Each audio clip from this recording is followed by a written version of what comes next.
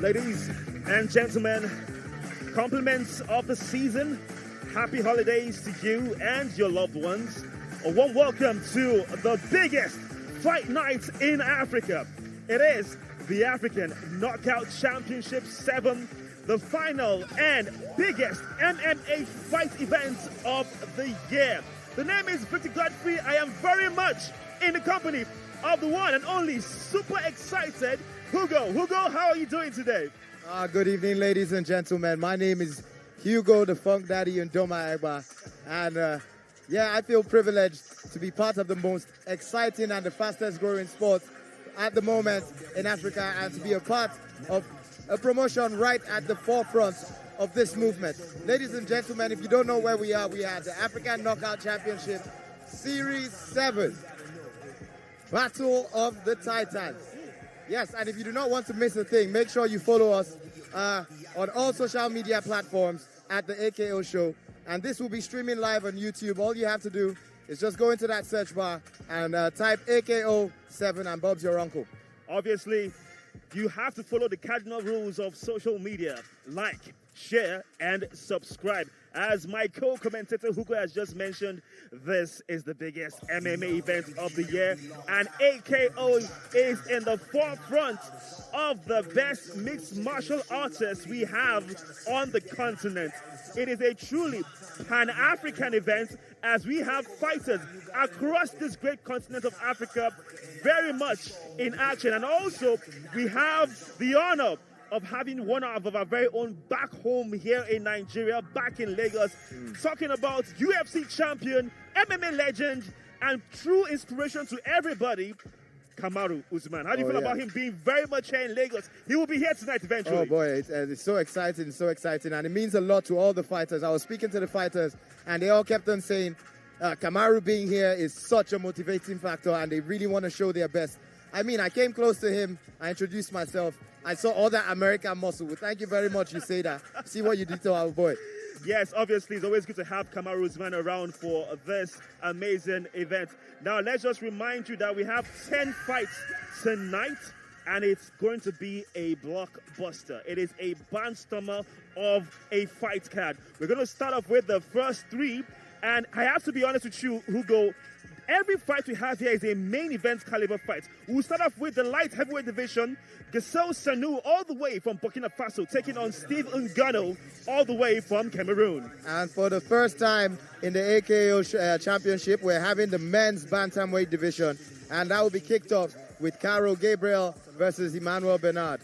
And then it will be, how we say it here, the battle of the big boys. Heavyweight action comes to you live here, African Knockout Championship, as you have Kone Kassoum from Côte d'Ivoire taking on Abdoulaye Kane, all the way from Senegal. All right, now without wasting any time and any further ado, let's take you to the cage with our very own ring announcer. We call him Emmanuel, but he's mostly known as Robertina, but we'll call him Emmanuel this time around for the purposes of this broadcast. Over to you, Emmanuel.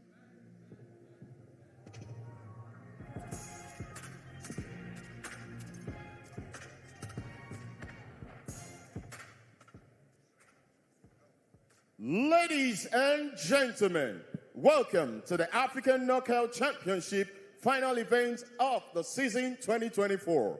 This is Lagos and the 7th fight night of the season and the second semi-final. Proudly brought to you by Money Point, season 2024 gold sponsor. Ace Global Depository, our gold sponsor. National Lottery Trust Fund, our sponsor. Green Hill, our gear and apparel sponsor, and Sport Assist, our medical partners.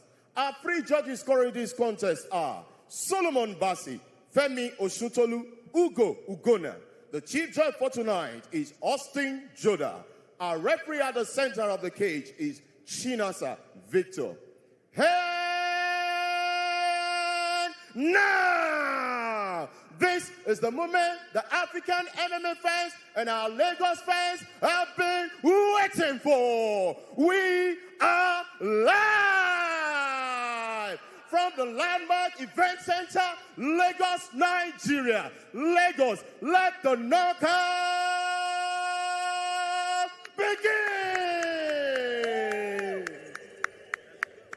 Making his way into the ring, please make welcome Gasano Sano.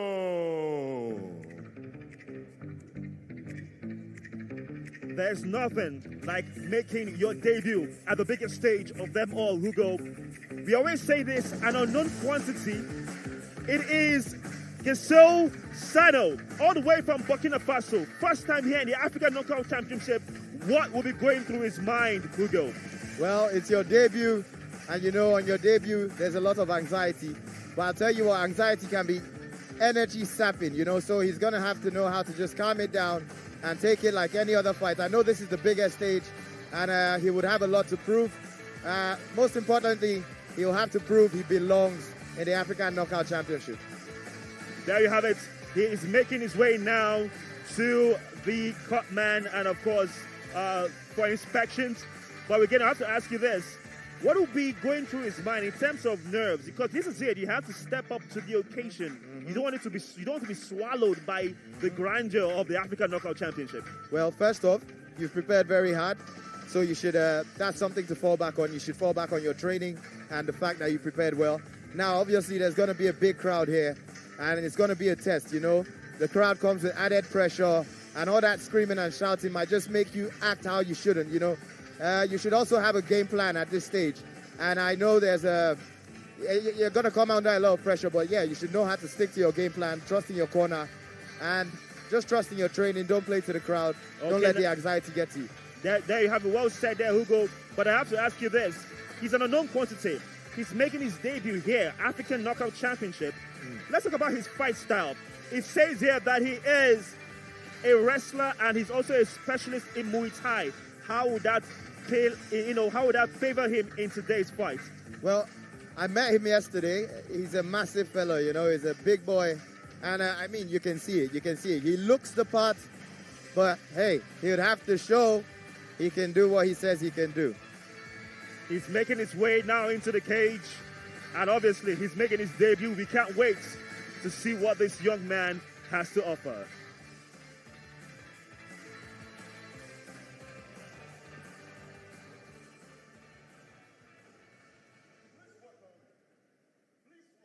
Making his entrance, Steve Papido Kano.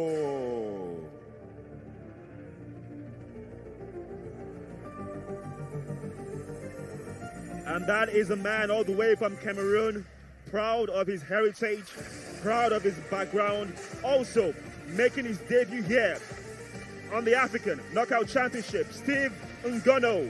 He is also known as Pompido. He is from Yaoundé, the capital of the great nation of Cameroon. Again, what will be going through his mind? You can clearly see he's patriotic, has the flag of Cameroon right there. Well, I mean, a debut is not only about a win. You know, a debut is a way to introduce yourself to the whole Africa, you know, and I mean, he would have to try and make a statement here. I'm sure he would want to make a statement, and also he would want to prove he belongs in the African Knockout Championship. He comes here with a lot of hype, but he's going to have to live up to that. Obviously, you have to commend these athletes. They all look in tremendous shape, and Kano is no different. Yes, he bears a very similar pronunciation with a certain Francis Ngannou, but there is quite a difference. Kano and Ngannou are not quite the same, so please don't confuse it. They're not related.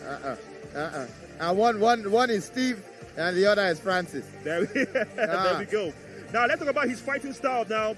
He is a specialist. Well, they call him the complete fighter. So he has a finger in every pie. Is that an advantage, or is it like the case where they say the jack of all trades is a master of none? Well, I mean, in this sport, it pays to be a jack of all trades and maybe not to focus too much on your strong points, you know, because it is mixed martial arts. So, yeah. A complete fighter is probably what you want to be, but calling yourself a complete fighter is one thing. Being a complete fighter is another thing. So I guess we're about to find out. Yes, this is where we shall see the true test of Steve Kano, as he will showcase to the entire world and also the wonderful people of Africa if he is indeed the complete fighter. Let us let you know that both fighters are making their debuts here on the African Knockout Championship. Oh, and God. it is important to note that every victory here counts because you get points for every victory. You get to climb up the table. Obviously, it is the second semi-final event, but those are for the people or the individuals or the fighters who have already been with us all year long. AK-07 come to the bank, and Steve Ngono is getting ready to make his way into the cage. He looks really focused. He looks relaxed, no sense of nervousness. And let's see what gets to happen in this one. He looks really young as well, you know. Look at that fresh face. He is 23, young lion. And I'd say this is the perfect time to make your debut on a stage like this. Ladies and gentlemen, this is the 3 rounds of 5 minutes each of action in the AKO Championship Light Heavyweight Division. Introducing first, fighting out of the blue corner is a wrestler and a Muay Thai fighter with a professional MMA record of 0 wins and 1 loss. Fighting out of Bobo-Dioulasso, Burkina Faso, Gasmir and Sano. Introducing his opponent, fighting out of the red corner is a complete fighter with a professional MMA record of 1 win and 0 loss. Fighting out of Yaoundé, Cameroon, Steve Bampido Ungono. Our referee at the center of the ring is Chinasa Victor.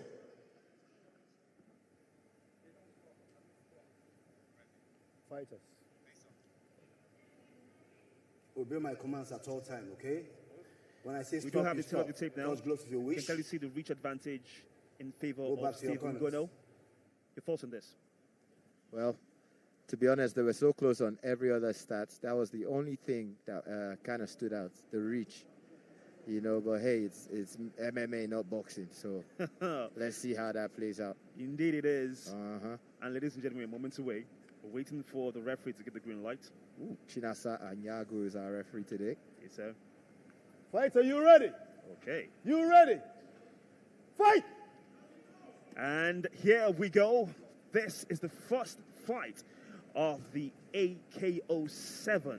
They have Sanu fighting from the blue corner from Burkina Faso, taking on Ngono from the red corner, representing Cameroon. This, obviously, is a light heavyweight division. And already, we are clearly seeing that both fighters trying to establish control in these early stages of the first round. Who goes? But already what stands out to me is Ngono striking. It's very sharp. For a light heavyweight, he seems a bit similar to Jackie Layana, you know? Obviously, there the left kick from Ngono really hitting his mark right there. Obviously, when you have that in your fight, okay, we can see the first takedown. Obviously, the first take, I was going to say, when you have those kicks, they will definitely take a toll eventually as the fight goes on. But we can see the first takedown, and already is taken down to the ground. You can clearly see Ngono perhaps is the complete fighter like he claims to be. Boy, that was, I think he kind of baited a reaction. You know, all those leg kicks just forced the reaction from Sanu, and he was wise to it. He's ended up with a takedown. Now he's in half guard. He doesn't seem to be rushing here. I think he's working for a head and arm triangle. And he's just going to control the head and try and pass the legs when he's ready. Obviously, Sano, all the way from Ouagadougou in Burkina Faso, has lofty dreams to be, obviously, a champion in the world of mixed martial arts. His journey starts here on the African Knockout Championship, his very first fight. Clearly see he is already in a position whereby he has to find a way to escape this hold. Obviously, Ngono has the higher ground, so to speak, in this case. He has to stay calm. He has to stay technical here because there's a lot of weight on him. And if Ngono knows what he's doing like he looks like he does, Sanu shouldn't explode because you're gonna waste a lot of energy here. And the more tired you get, obviously, the more gaps you leave. That was such a perfectly timed elbow. The elbow making his way through timed elbow from the frame. Yeah, making his way through the guard of Sanu. Ngono connecting perfectly well, like Hugo mentioned, a perfectly timed elbow. Now, we can clearly see some of the strikes are sneaking in now. They are sneaking in now, Hugo, and Sanu has to find a way out of this position. Listen, Ngono seems to do his grappling just like he does his striking. He's not in a rush. very calm, very technical. He takes his time, and then when he sees an opening, he pounces. And that's just what he's doing now, taking his time. He's winning this round comfortably. On the other hand, Ngonno all the way from Yaoundé, obviously in this moment in the fight, in a place of dominance.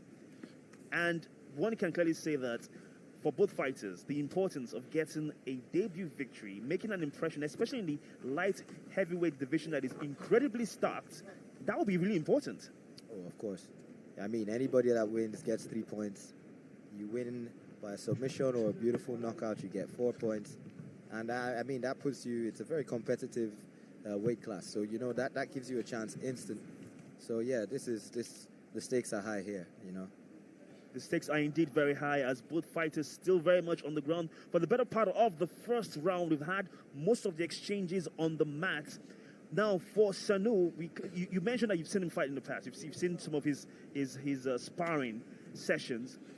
How can he counter a fighter who has shown dominance? And if we're being very honest, so far, Ngonno has more or less the first round in the bag. Okay, so first off, he has some sort of half guard going on here. Those elbows are really sticking in, to be honest. The elbows are really coming in, and it will take it all eventually, but carry on. They're sneaking in. I mean, from half guard, there's a few things you have. But I'd say for him, where he's at right now, the best things he should be trying to look for from half guard are sweeps. You know, there's about 3 different sweeps he can get from there, but he needs to get that left underhook going. He needs to get his left hand away from the back of Ngonno's head because it's doing absolutely nothing there. It's doing absolutely nothing. It is indeed happening, doing nothing. We are less than 45 seconds left in the first round, and from obviously the judges' scorecard, one will only think that one man totally dominated this first round in Ngonno from Cameroon, fighting from the red corner. Some strikes again are sneaking in. I think he's just getting started. He's not in a rush. He knows there's going to be another round, and he knows Sanu is going to be tired. He's a bit tired. We can see the wear and tear already showing so early on in this fight on Sanu. And Ngonno, to be honest, this is a wonderful strategy. Less than 10 seconds to go in this first round in the AKO opening fight of the night. AKO 7 between Gesel Sanu all the way from Burkina Faso and the Cameroonian in Steve Ngonno. End of the first round. Wow. That was a technical masterclass from Ngonno. Oh, and he's right there in the middle of the hexagon. He don't need a stool. He don't need no break. Talking about intense, talking about trying to make a statement. We had Steve Ngonno standing literally right there. Incredible. Oh, boy. I mean, hey, that was a dominant round. It was. And, you know, like you said, it's his debut. You're going to go in there with some butterflies.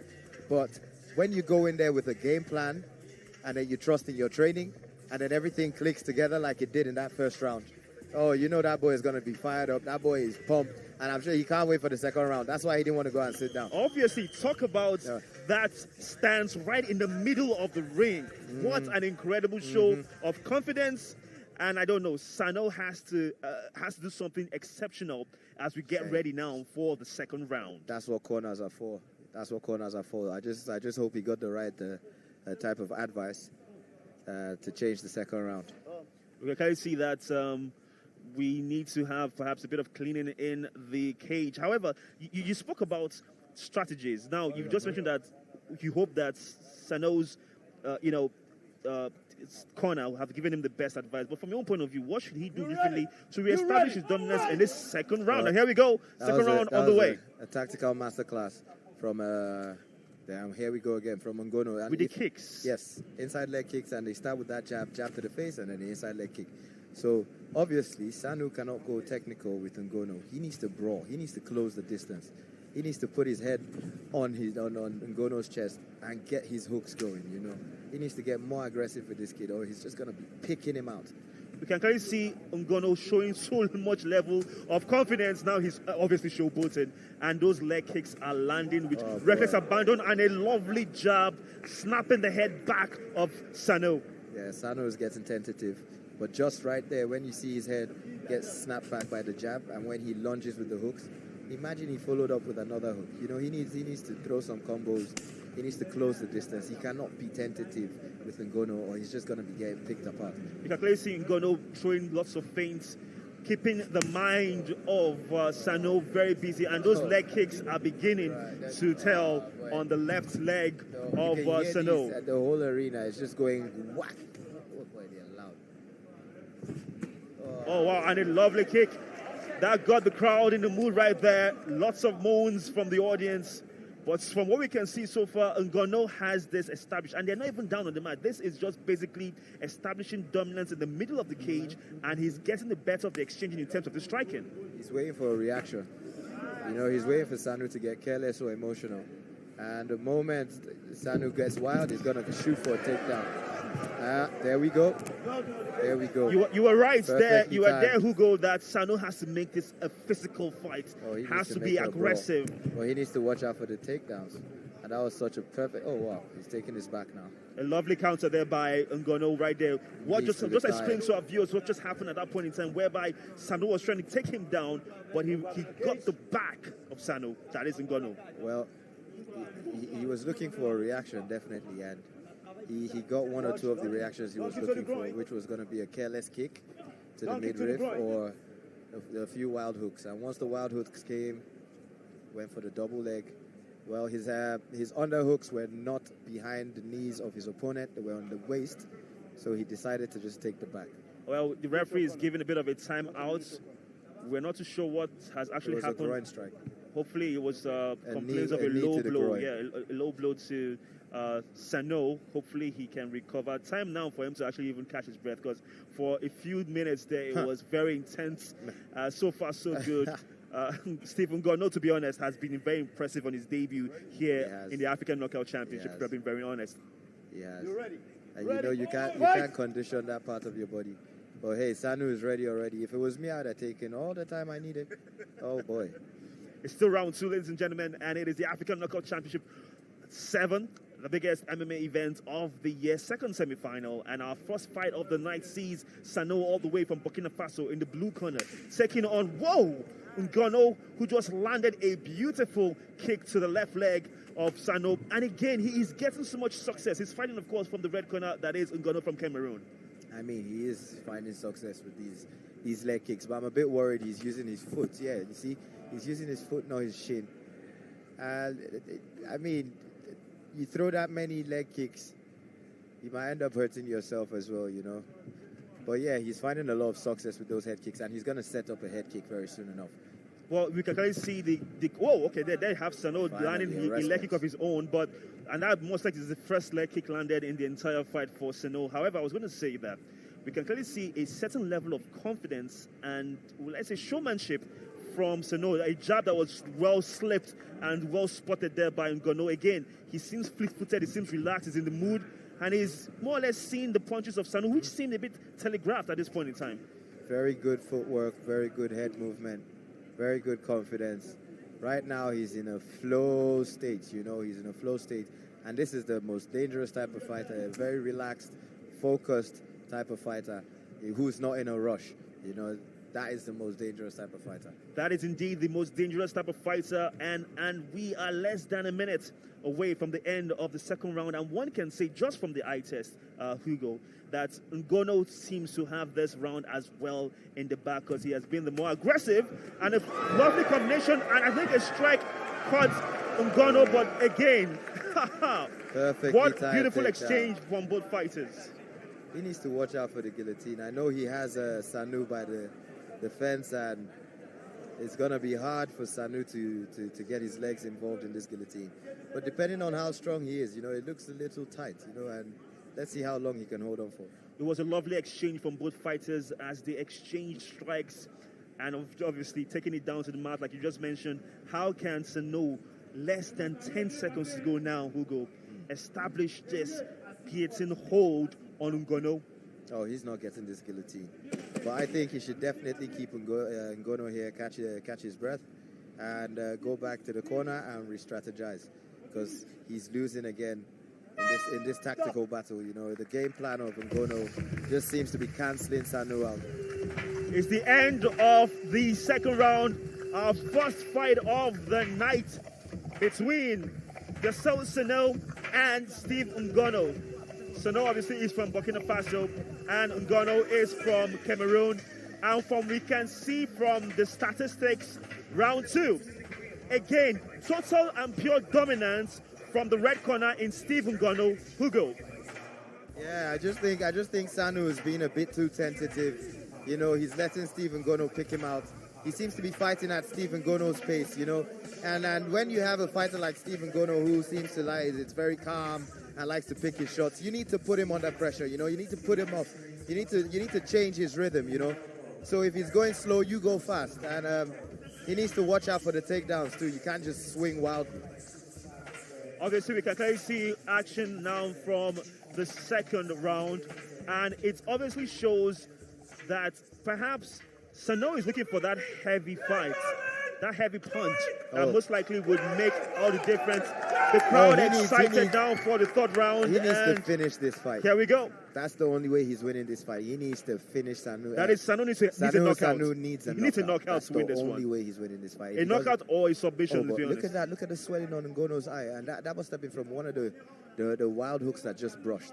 Yes. One of the 3 punches that landed. So that tells you what type of power Sanu has. He needs to let his hands go. Look at the swelling on this boy's eye. You can see the swelling on the left eye of Ngonno, obviously from the right hook that was landed in the second round. So that should be encouraging signs for Sano, knowing that if he can time his strikes perfectly, Ngonno might just be in trouble. Of course. He does have power in his hands. He needs to let his hands go. Third and final round of this fight. Each round is 5 minutes long. This would definitely test the stamina and endurance levels of both fighters, right, Hugo?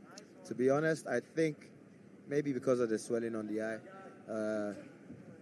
I think Ngonno has Sanu has earned his respect. You know, he's definitely felt the power. Ngonno has definitely felt the power of Sanu, and now he's a little bit more tentative, you know.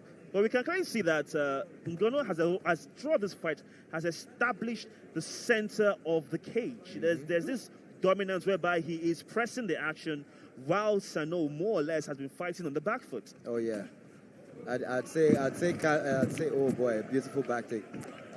I'd say Sanu was trying to be a counter fighter, you know, but he's just not catching and shooting. He's not letting his hands go.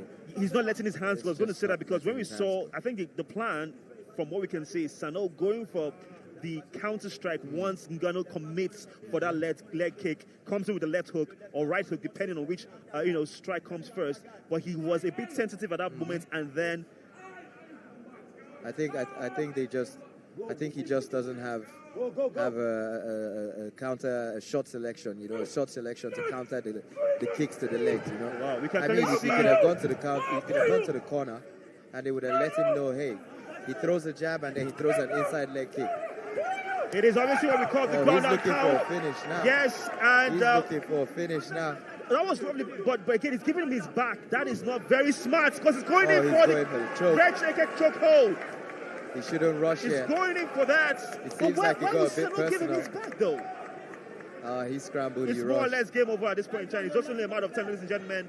We might have our first submission of the night, and it's all over. He turned it up. He turned it up towards the end of the fight. He turned it up right at the right moment, you know. And what a statement victory for Steve Ngonno for his first ever appearance in the African Knockout Championship. He wins via submission in the third round of the first fight in the light heavyweight division. A big and massive congratulations to the Cameroonian. Obviously, battle scars being won with pride. If you didn't know, now you know. Steve Ngonno, ladies and gentlemen, what a performance from this young man. You know, he showed his tenacity, he showed his fight IQ, showed his professionalism, came out here with a game plan. It was working, and when something is working well, you don't need to fix it. Boy, the way he finished the fight, you know, he turned it up, and he turned it up at the right time. Obviously, Ngonno complained about perhaps a finger poke to the eye, and that seemed to spur him on because he was very vocal in the ring, and then he intensified his attacks to the point that it showed, and he eventually got the submission. But again, a man that oozes charisma, you can tell he has a bright future here in the African Knockout Championship. Yep. Ideally, I'm not the one to encourage a fighter to get emotional, especially not during a fight. But hey, it spurred him on. It worked for him. Look at this. Just look at this. You know, this is the power of his ancestors. Remarkable, remarkable, and that it is. There it is. That was the submission that gave Ngannou the very first fight. I think at this point in time, it's time for us to head ringside for the official announcement of the fight. Over to you, Emmanuel. Ladies and gentlemen, we have our winner at the fourth round at exactly 2 minutes 40 seconds by a rear naked choke. Gasmir Tyson Sano!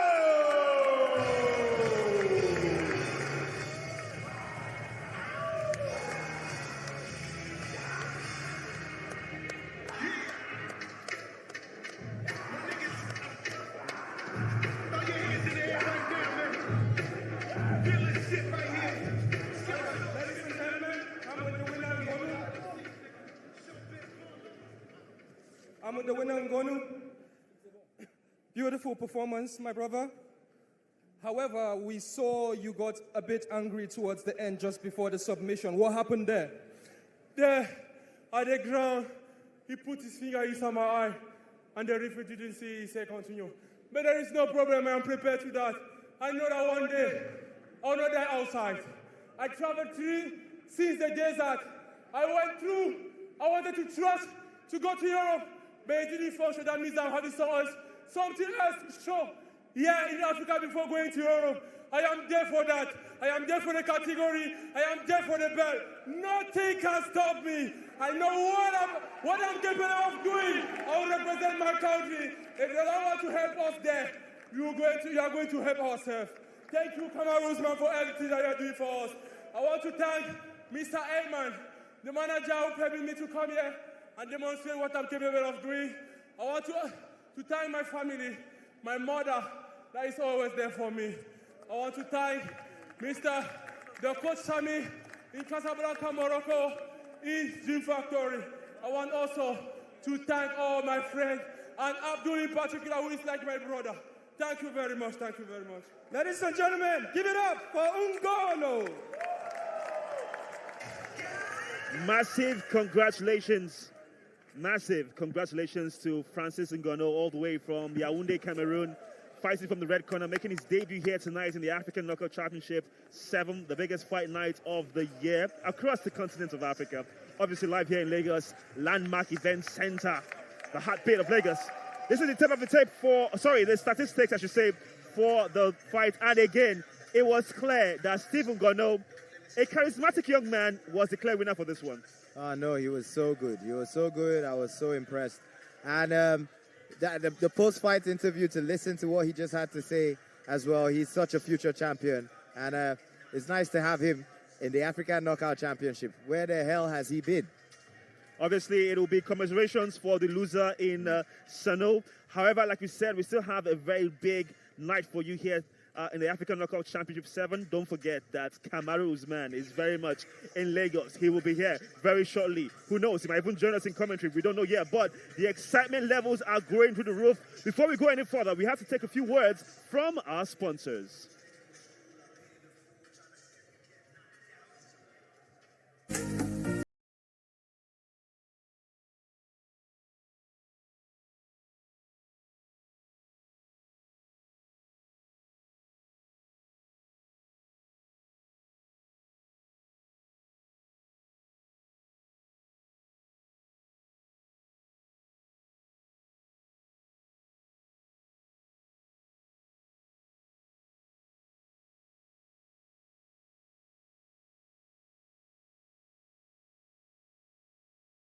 Points, exceptional. Went from being just a company you heard about to one you experienced every day.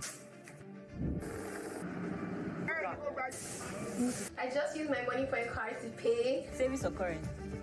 Using money point has been pure bliss.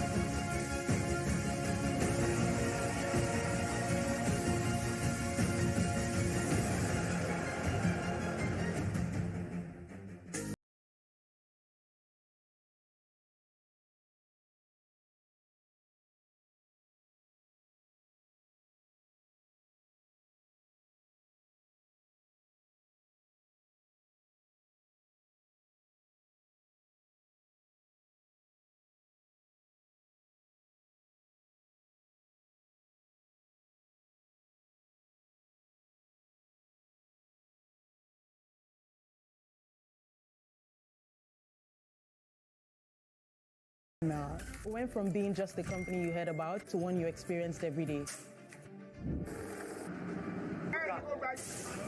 I just use my money point card to pay. Savings or current? Using money point has been pure bliss.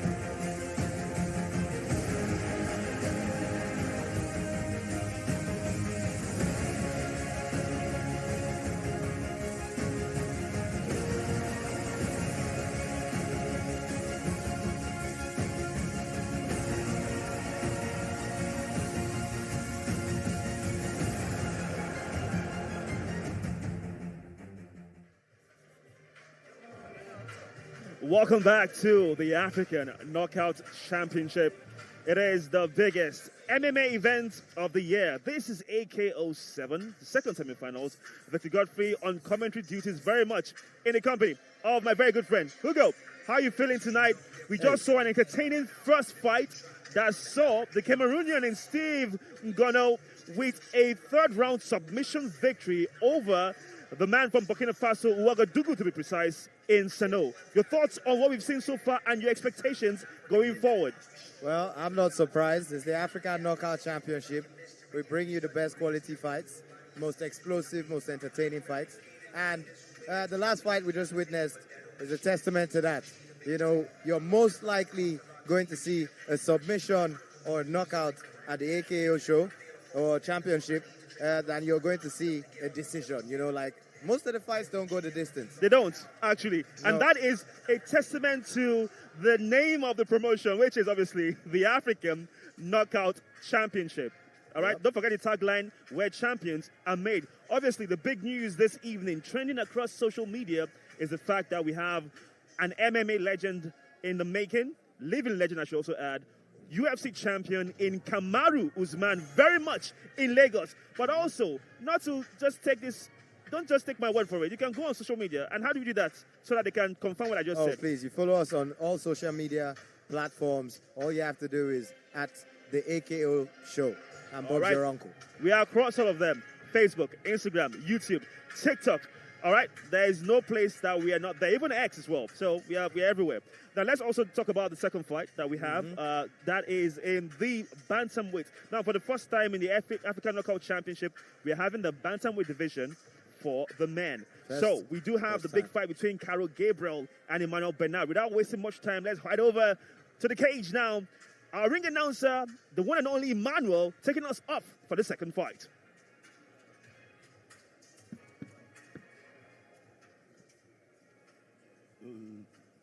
Ladies and gentlemen, please welcome as he makes his entrance, Carol Muluh Gabriel.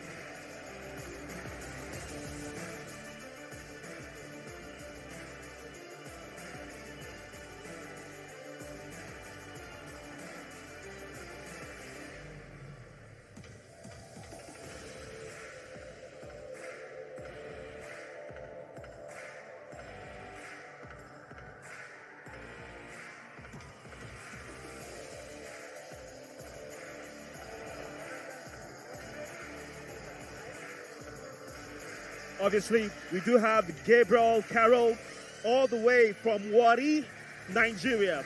Now, Wari boy. And know they carry last. They know they carry last. And of course, he is a boxer and kickboxer in terms of his preference style. But you have to also note, he's still very young and he has a nickname called Muluh. Thoughts on him? Carol Gabriel, I think this is his debut. This is also his debut at the AKO Championship. So yeah, he'll definitely have some butterflies, a little bit of anxiety. And this is the inaugural bantamweight men's division bout. First time we're having the bantamweight. So I'm really excited to see what these boys bring, because guess what? When I used to fight, I was a bantamweight. Yes, indeed. You do have experience in the cage, and we can clearly see he has an impressive record of 2 victories, and we can't wait to see what he has to offer. Looking forward to his first fight here in the African Knockout Championship. Ladies and gentlemen, please welcome, making his entrance, Emmanuel, the KO Machine, Venom.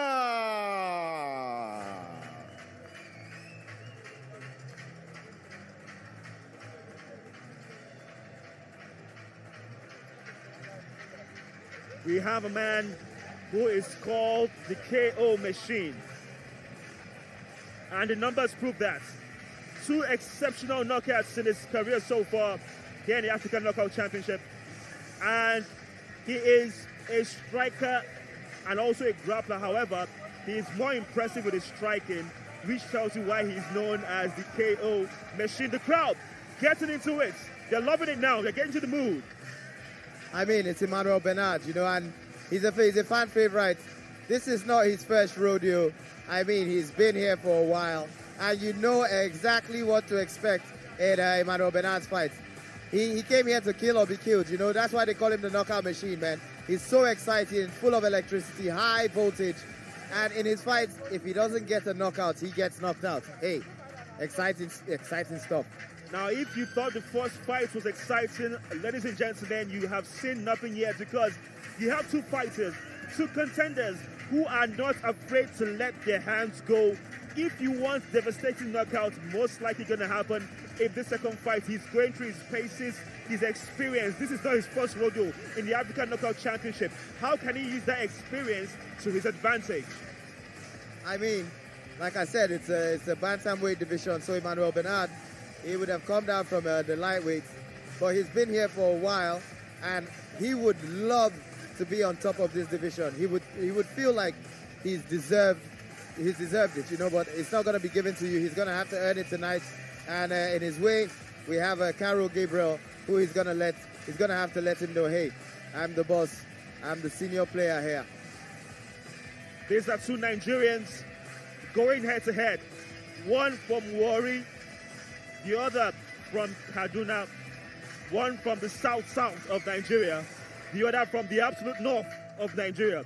Battle of the north and south, right? All right then.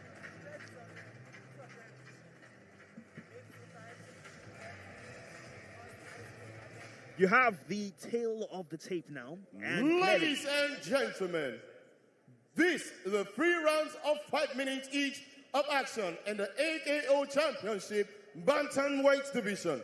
Introducing first, fighting out of the blue corner is a boxer and a kickboxer with a professional MMA record of 2 wins and no loss. Fighting out of Warri, Nigeria, Kano Muluh Gabriel.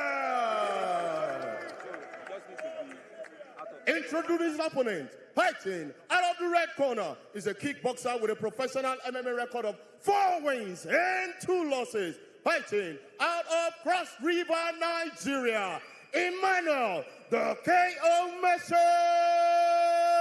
Venom. Our referee at the center of the ring is Austin Judah.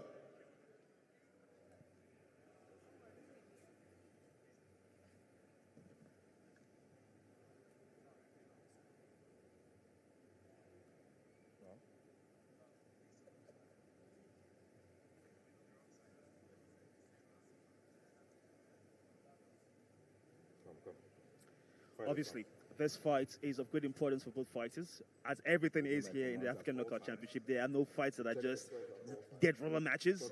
It is top-level performances expected at every single turn. We've just mentioned that potentially it is a battle of the South and the North.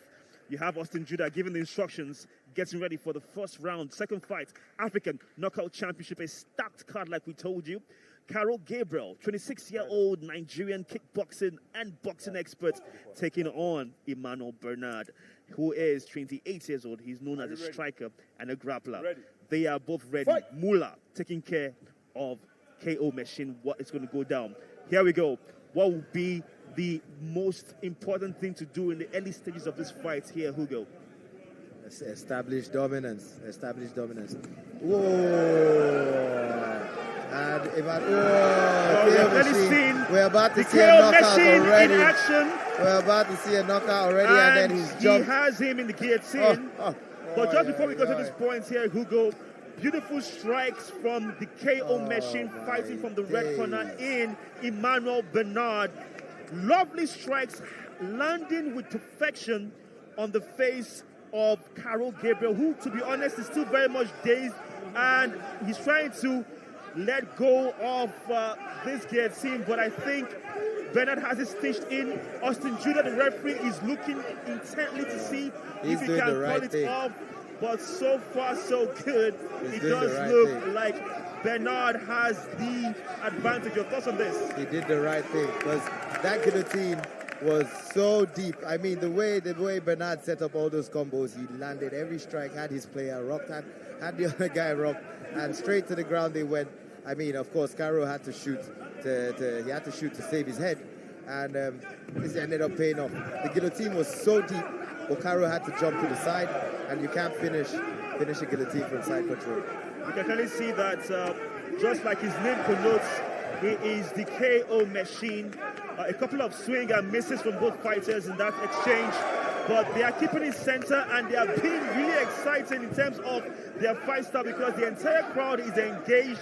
It's only a matter of time at this point, Hugo, that we'll see a KO, right? Oh boy, Bernard Bernard, his shot selection today, his speed, his timing has been so good. And we're only 2 minutes into the first round. That gazelle hook almost landing for Bernard.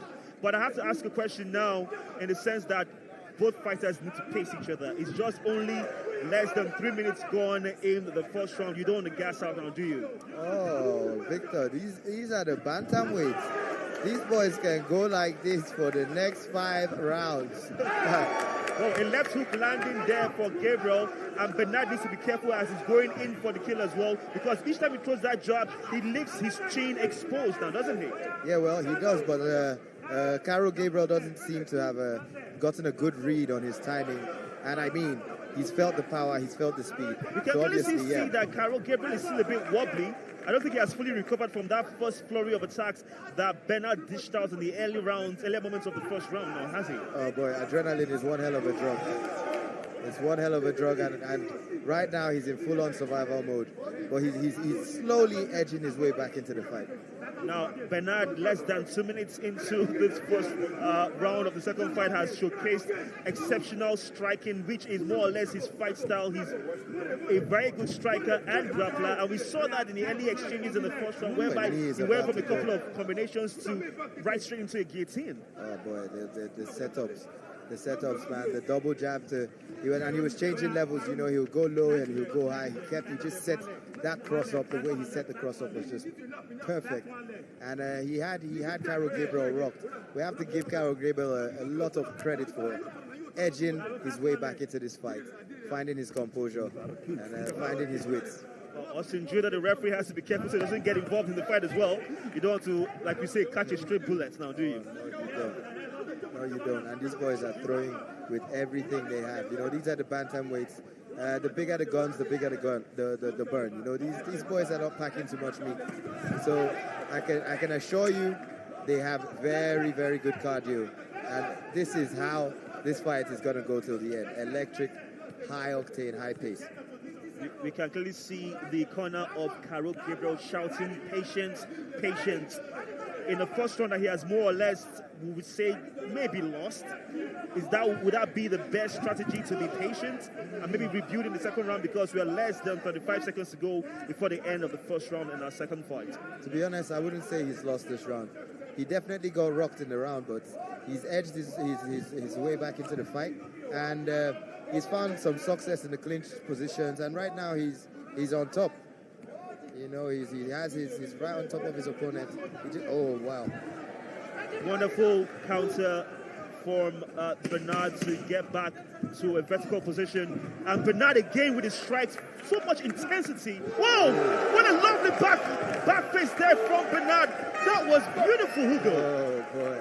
What a way to end the round. And you tell me he didn't win that round? Are you serious? Come on. Well, we'll see how the judges call that round. But yeah, that was a very strong round from Emmanuel Bernard. Very, very, very good performance. He definitely showed his prowess with his striking. And even when he found himself flat on his back, he was able to find, oh boy, that left hook landing flush on days. The jaw of Caro Gabriel and rocking him to his boots. He made him do the stanky leg. He made that boy wobble. You know, his shot selection, such selection was so good. From the hook straight to the cross, oh boy, he found success with that combination a few times. Wonderful combinations here from Bernard, who is also known as the KO machine, and he's showing why he has such a reputation. Obviously, from the strikes, you can see total punches 14 to 39 landed. It tells you that he is all about the strikes. Even the kicks as well shows dominance. Even the knees from one man in Emmanuel Bernard. A lot of volume. But at this level, hey, it's not about the quantity, it's about the quality. But I cannot even lie, there was a lot of quality in Emmanuel Bernard's shots. It is the start of the second round in this highly intensive contest between two fighters in the bantamweight division in the African Knockout Championship. It is Gabriel in the blue corner, all the way from Warri, taking on Emmanuel Bernard known as the KO Machine, fighting from the red corner. They're both Nigerians, and so far so good. We can tell you that it has been an exciting fight up until this point. Obviously, this is a bit of a more, let's say, tentative start than we had in the earlier exchanges in the first round, but it's now more or less on the mat. This most likely might be where Gabriel might find a bit of success, because if they are in a vertical position, Bernard obviously is clearly the better striker. To be honest, if something isn't broke, why don't you fix it? I don't understand why Bernard just left a strategy that was working with beautiful striking. He had his opponent rocked in the first round. And at the start of the second round, he's just decided to shoot for a takedown. And he got reversed so easily, and here we are. Here we are indeed. You seem disappointed, Hugo. I mean, come on, I'm trying to understand again, we are back into a guillotine for Bernard. And what should Gabriel do now to get out of this hold? First off, he should fight the hands. He should fight the hands, because this is so tight. Oh, we are seeing Gabriel seems to be fading away. Austin Judah, the referee for tonight's bout, is looking keenly, and we can see Gabriel giving a glance at the referee to say that perhaps he's still very much in this fight, but it looks as if it's only a matter of time now, Hugo. Yeah, well, that was the second thing to do, and that was also very good. So if the guillotine is too deep and you feel like you cannot fight the hands, especially when you're standing, then you want to look up. You know, you want to try and drive your head further towards the back of the guy that's putting you in the guillotine. And that's exactly what Caro Gabriel did, and it worked perfectly fine for him. Now, you also mentioned that perhaps Bernard should not he puts his head there again. He's always putting his head in the wrong place. Who are you talking about? Gabriel? Oh, we're talking of Caro Gabriel. I guess he has absolutely no respect for Emmanuel Bernard's guillotine. Apparently he has reversed 2 of those attempts so far in this fight. But we can also say that perhaps Emmanuel Bernard is also a good grappler. That's why I believe he is not afraid to take it down to the mat. Yeah, but he keeps on ending up and you know, grappling is a game of position. You know, it's not just a game of power and explosivity. It's more a game of position, who gets there first, you know. And Bernard seems to be making the grappling engagements, but he just gets his positioning all wrong. And I mean, look, he was all perfect finally. Beautiful reversal from Emmanuel Bernard. Again, Hugo, I just told you, we have just seen his fighting style. He is a proficient striker, but also very good when it comes to grappling, and that is an example of a perfect reversal to get back in a position of advantage. Now he seems to be trying to pass guard.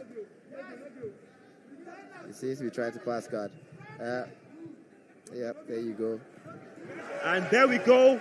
We know, and again, back to the guillotine. Yep. Back to the guillotine. The crowd obviously showing appreciation for that particular maneuver, but we have to be honest. You just said that Caro Gabriel seems to put his head literally into the rat trap, and both of them seem to have each other in the same hold. Every time. You wanna have your head on your opponent's chest, you know, or on his diaphragm. A show of defiance by Caro Gabriel, beating his chest, that's to say, you didn't hurt me. But from what we can see, both fighters now are back in the vertical position, and it seems more or less that Emmanuel Bernard has the upper hand when it comes to strikes. And again, back to the guillotine. I mean, if he keeps on giving you the head, you take it. But the thing about these guillotine attempts, especially when you don't get them, they deflate your confidence and they burn your arms out. So Bernard needs to watch out with these. He needs to make sure he's in the right position before he goes for the submission.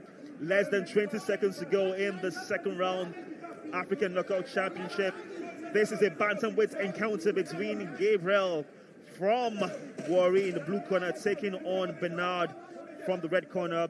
Has been an exciting second round to say the least, and again, and that is the end of the second round. How? Your impression, Hugo, of this exciting second round?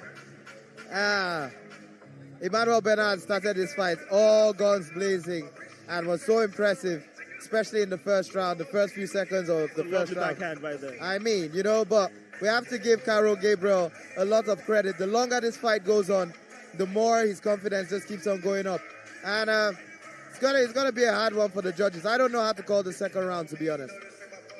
Are you sure? Yeah. I think it's that close a fight. Especially the second round.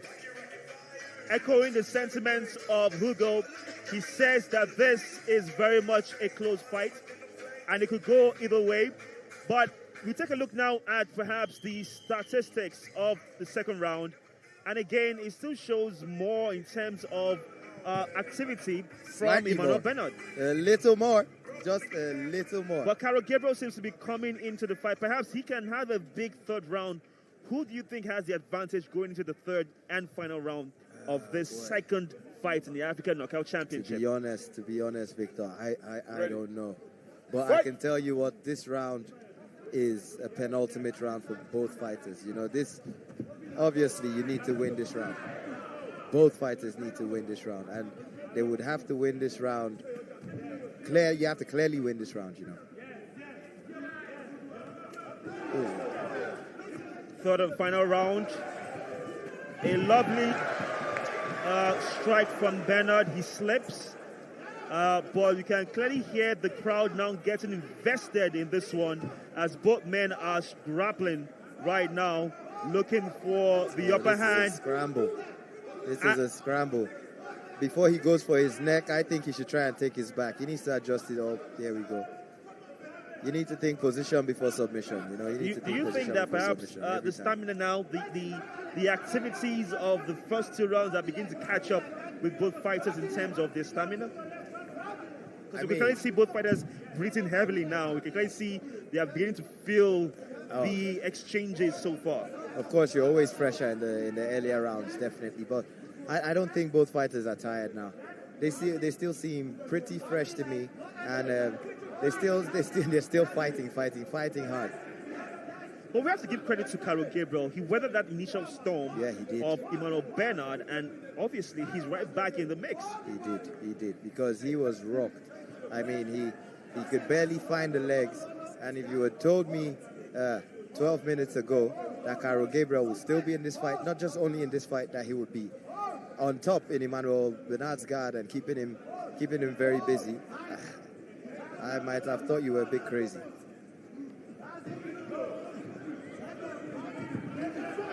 We have to be very, very impressed by both fighters. They have shown such great level of determination and tenacity. And what a lovely right hand that lands flush on the jaw of Gabriel Karo. You have to be honest, he does have a good chin. However, Bernard has been floored by a left strike as well. I think Bernard's footwork got to him there again.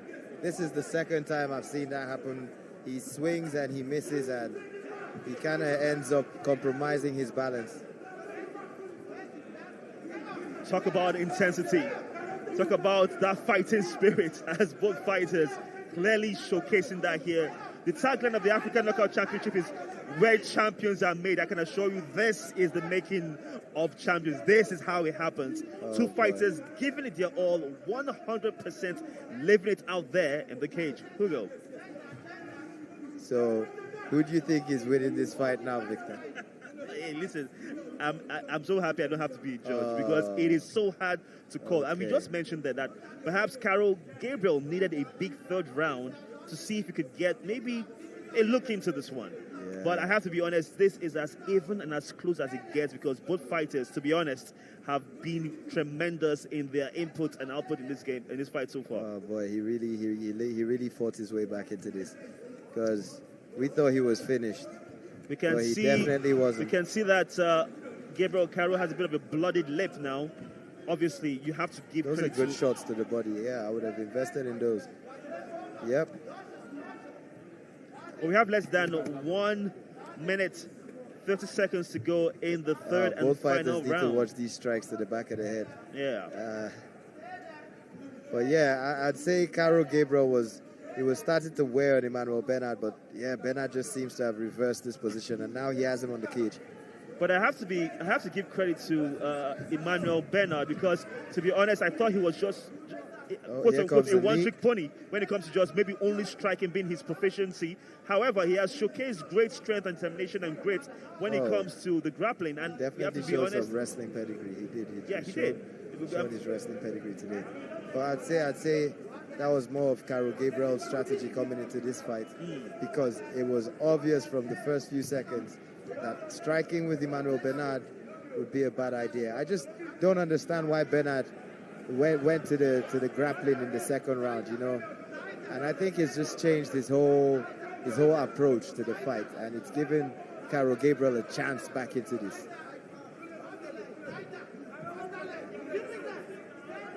Less than 20 seconds to go. Third round in the bantamweight division. The fight is between Caro Gabriel and Emmanuel Bernard. Of course, Gabriel fighting from the blue corner and Bernard from the red corner. Less than 10 seconds to go. This is a very tough fight to call. Busted lip for Gabriel, but it is all over. And we can hear the corner of Caro Gabriel saying, you don't win, which simply means you have won. However, I think the judges will have the ultimate table. What do you feel about this fight? Great show of respect from both fighters in the cage. Boy, I mean, like I said, Emmanuel Bernard started this fight, all guns blazing. And midway through the fight, I guess he decided to change the strategy, you know. I don't know. It's a very close fight. I wouldn't want to be a judge in this. I want to give a lot of credit and kudos to Caro Gabriel for the way he fought back into the fight, you know, because I had written him off after the first few seconds, especially when he was on wobbly legs. Obviously, that's why in this fight game, the unpredictability is the reason why we are still glued to it. Because no fighter or fight is ever concluded until the final bell. Now, this will be very tough for the judges to call. However, we have to give credit to both fighters for putting it all out there in the cage and giving us, the fans, an entertaining fight. A wonderful view of the landmark event center. AK07 is the event, and we can see the replay now of this fight. Oh,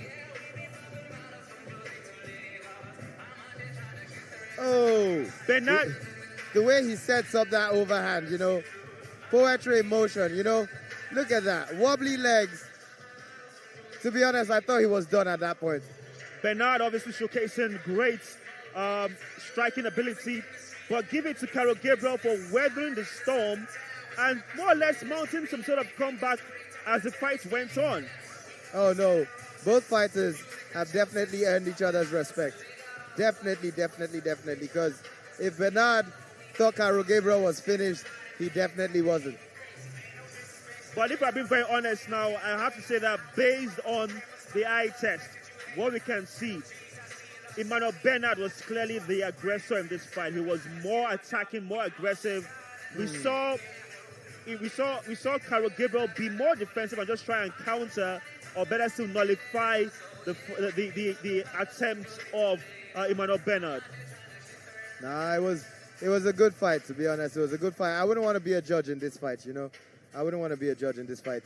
But if I was one, I think Caro Gabriel won that fight. All right, then. We have to now head over to ring announcer in Emmanuel for the official announcement for the fight.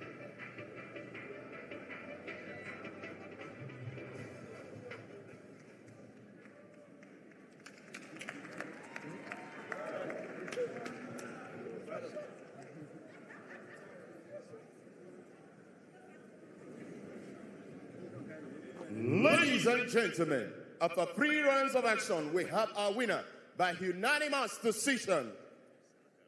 Emmanuel, the KO Machine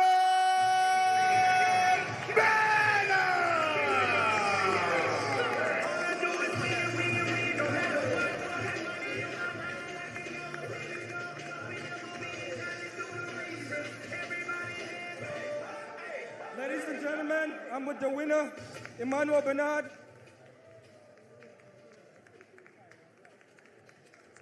Ladies and gentlemen, congratulations.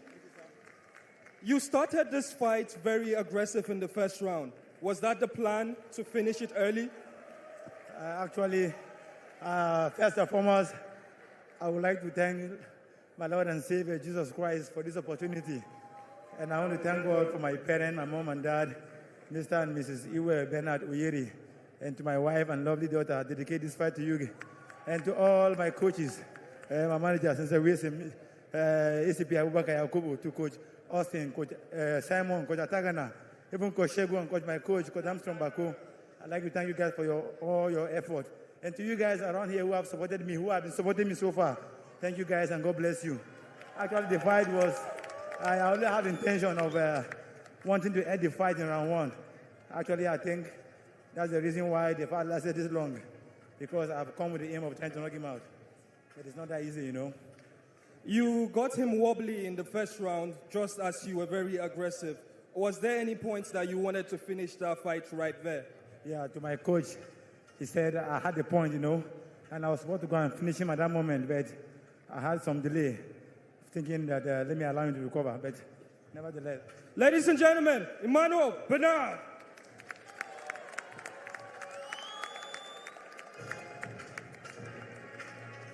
Ladies and gentlemen, we do have the winner of the second fight here in the African Knockout Championship, where you do have a fantastic display of amazing striking ability from one man, the winner obviously, in Emmanuel Bernard. What an impressive victory for him. Ugo, your thoughts on Emmanuel Bernard? Did the right man win the fight? Well, I mean, it was a close fight from what I saw. I mean, definitely the first round. The death round was really good. It was really good for him in the first round. You know, he had his opponent rocked. His shot selection was perfect, and his game plan seemed to be working. But as the fight went on, I really felt like Caro Gabriel, he had a different fight, different game plan, you know, and that was to wear on Bernard and to keep him on the ground and to win in the grappling exchanges. And I kind of felt he found some success there. But yeah, I guess Bernard did more damage. Indeed, the judges echoing the sentiments of Ugo in the sense that they gave the victory via unanimous decision to Emmanuel Bernard. He's also known as the KO Machine, and that will be a victory for him. Another win, another W to his record. Obviously, this is just the second fight we have here for you in the African Knockout Championship. It is the second, and of course, we still have, of course, a fight that will lead to the main event, that big one between Emeka and Shegz. But we'll get to that in a moment. We have the heavyweight division up next. But before we go any further, as always, we do have to take a few words from our sponsors.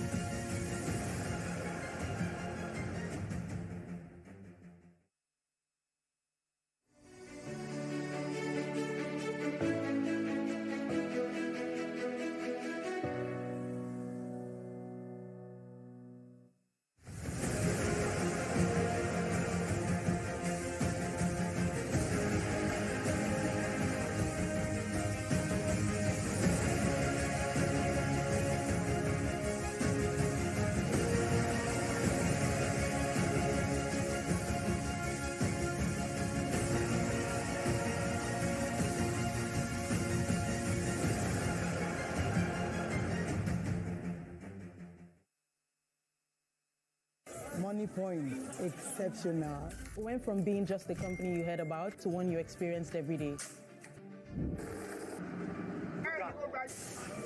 I just use my Money Point card to pay. Savings or current? Using Money Point has been pure bliss.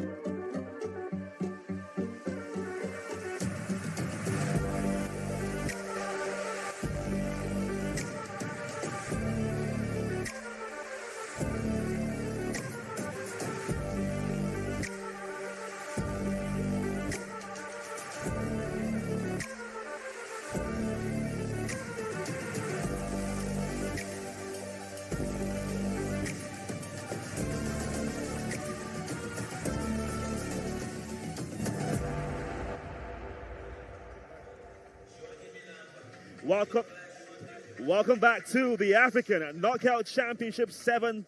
This is known as the Battle of the Titans, but also we can say this is the biggest fight night of the year in Lagos. Landmark, to be precise. We do have a stacked night of the best MMA fighters across the continent going head-to-head. Victor Godfrey, very much in the company of Ugo. Ugo, so far so good. 2 fights in. How are you feeling? And we can really see that the arena is getting almost to capacity. So we are about almost there with the full house now, aren't we?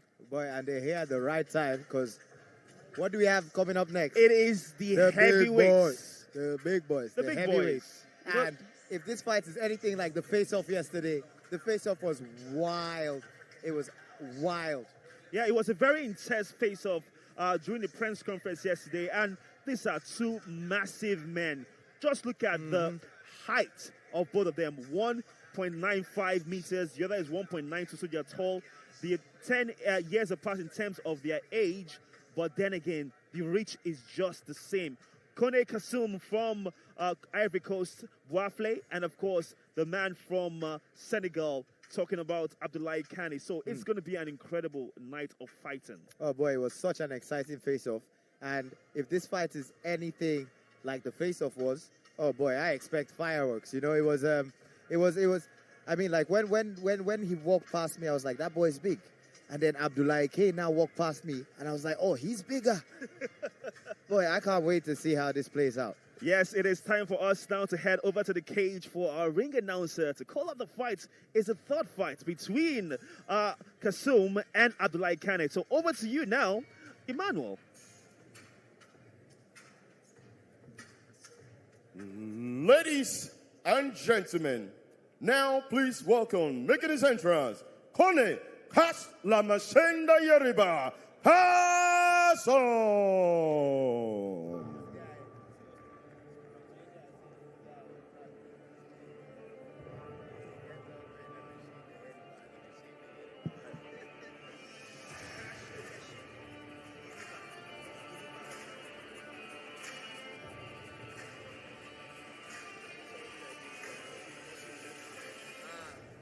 I mean, so far his shadow boxing looks alright.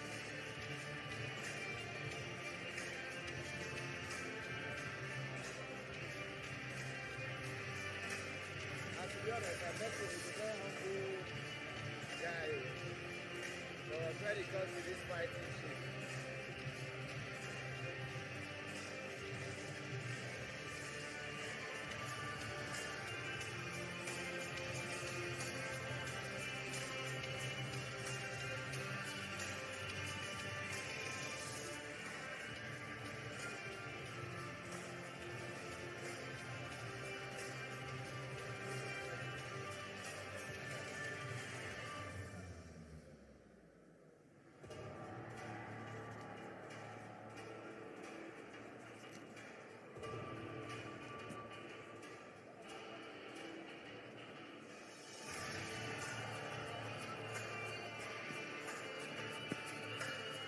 It is Kone Kasum, and he is a big boy.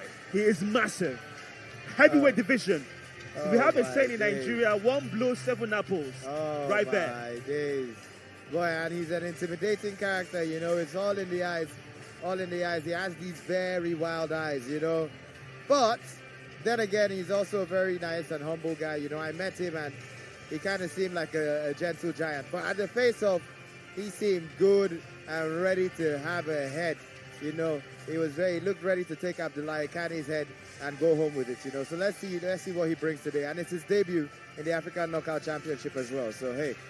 Now, Boafle is a small town in Cote d'Ivoire, where obviously this man will more or less be celebrated because he is putting his small town now on the map. The whole of Africa knows where he's from.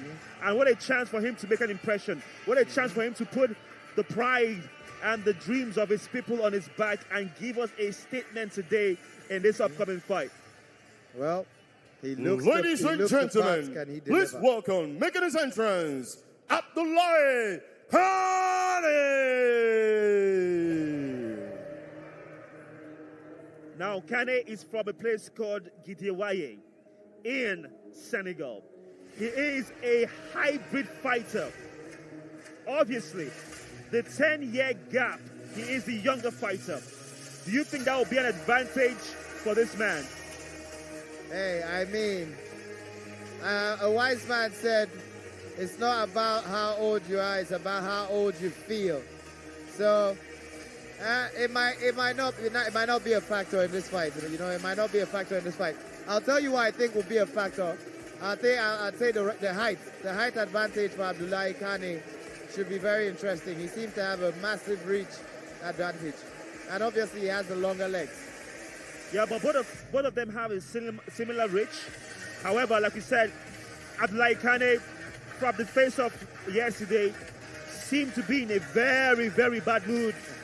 And we want that, because that means an exciting fight. Oh, yeah. Yeah. I mean, to be honest, I wasn't sure what was going on initially, because Abdullahi Kane seems to have a very calm and pleasant disposition, and Kone Kasum just seemed like he wanted to take somebody's head off, you know. So it was a very nice contrast of characters. But yeah, very intense face-off, very heated. Both men look definitely up for it. So this should be an interesting one to watch. Indeed it is.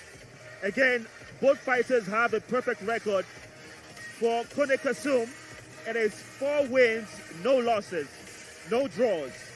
For Abdullahi Kane, it is 2 wins, no losses, no draws. And like you say, somebody's O has got to go. Somebody's O has got to go for sure. Yeah, I mean, a lot at stake here. And in the African Knockout Championship, this is the debut for both fighters, so they do have a clean slate. So yeah, both fighters, a lot at stake here. These are big guys. A lot of respect from them this time around. It wasn't the case yesterday, but they are massive gentlemen in that place. And I say gentlemen using that term very, very Ladies lightly. and gentlemen, this is the 3 rounds of 5 minutes each of action in the AKO Championship Heavyweights Division. Introducing first, fighting out of the blue corner is a kickboxer with a professional MMA record of 4 wins and 0 losses. Fighting out of Boisfray, Ivory Coast, Kone Kas la Machine de Yeriba Casa.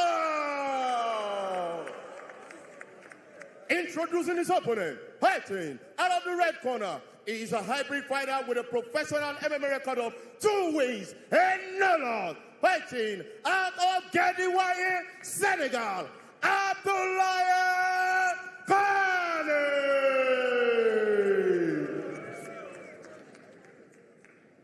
Hugo, the tail of the tape. Our referee at the center of the ring is Michael Watcher.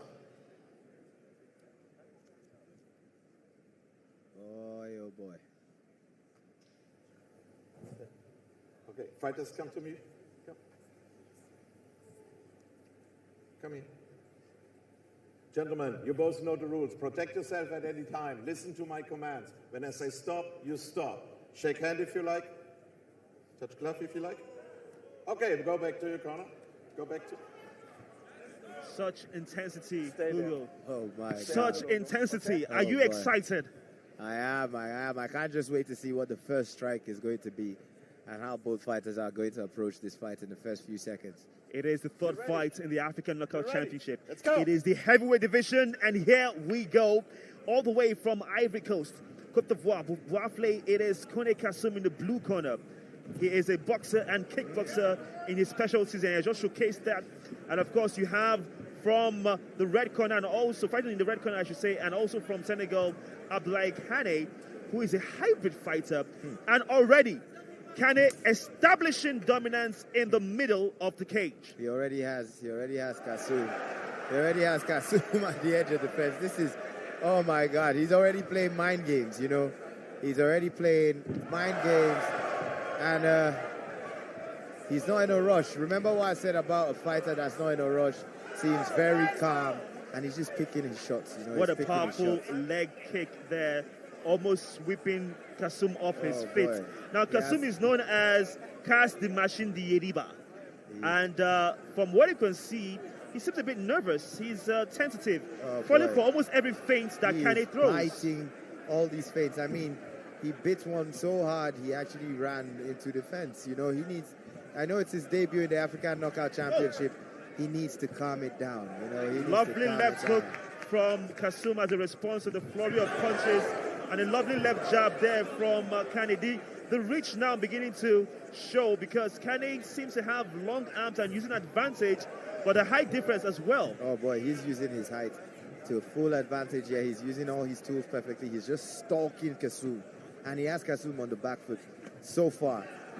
Yeah, I mean, for the first 2 minutes, he's just on the back foot, you know. From the start of this fight, Kasum has always been on the back foot, and Kane seems to have that dominance. And again, the leg, Such a big the reaction leg from kicks that leg are kick. just really wreaking damage to Kasum. Yeah, Kasum needs to start checking those kicks. I mean, he's already changed stance, so obviously, getting a big reaction. Kane is getting a very big reaction, and that's going to give him a lot of confidence. Very stiff, very solid jab as well. Now, one feels that if Kane decides to push on the gas, a lovely jab landing there for Kane, it could all be over. Oh boy, he's landing these shots. He's landed like 4 jabs already. He's landed a few crosses, and definitely those leg kicks are getting a very big reaction from Kane. Oh, perfect tip to the midriff as well. The boy's looking very good. Lovely jumping knee right there from Kane. Oh my goodness, Kane is really showcasing such amazing ability here over Kasum. And Kasum is already shelling up. This is not a good sign. This is not a good look. He needs to weather the storm. He needs to find his composure because this is a big stage, and you don't want to be that guy that was making all that noise before the fight. And now we're in the cage.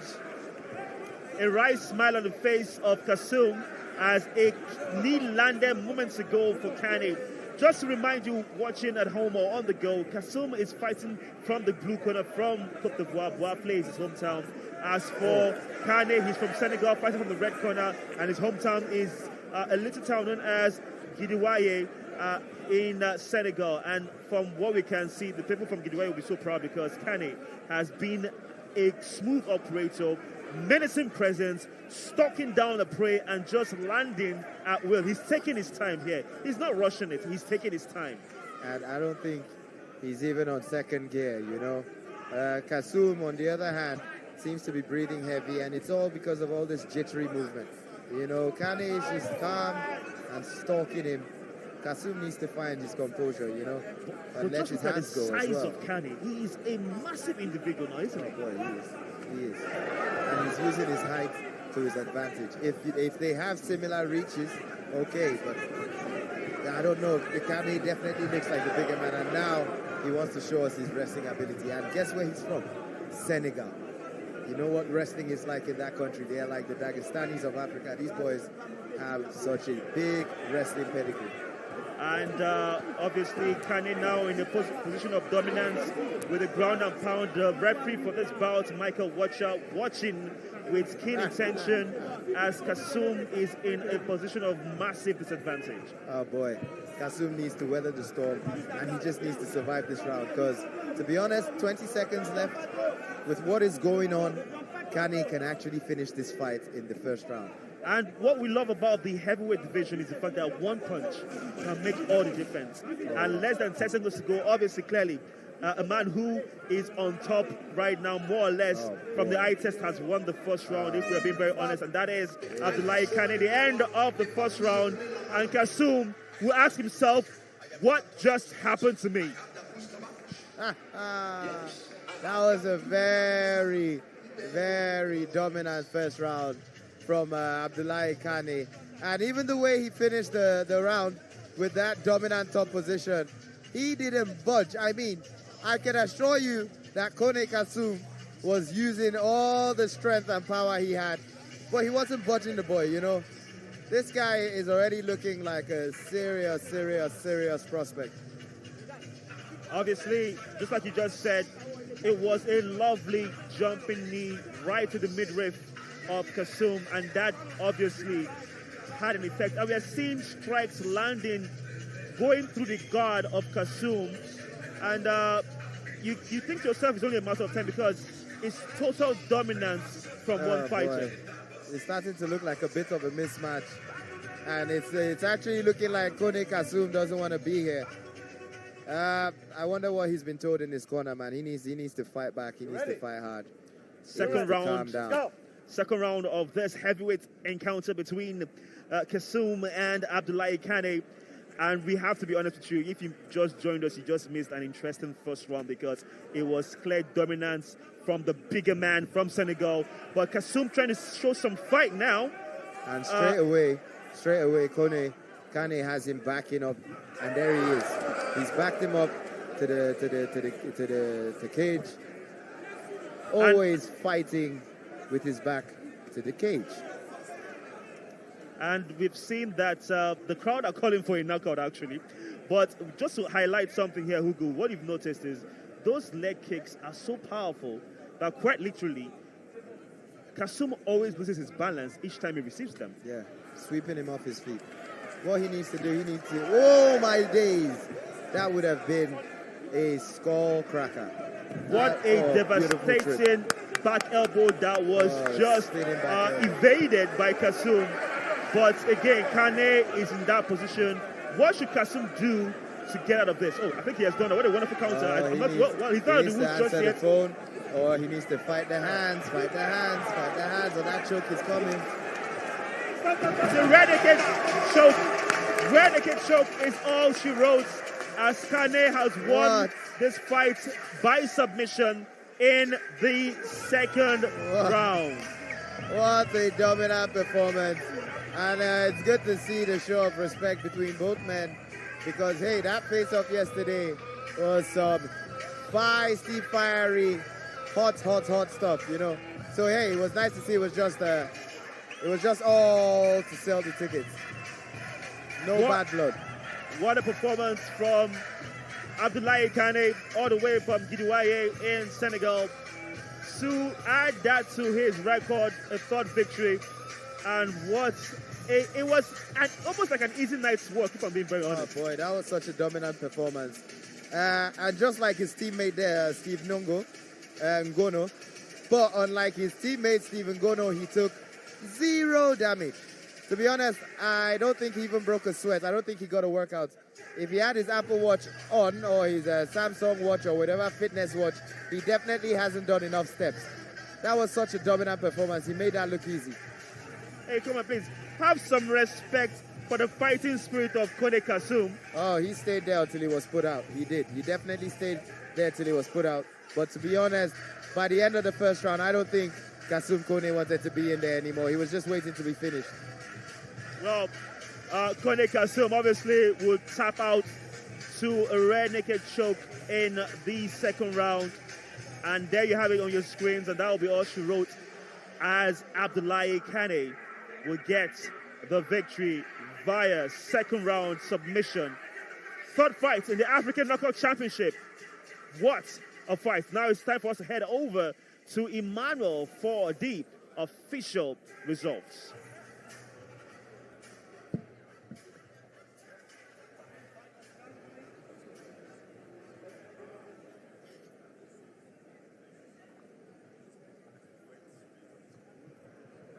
Ladies and gentlemen, we have our winner after 1 minute, 17 seconds of the second round by rear naked choke, Abdullahi Kane!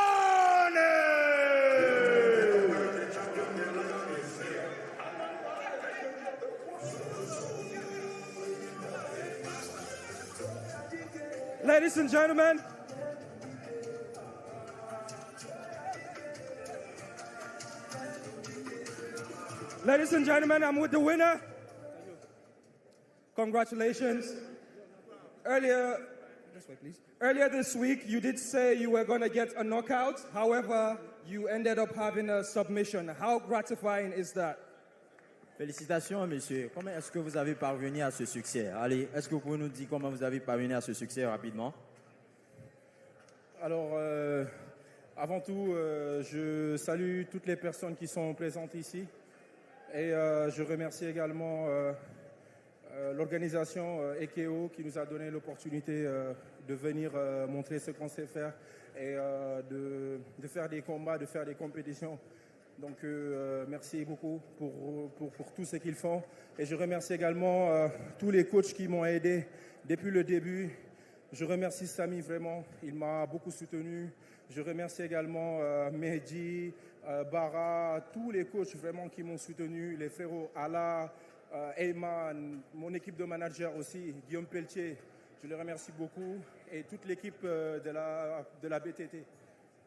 All right, I'm seizing this opportunity to greet you all, to greet all the members of AKO, to greet all my coaches that helped me out, all my friends, all the supporters. This is an opportunity to greet you. At the beginning, it was not really easy, but at the point I came out the winner. So thank you so much. Thank you all. This is your first fight in AKO and you won in your debut fight. What do you want next? Ça, c'est le premier combat pour aller. Comment est-ce que vous avez pu combattre? Comment est-ce que vous avez pu avoir ce succès? C'est ton premier combat à AKO. Et qu'est-ce que tu penses pour la suite à AKO? Alors, oui, c'est mon premier combat à AKO. Et j'ai travaillé pour faire cette performance.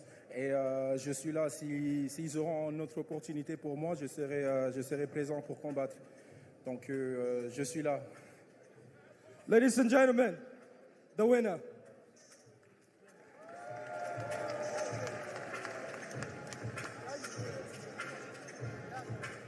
What a fantastic fight we just witnessed in the heavyweight division. I mean, Hugo is saying that it was an easy night's work for Abdul Kane, and you can't argue with that fact. A dominant performance, second round submission. Kasum Kone was never in the fight, if we're being very honest. To be honest, from the first few seconds, I was like, oh boy, we're watching something special here, man. This Abdul Kane guy is really good, you know, like from his footwork, his composure, to the way he was throwing the feints. And I mean, his feints were so good. They actually had Kasum moving a lot more than he should have. He was biting every feint. And like, I mean, the way the boy performed, you know, very good with the striking, very good with the grappling, very strong, very big. You know, a problem, definitely a problem. I certainly agree with you. He is a very massive individual, that is Abdul Kane. His debut here in the African Knockout Championship ends with a victory. And obviously, the future is bright for him. Now, let's have a quick recap of results from the very first block of the night. Block 1 on the fight card saw Stephen Kano from Cameroon defeat Gassil Sano, also via submission in the third round. This, of course, was in the light heavyweight division. Yep. Then we see Emmanuel Bernard defeating Caro Gabriel by a unanimous decision. Very explosive, electric fight. Yes, that was also in the bantamweight division. And of course, the last fight you just saw, we witnessed Abdul Kane defeat Kone Kasum quite dominantly, if we're being very honest, via submission as well, but this time around in the second round. Now, we have to go on a break, which means we have to get a few words from our sponsors, but don't worry. Still to come tonight, we'll have the man himself, Kamaru's man, very much in the house with us, as well as the fact that we have another stacked fight card just waiting for you. So stick with us right here, and we'll be right back with more here on the African Knockout Championship.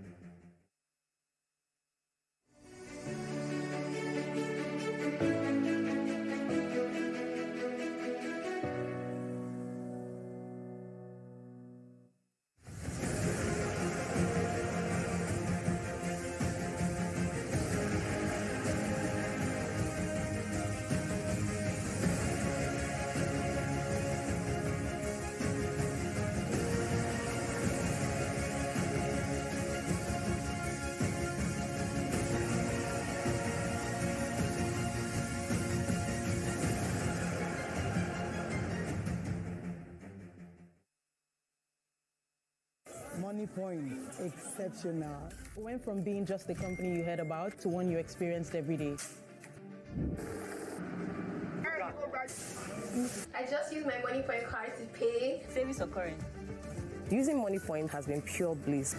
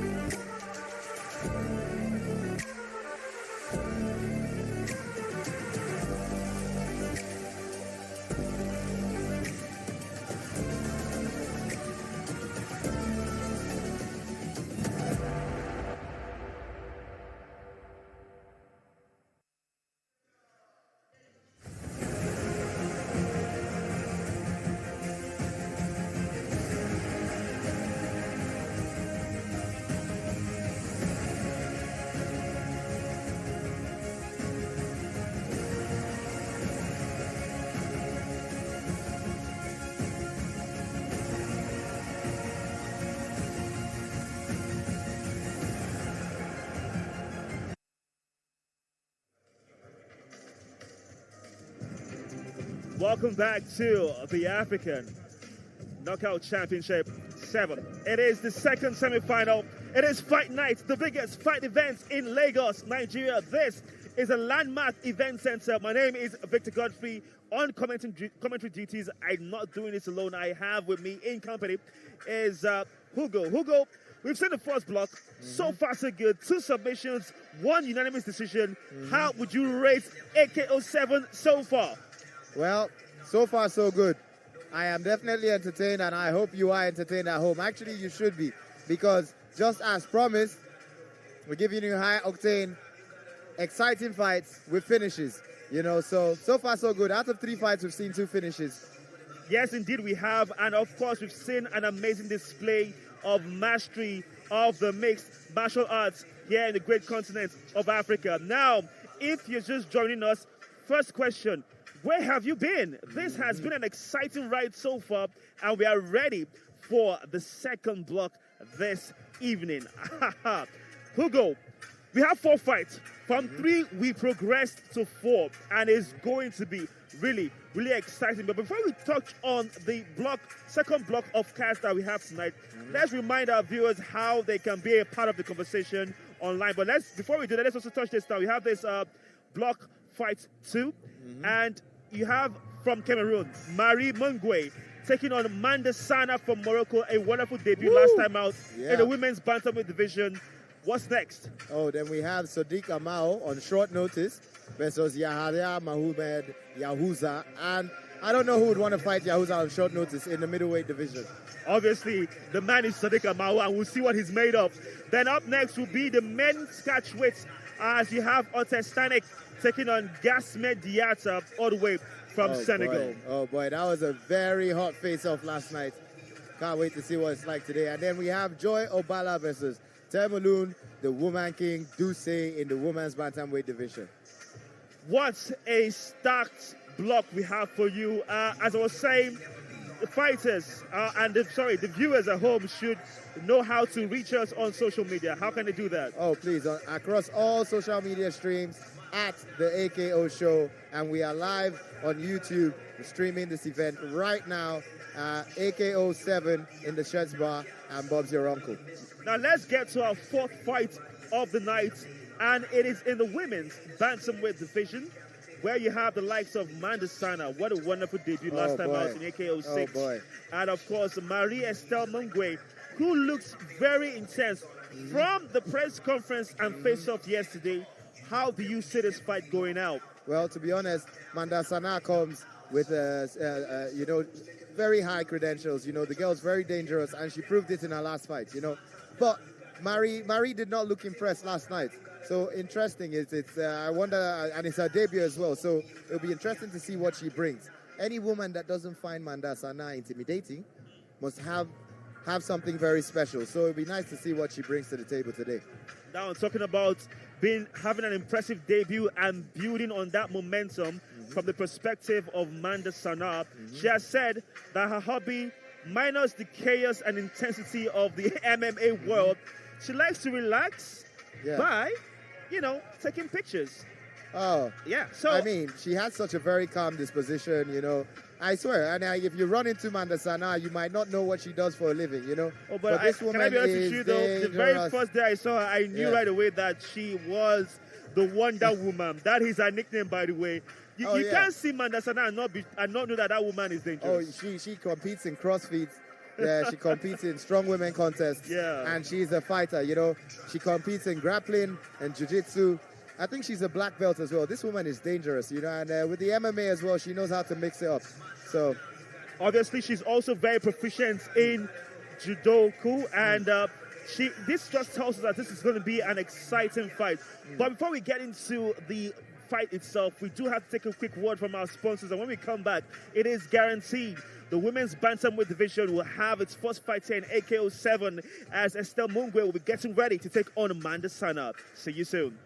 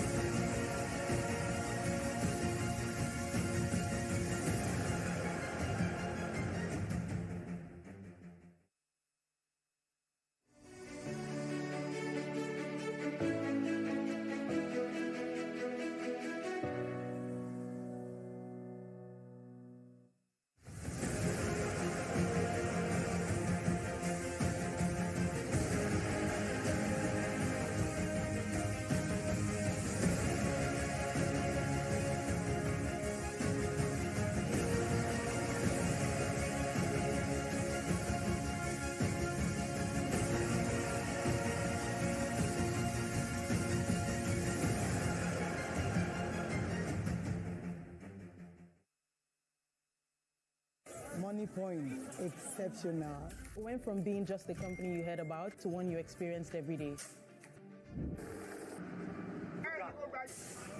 I just use my Money Point card to pay. Savings or current? Using Money Point has been pure bliss.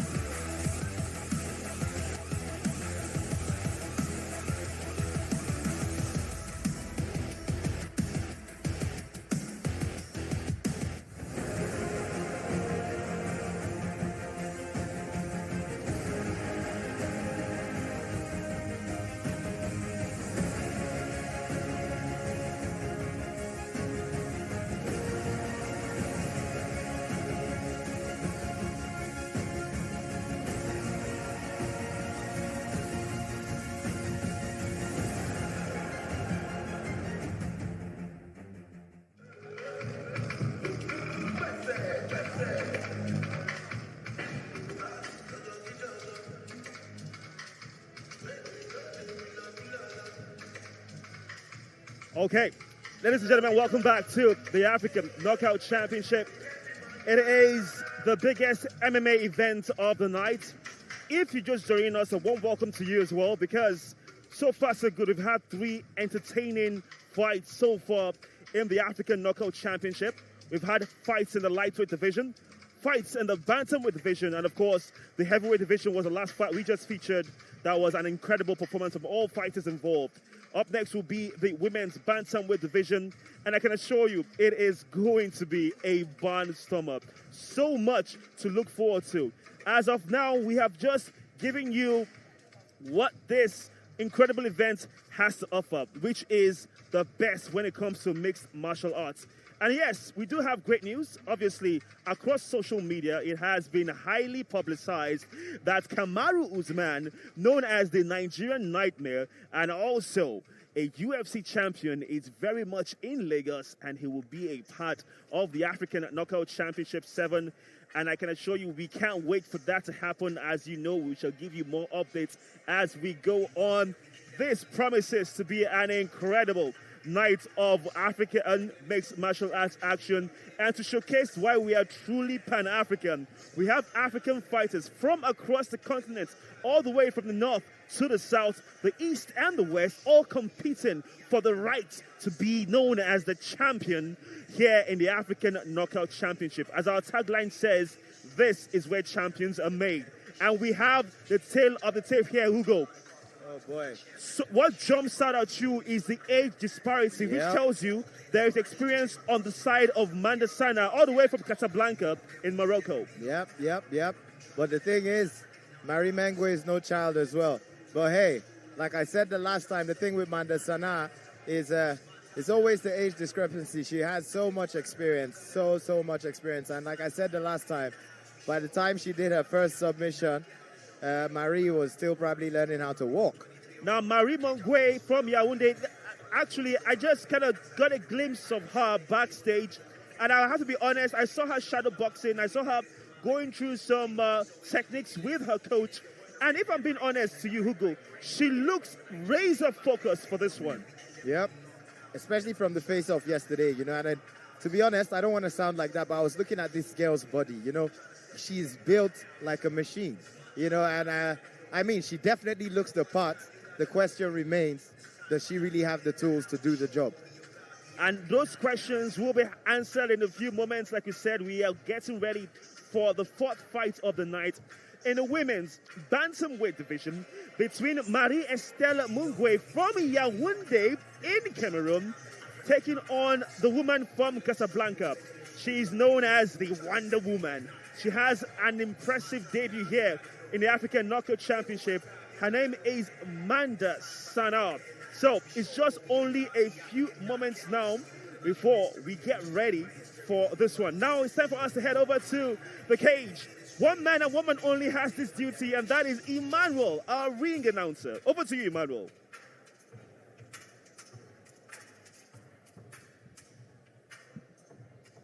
Ladies and gentlemen, now please welcome, making her entrance, Marie-Estelle Mungwe Achinota.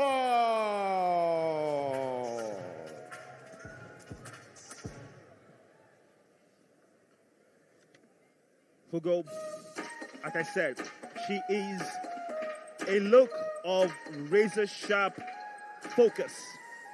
She knows a lot hangs on the line here. She needs a victory. She really does.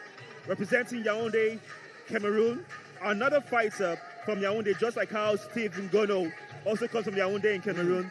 So she'll be hoping to replicate the exploits of her compatriots. Can Marie Mungwe do it today, Hugo? Hey, she's looking razor sharp, like you said, and very focused, and she is built like a machine. She also comes here with a very, very good record. This girl has not felt loss. She hasn't tasted loss. All her fights have ended up in a victory or a no contest. So, yeah, she comes here with a very, very good credentials. She'd have to live up to the hype because she's going against Manda Sana, who had such an explosive and dominant performance in her last show out. at the AKO show, AKO 6. I have to tell you this, Hugo. The stars are out here tonight. Yep. And we cannot wait to end the year 2024. I don't want to say with a bang, but with a knockout. Oh boy. If you're not here, you're definitely missing out because, like I said earlier on, this is the fastest growing sport in the country. Hey, the stars are in. Kamaru Usman is around. Naira Marley, Zinolensky. Boy. And I'm all sure right, there there's we have more. it. It is all about Marie-Estelle Mungwe. Yes, we have said the stars are here tonight. We shall be getting a glimpse of them, obviously. But right now, our focus is on our fourth fight, the women's bantamweight division. And Marie-Estelle Mungwe is laser focused. She is ready. And you have to say, she looks amazing. She is in tremendous physical condition and shape. I was speaking to all the fighters, and it meant the world to them that Kamaru Usman was going to be here tonight, you know. And they all want to impress, and they're definitely going to bring their best because this is a big platform, and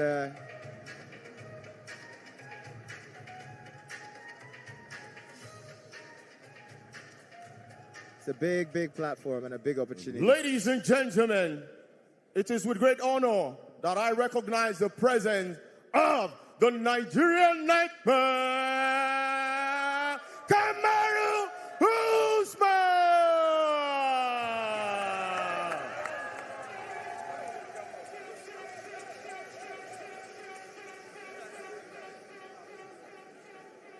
Ladies and gentlemen, welcome, making her entrance, Manda Wonder Woman Sana!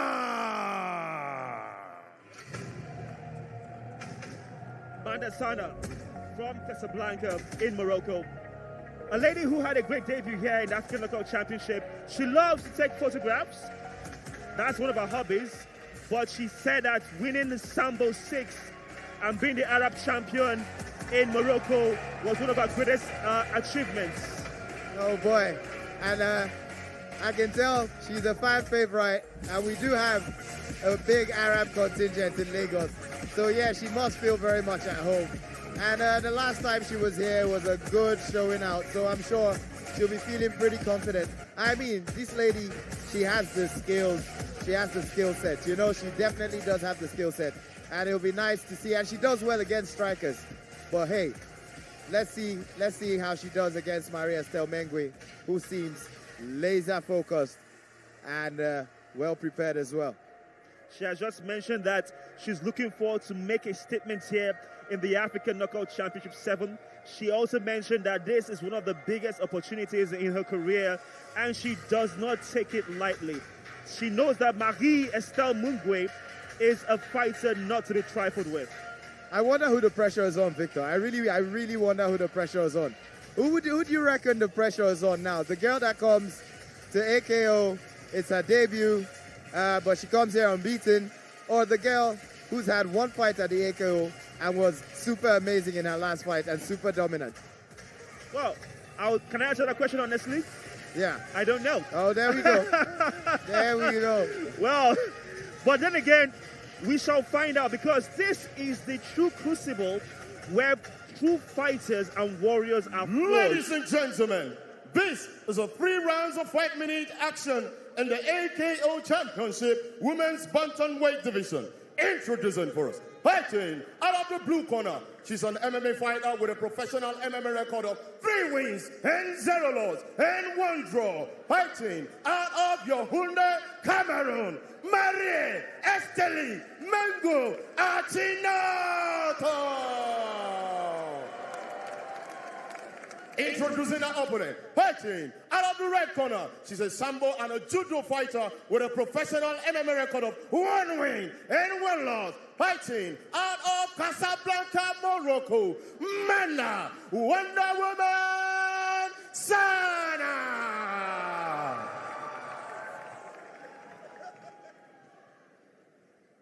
Our referee at the center of the ring is Chinasa Victor.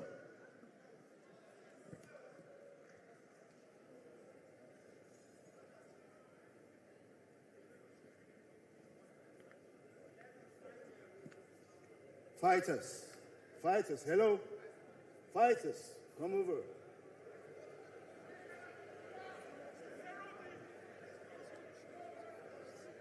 Protect yourself at all time, okay? Obey my commands. When I say stop, you stop. Touch gloves if you wish. Touch gloves. Go back to your corners. It is the fourth fight in the African Knockout Championship. It has, and there you have it, the man of the moment, the Nigerian nightmare making dreams come true, Kamaru Usman, very much in the building in the African Knockout Championship 7, like we advertised and as promised. But we are getting ready now for the fourth fight between, from the blue corner, Marie Estelle Mungwe from Cameroon, taking on, fighting in the red corner, Manda Sana from Casablanca, Morocco. Hugo, this is a very, very interesting fight stance from Marie. A very interesting fight stance. And that already lets me know that she is very aware of Manda Sana's grappling ability. And I guess she's already putting out notice, hey, I'm ready to sprawl. I'm ready to defend your takedowns. Manda Sana obviously very proficient in Sambo. She is a champion. And of course, also very good in Judo. As well as Mungwe, who is very good in striking and also wrestling. Your thoughts? Oh boy, I can hear the crowds already getting riled up. You know, but hey, you cannot rush these fighters, you know, because a lot of times all it takes is one hit to change the game, and there you go.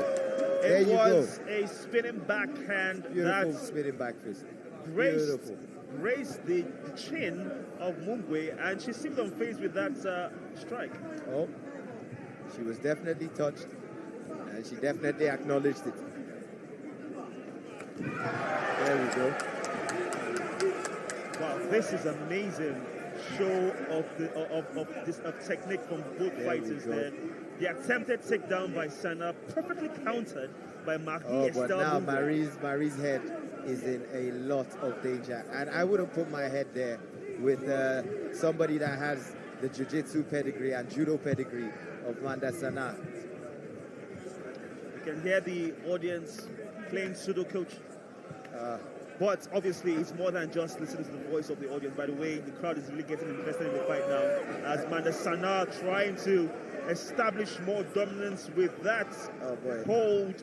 It's really tight and she's cracking hard. Marie is tough. Oh, now this is a very, very... He's in the guillotine. Oh, but her head is almost out. He's in now. It seemed very deep, but Marie is a tough girl. Oh, she's fading. She's fading. We have Chinaza Victor. She's fading. It's right underneath the chin. She is fading. The referee, Victor Chinaza, is looking closely. And we can look at the face of Manda Sana. She's really determined, not letting go. This is the thing about these guillotines. It's either you have them or you don't. You know, you're just going to burn your hands out. Oh, that was a very good hook on the break. But I have to give it to Marie. She is tough. She is tough. Just look at that. I think Manda Sana needs to have a bit of composure and stay calm. She is now walking more based off instinct, if I'm being honest. To be honest, I think the strength of Marie Mengwe kind of put her off her initial game plan, you know.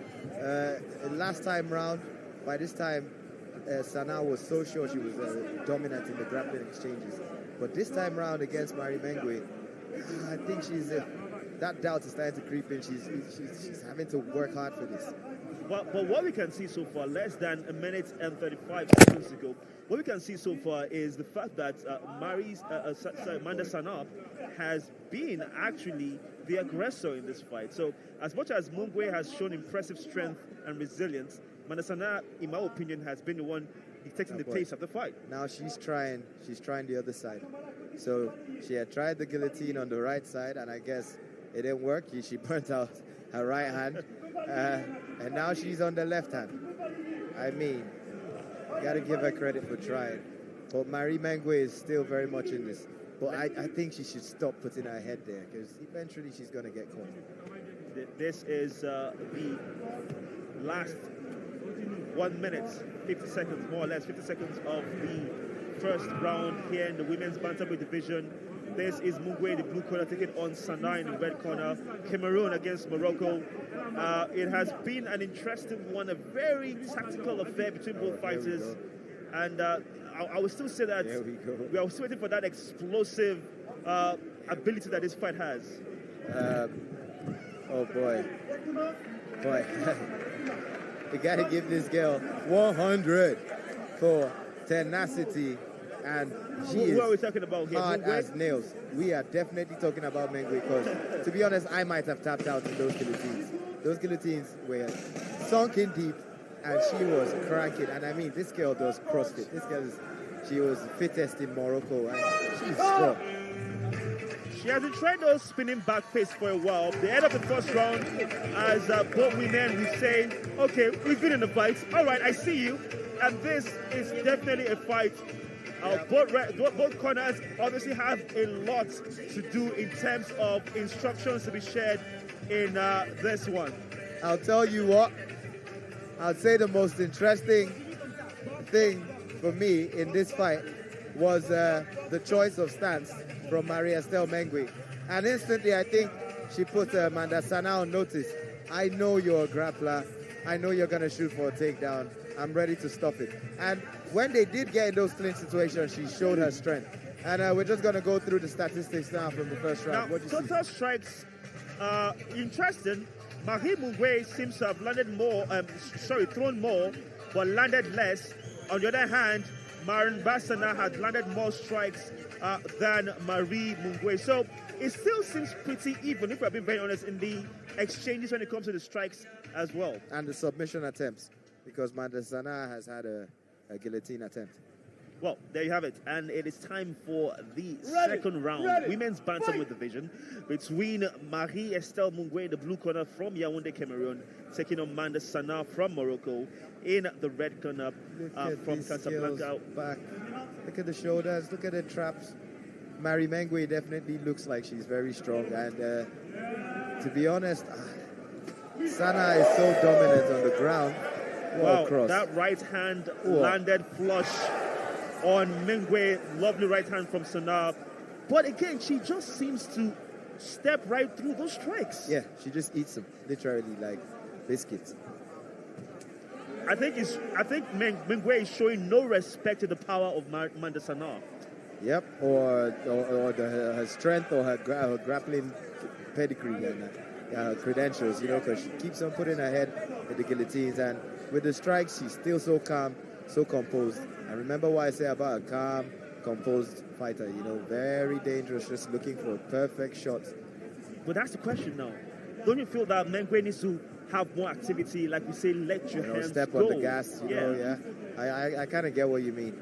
She might have a strategy, she's the younger fighter, and I don't know how far into fights Manda Sana has been pushed. Her first fight finished very early, so this might be a test of her cardio, her gas tank, her stamina, and maybe that's the game plan from Mengwe. Just you want to let Sana gas out, and then finish her in the later stages, So far, so good. Mengwe being really menacing, really putting the pressure on Sana, fighting on the front foot, not giving Manda Sana any chance.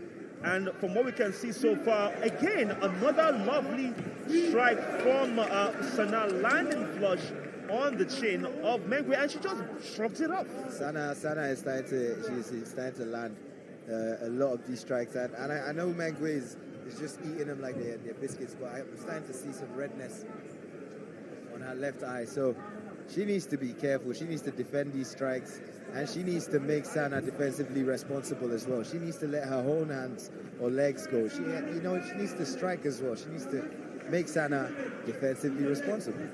Well, we can also agree to that fact that Mengwe needs to also put up the pressure. She needs to pattern the pressure. She needs to step up. A lovely jab there. Not too sure if it landed, but a nice attempt there from Mengwe to see if she can maybe put Sana on the back foot. Obviously, she's been on the front foot. Sana has been more of the defensive fighter, more or less trying to, keep the distance, keep the range with the jab. And again, a speaking back fist lands from Manda Sana. Flush, sweat and everything flying in one direction. Oh my days. she's starting to find some success. But Mungwe needs to put her hands up. She needs to have a bit of head movement. She just seems to be walking straight with zero head movement, and that's not a good strategy if you're being very honest. Oh, no. I mean, even if she doesn't get knocked out by any of these, it's just not a good look for the judges. Lovely counter strike there by Mandasana. Beautiful counter by Sana.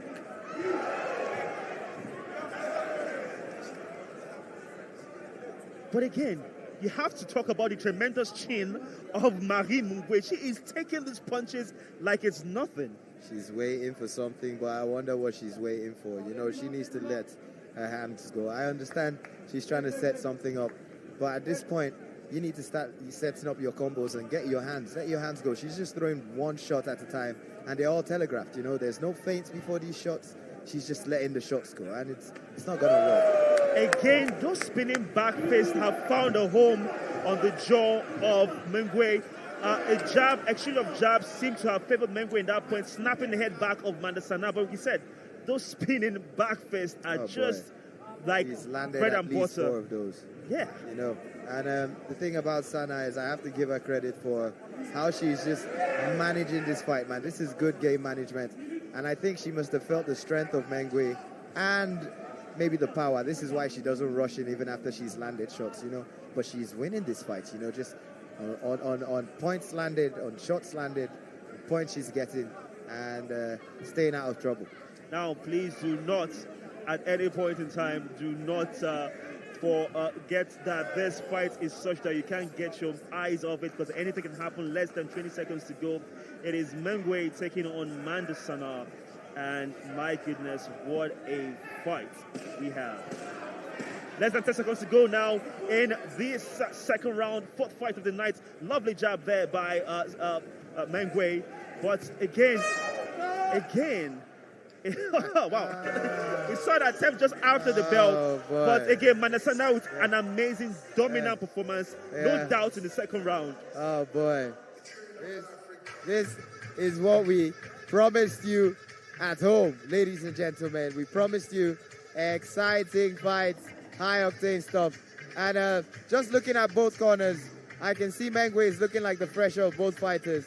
I don't know if Sana has been pushed this far, but I know in her last African Knockout Championship, in her last fight, she did not fight 3 rounds. So this is definitely a test of her gas tank. And now we're looking at the statistics, and it seems pretty close. It seems pretty close. Definitely a penultimate round, this 3rd round. It is. Obviously, the 3rd round is all up for grabs for both fighters. From what we can see, it is similarly even Steven. But again, we're not the judges. They will decide. That's if this goes the distance. But I have a striking feeling, Hugo, that this fight would not end, might just end with a submission or a knockout. So let's get ready now for the 3rd round. I think it will get interesting if the fight actually does get to the ground and Mandasana can find herself in a dominant position to attempt another submission apart from this guillotine, because obviously the guillotine is not working. Oh, here we go. She tried to get it to the ground again. But Marie Mungwe, to be honest, fighting on the front foot but not being active with your hands, not letting your hands go, is a bit of a puzzle to me, if I'm being honest. To be honest, she seems like a cat. She seems very good with her wrestling, her takedown defense, you know. I'd like to see, since she's finding no success with her hands, or she's being very tentative, I'd like to see her engage in the grappling. I'd like to see her, like, I mean, every time Sana throws this spinning back fist, it's an opportunity for you to just duck under and go for a takedown. We can kind of see Mandasana trying to close the show. She's landing more strikes now with intensity. And Mungwe has no head movement, to be honest. Again, but she grabbed that to that lovely block there from the spinning back fist. She has read and has kept her right hand up. She's setting it up again. Every time she puts her left foot on the inside of Mungwe, this is Sana. Watch, she's trying to do it again.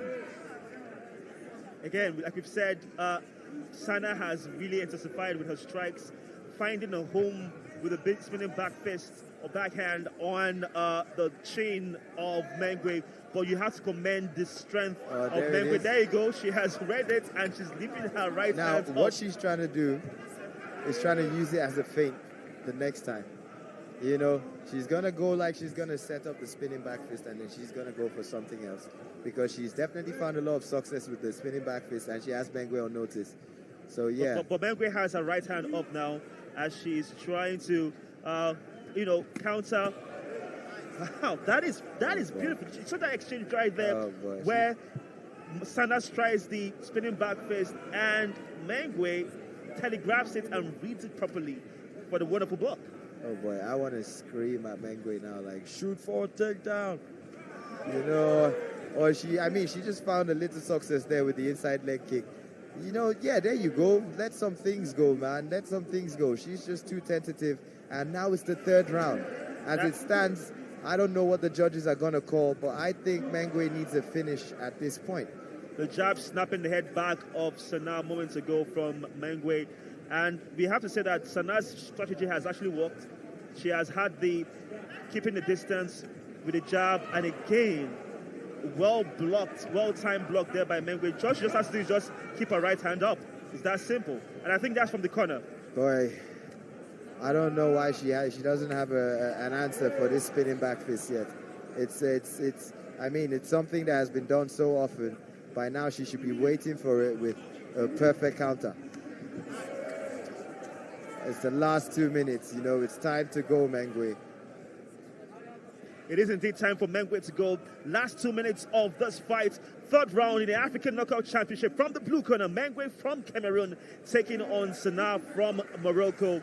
We can say from the eye test that Sana seems to have had more activity in terms of landing, but that was a lovely jab there, landed by Mengwe. Again, less than a minute, 35 seconds to go. What are your impressions of this fight so far, and who needs to do what to perhaps have a fantastic finish to this fight? Boy, it's really close, and both ladies seem to be canceling each other out. But if I was a judge, I'd say, hey, I wouldn't say anything. I was wrong the last time, so I'm just gonna keep my mouth shut.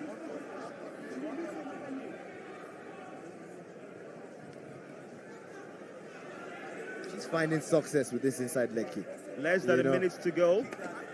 She set something up from her inside leg kick. Less than a minute to go. Sana again keeping her distance. Mengwe stalking her prey and fight management being on the front foot. Fight management. She's been the more experienced fighter here, and she's just, hey, I'm just gonna she's landing the cleaner strikes, you know. She is landing the cleaner strikes. If I'm being very honest, I agree with you on that. Sana seems to be landing the cleaner strikes, and she has done so all fight long. Oh boy, this seems like one of those fights that if it was a 5-rounder, maybe Mengwe would start to edge in. But I think she left it too late, you know. And it's all over. It's all over. The women's bantamweight division, fight number 4 in the African Knockout Championship, and it was between Marie Estelle Mengwe taking on Amanda Sana. It is going to be very hard to score this one, but we'll leave that in the hands of the judges. I don't want to be a judge for this one, to be honest. Yeah. I don't know. I kind of feel like Sana didn't find any success in the grappling exchanges, probably like many people would have thought she would.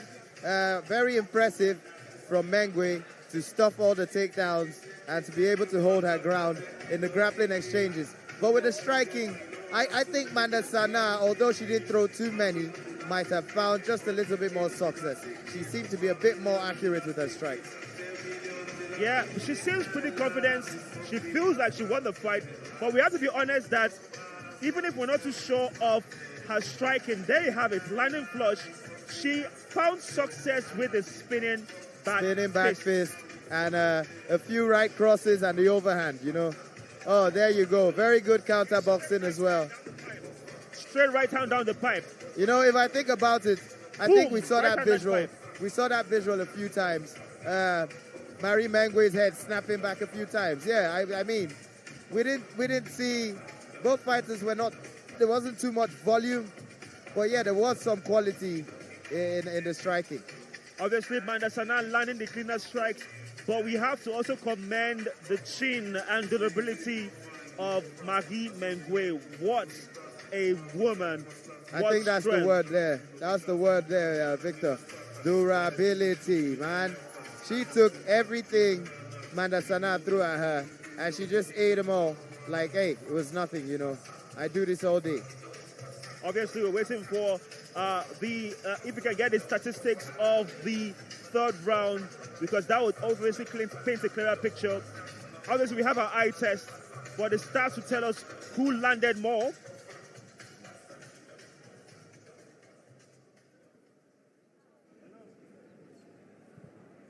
Ladies and gentlemen, after 3 rounds of action, we have our winner by unanimous decision. Manda, the Wonder Woman, Stanick!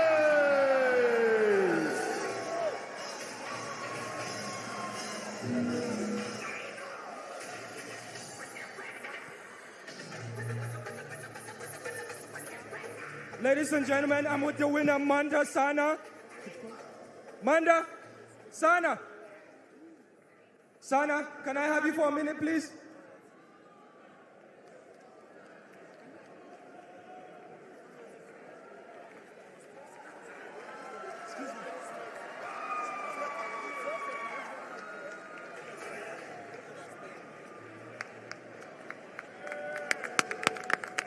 Congratulations, Sana. That was a very, very difficult fight.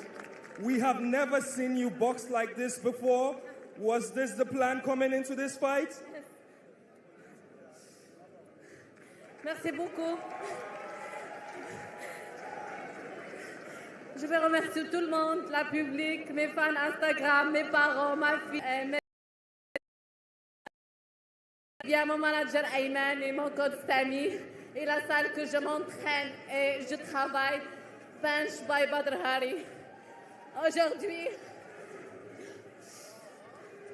c'est la stratégie que je fais pendant mon combat, c'est de faire boxer.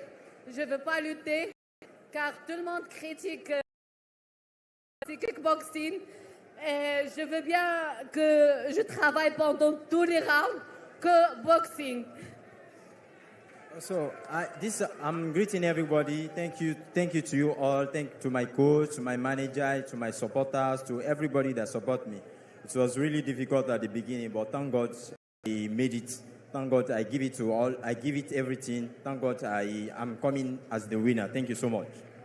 We did see you try to wrestle a couple of times. Was anything surprising about Marie's performance?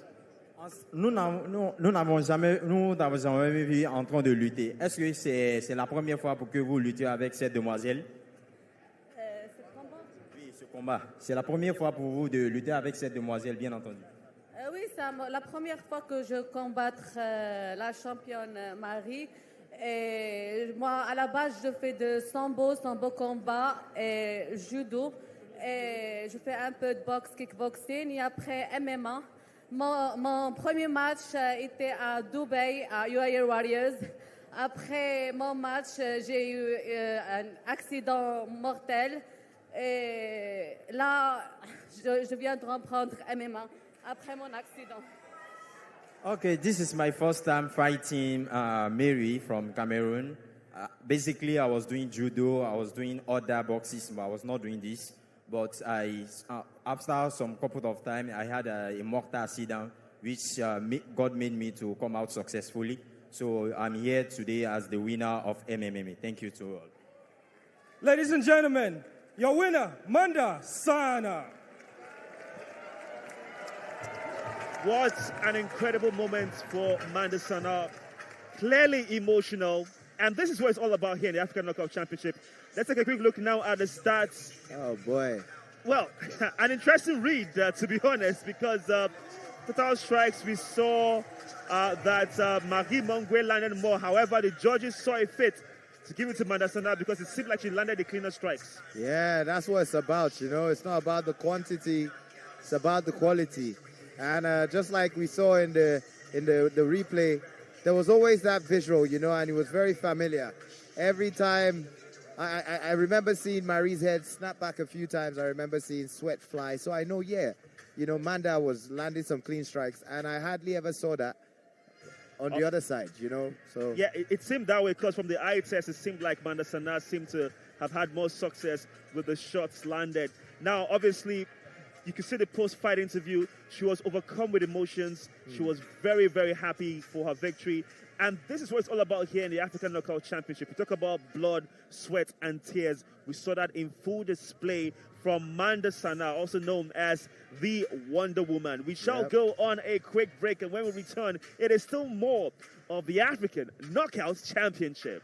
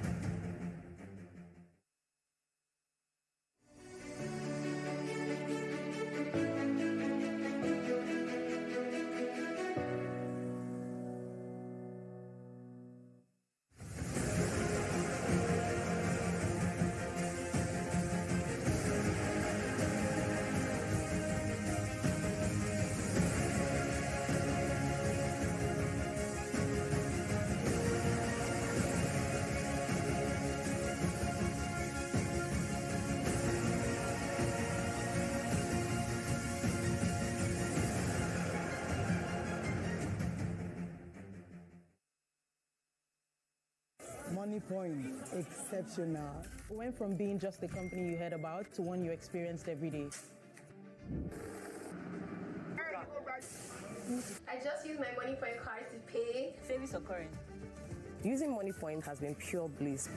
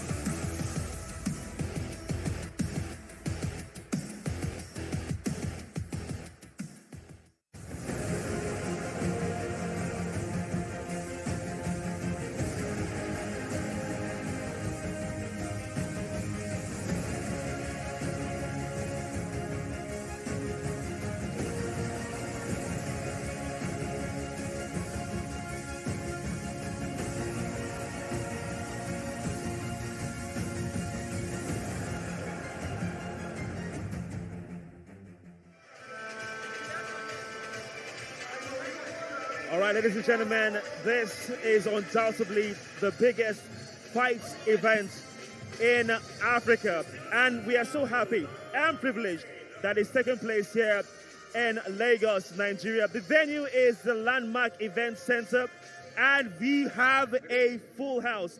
But also, we do have a special guest in the house. He's just sitting beside us, and that is Kamaru's man. If you look to your right, you see him right there. And I have to tell you guys, this is absolutely amazing. Hugo, how are you feeling? We are getting ready for our 5th fight of the night, but tell me how you're feeling. We are at the halfway point, by the way. Bro, this is where we're supposed to be, man. And it's just on the way up. It just keeps on building. And you know what's coming next, man. This is the middleweights, and Yahya Mohammed Yahuza is going up against Olawale Amal. On your screen right there is the man himself, the legend. He is known as the Nigerian Nightmare, and that is Kamaru's man. Razor focused. It's as if he's about to also get a fight as well. I am not too sure if Kamaru is going to step into the cage tonight, but I can assure you, there you have it. He is the co-founder of the African Knockout Championship, as well as a leading light when it comes to MMA in Africa.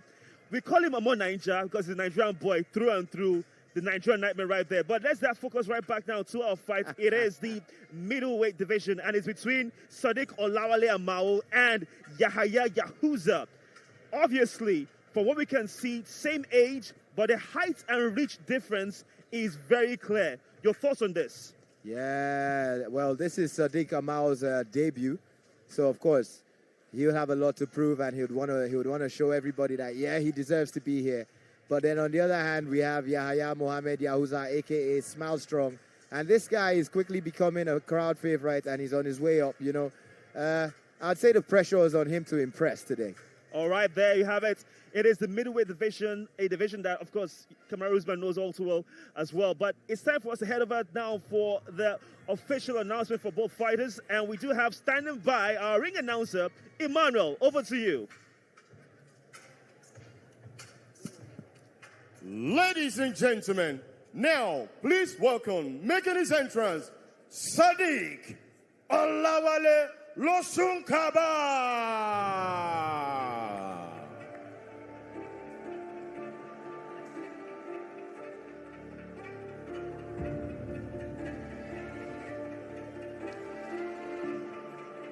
There we go. He has an interesting story, Sadiq Amao. He lives in Côte d'Ivoire, but he is a Nigerian. So you can say he is the best of both worlds, and he is representing two sides of a coin. Welcome to the African Knockout Championship. Yeah, well, like you said, he does have an interesting background. From Nigeria, trains out of Ivory Coast. So yeah, this is pretty much like a homecoming.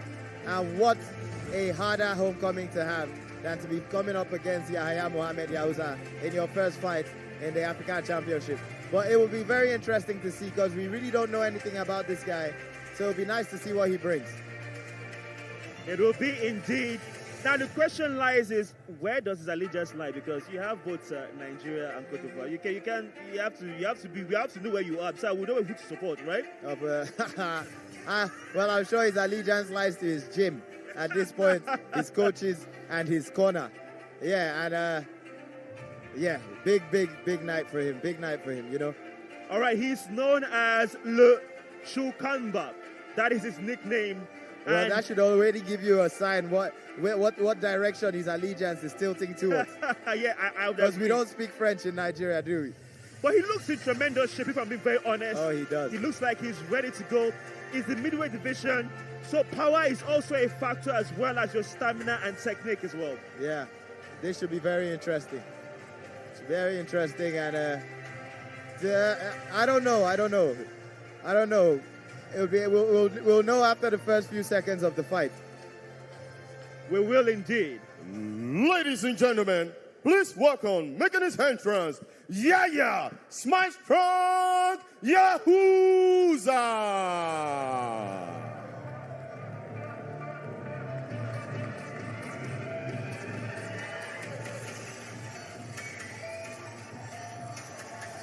Yahuza is such a talented fighter. He's known as Smile Strong. He looks in tremendous shape.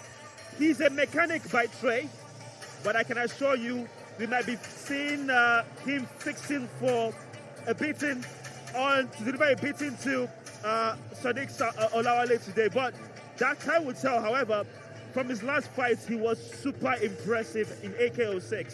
From his last 3 fights, he has been super impressive. Very dominant. You know what to expect when Yahuza is in the hexagon, you know. Very explosive, very great wrestling and judo pedigree. So you do expect a lot of grappling. And yeah, he can go the distance. Obviously, his brother by his side. You can clearly see they have a very strong bond, a strong supporter. And of course, Yahuza will be seen to see if he can have consecutive victories again here in the African Knockout Championship. Oh yeah, this could potentially take him right to the top, you know, potentially takes him right to the top. And it shakes up the division, you know, it's a very, very competitive division at this moment. He is getting ready to get into the cage. It is the middleweight division, the 5th fight of the night. You know, Yahya Mohammed was actually preparing for Marcel Yao Kudiao for the 2nd time. And unfortunately, due to circumstances unforeseen, Marcel was unable to make the fight. So Olawale Amal is taking this fight on short notice. But it makes it very interesting for both fighters because you've spent a whole fight camp preparing for one type of fighter, and then you now have a guy who you really don't know much about. Ladies and gentlemen, this is a 3 rounds of action in the AKO Championship Middleweight Division. Introducing first, fighting out of the blue corner is a professional mixed martial artist with an MMA record of 1 win and 1 loss. Fighting out of Osun, Nigeria, Sadiq Olawale Losunkaba Amaho.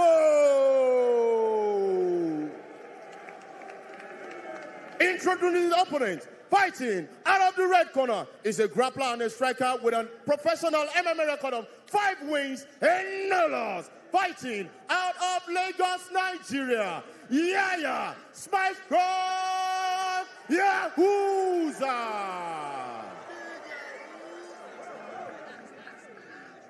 Our referee at the center of the ring is Austin Judah.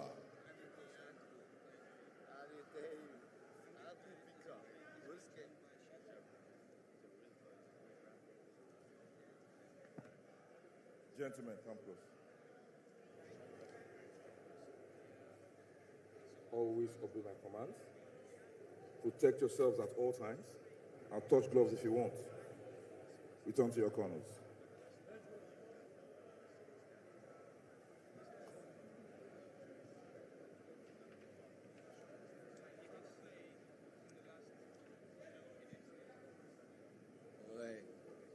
Are you ready? Are you ready? Fight! It is the 5th fight in the African Knockout Championship. It is the middleweight division, AKO 7, as we have Amao in the blue corner. He lives in Ivory Coast, but he is a Nigerian, as well as Yahuza, who is fighting from the red corner. He is a Nigerian, and this is the middleweight division, whereby everything seems to be a factor here, Hugo. Strength, endurance, technique. It's not just the bantamweight or the heavyweight. Wow, a spinning kick there that missed wildly anyway from Amal, but it got the crowd excited, to be honest. Oh boy, he's definitely here to make a good first impression. I don't know about good, but he's definitely here to make an impression. Boy, I knew Yahuza was going to waste no time playing this game with Amal, because to be honest, the little we saw there, he was looking very fast and sharp with his striking. Obviously, straight to the full mount. Yahuza is more proficient when it comes to grappling. We've seen him do this so many times in the African Knockout Championship. The question now is Amawo equipped to counter this? Oh boy, straight to full mount. I don't think he should rush here. He's going for an armbar. But hey, like I said, position before submission. And I think he just got ahead of himself there and was in a bit of a rush. And you know, with these things, especially when everyone's all explosive and full of energy in the first few minutes of the first round, you don't need to give all these inches because people will explode and people will scramble. But they're very dry now, so it's a good time for you to take your time, and this is a dominant position for Yahouza. Yes, what Kugo means by they're very dry just simply means that they are yet to walk up a sweat. Oh, yeah. And still very early moments in there's this fight. That good friction. You might as well be wearing a gi when you're this dry. Yeah, well, to be honest, they do look a bit ashy. But again, it is the African Knockout Championship, and I can assure you, very shortly, this man will really get into the groove of things. Now, just to touch on Yahouza, he says that he has dreams and hopes to become a champion here in the African Knockout Championship. And he's doing all the necessary things to get him where he needs to be. From what we can see so far here now, Hugo, it showcases that Yahouza prefers to be on the mat. We've seen that Amao, even though he had that spinning kick that he missed wildly, it seems like he would prefer to be or to have a vertical base rather than to be on the mat with a man like Yahouza, who is by trade as well. Man has been a mechanic. He's also a fitness trainer, so we can tell that he will have perhaps a better gas tank. I'll tell you what, I know I am a bantamweight, but I have grappled the biggest of them, you know, and size without technique is never really an issue. But I'll tell you what, with Yahouza, he's freakishly strong, you know. Grappling him, I know exactly what Amao is going through, and it's going to be a long day at the office. He's going to have to get his frames working, you know. He's going to need his frames. He's going to have to get his frames working, or he's going to have to get a lot smaller than he is right now. But just accepting this side control is going to wear him out, especially this early in the fight. Obviously, Amao as well, who has a very strong tie to both Nigeria and Cote d'Ivoire. Obviously, he's representing the green and white of Nigeria. However, he is in with a true test, perhaps the biggest test of his career so far in Yahouza. Again, Yahouza, oh my God, going for that ankle lock, but lovely counter there by Amao. Oh boy, so far so good for Amao. He's been able to get back onto his feet. I think Yahouza kind of rushed and got carried away, went for that ankle lock. But I can assure you, he's not going to be discouraged. He's going to shoot for another takedown any moment from now. Less than a minute to go in the first round, the fifth fight of the night in the middleweight division between Amao and Yahouza. And both fighters, again, still trying to establish dominance, and Yahouza with the attempted takedown, which he eventually gets. See, I'm telling you, this boy has 100% takedown attempt, man. Like, if he shoots for that takedown, he's going to get it, man. Yahouza is relentless with these attempts on the takedown, and he finds himself in a very nice dominant side control. Less than 10 seconds to go in the first round. What is your impression of this round? Because we're almost done. Yahouza trying to increase activity, but it's all over. As I was saying, how would you see this first round? Good first round, especially for Yahya Smile Strong. But Olawale Amao would take some confidence in the fact that he was able to weather the storm. He didn't take too much damage when he was taken to the ground, and he was able to find his feet and get back up. So that should give him some confidence. Let's see how the second round goes. I can assure you, if something ain't broke, don't fix it. And Yahouza is definitely going to keep on shooting for these takedowns. Obviously, Yahouza with the attempted takedown, that was a success eventually from that clip you just saw. But this is what we saw in the first round in terms of the exchanges between both fighters. We are seeing 9 elbows thrown, 7 landed, 9 punches, 2 landed for both fighters. But 9 shots landed from 21 strikes, a huge amount of activity for Yahouza. Boy, I'm just trying to look at the body language of both fighters, and nobody looks tired, nobody looks scared. Everybody's just good to go, you know, like, okay, I see what you brought in the first round, let's do this again. Obviously, Yahuza just shared that his philosophy when it comes to fighting is pushing himself to his limit. I have to tell you that the entire audience right here in the Landmark Event Center, every single individual have their eyes glued to what we are witnessing right now. Start of the second round. That was an attempt with a high kick from Amao. Yeah. Hey, Hugo, don't forget your commentary. You are lost in the sauce. Come on. Oh, I mean, I know I'm here working, but I'm also here watching the fight, you know. And there we go. Another takedown attempt. And like I said, he's going to get... Okay, let me not get cocky and say 100%, but he's going to get most of the takedowns. Well, that was a takedown on December. And like when he gets these takedowns, it instantly ends up in a dominant position, like this side control here. And there's so many options. He's got the Americana there. He's got the straight armbar there. He can let his elbows go. He can decide to take the full mount. He can do the knee on belly, cook him for a little bit. He's got time to work here, you know. And these guys are still relatively pretty dry. Very important. It is very important to note. Don't forget how dry they are. Sweat helps. It has been an interesting first 2 rounds we've seen so far. Obviously, we're in the second round, but one will have to say that this fight has been at a meticulous pace. We're not seeing both fighters being erratic. We're seeing them being very strategic with their moves, sets, and from what we can see, like you said, Yahuza seems to be very comfortable in this position. It's all to do now for Omawo Lawale. Yeah, so there's 2 things Yahuza is doing. He's cooking him with the elbows to the ribs from side control. He's getting the reaction he wants. He's trying to isolate the left hand of Amao, and he's going to go for that Americana soon enough, I think. Now, Yahuza, who is a mechanic by trade, has lofty dreams. Apart from being an AKO champion, he also wants to be an engineer. Now, the question now, especially when it comes to engineering, why are you laughing, Hugo? When it comes to engineering, how would he, will I say, tackle this problem in front of him in terms of it being Amao's difficulty and not really letting him? Oh my God!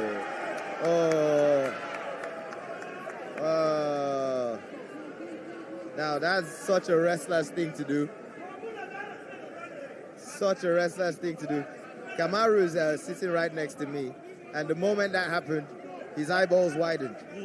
He recognized that, and I think could tell you there were loud groans and moans in the stands when that happened. And of course, Amao, with those elbows to the head, was able to get out of that to more or less discourage Yahuza from continuing with that hold. That boy is flexible, and I have to give him A+ for composure, because you shouldn't be able to think that straight when your meniscus is about to be blown out of your knee.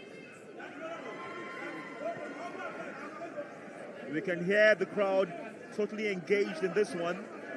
Both fighters, again, very much in this. It is the second round. Less than 1 minute and 30 seconds to go. Boy. He doesn't have to rush. There you go. The full mount now. It is a full mount by Yahuza.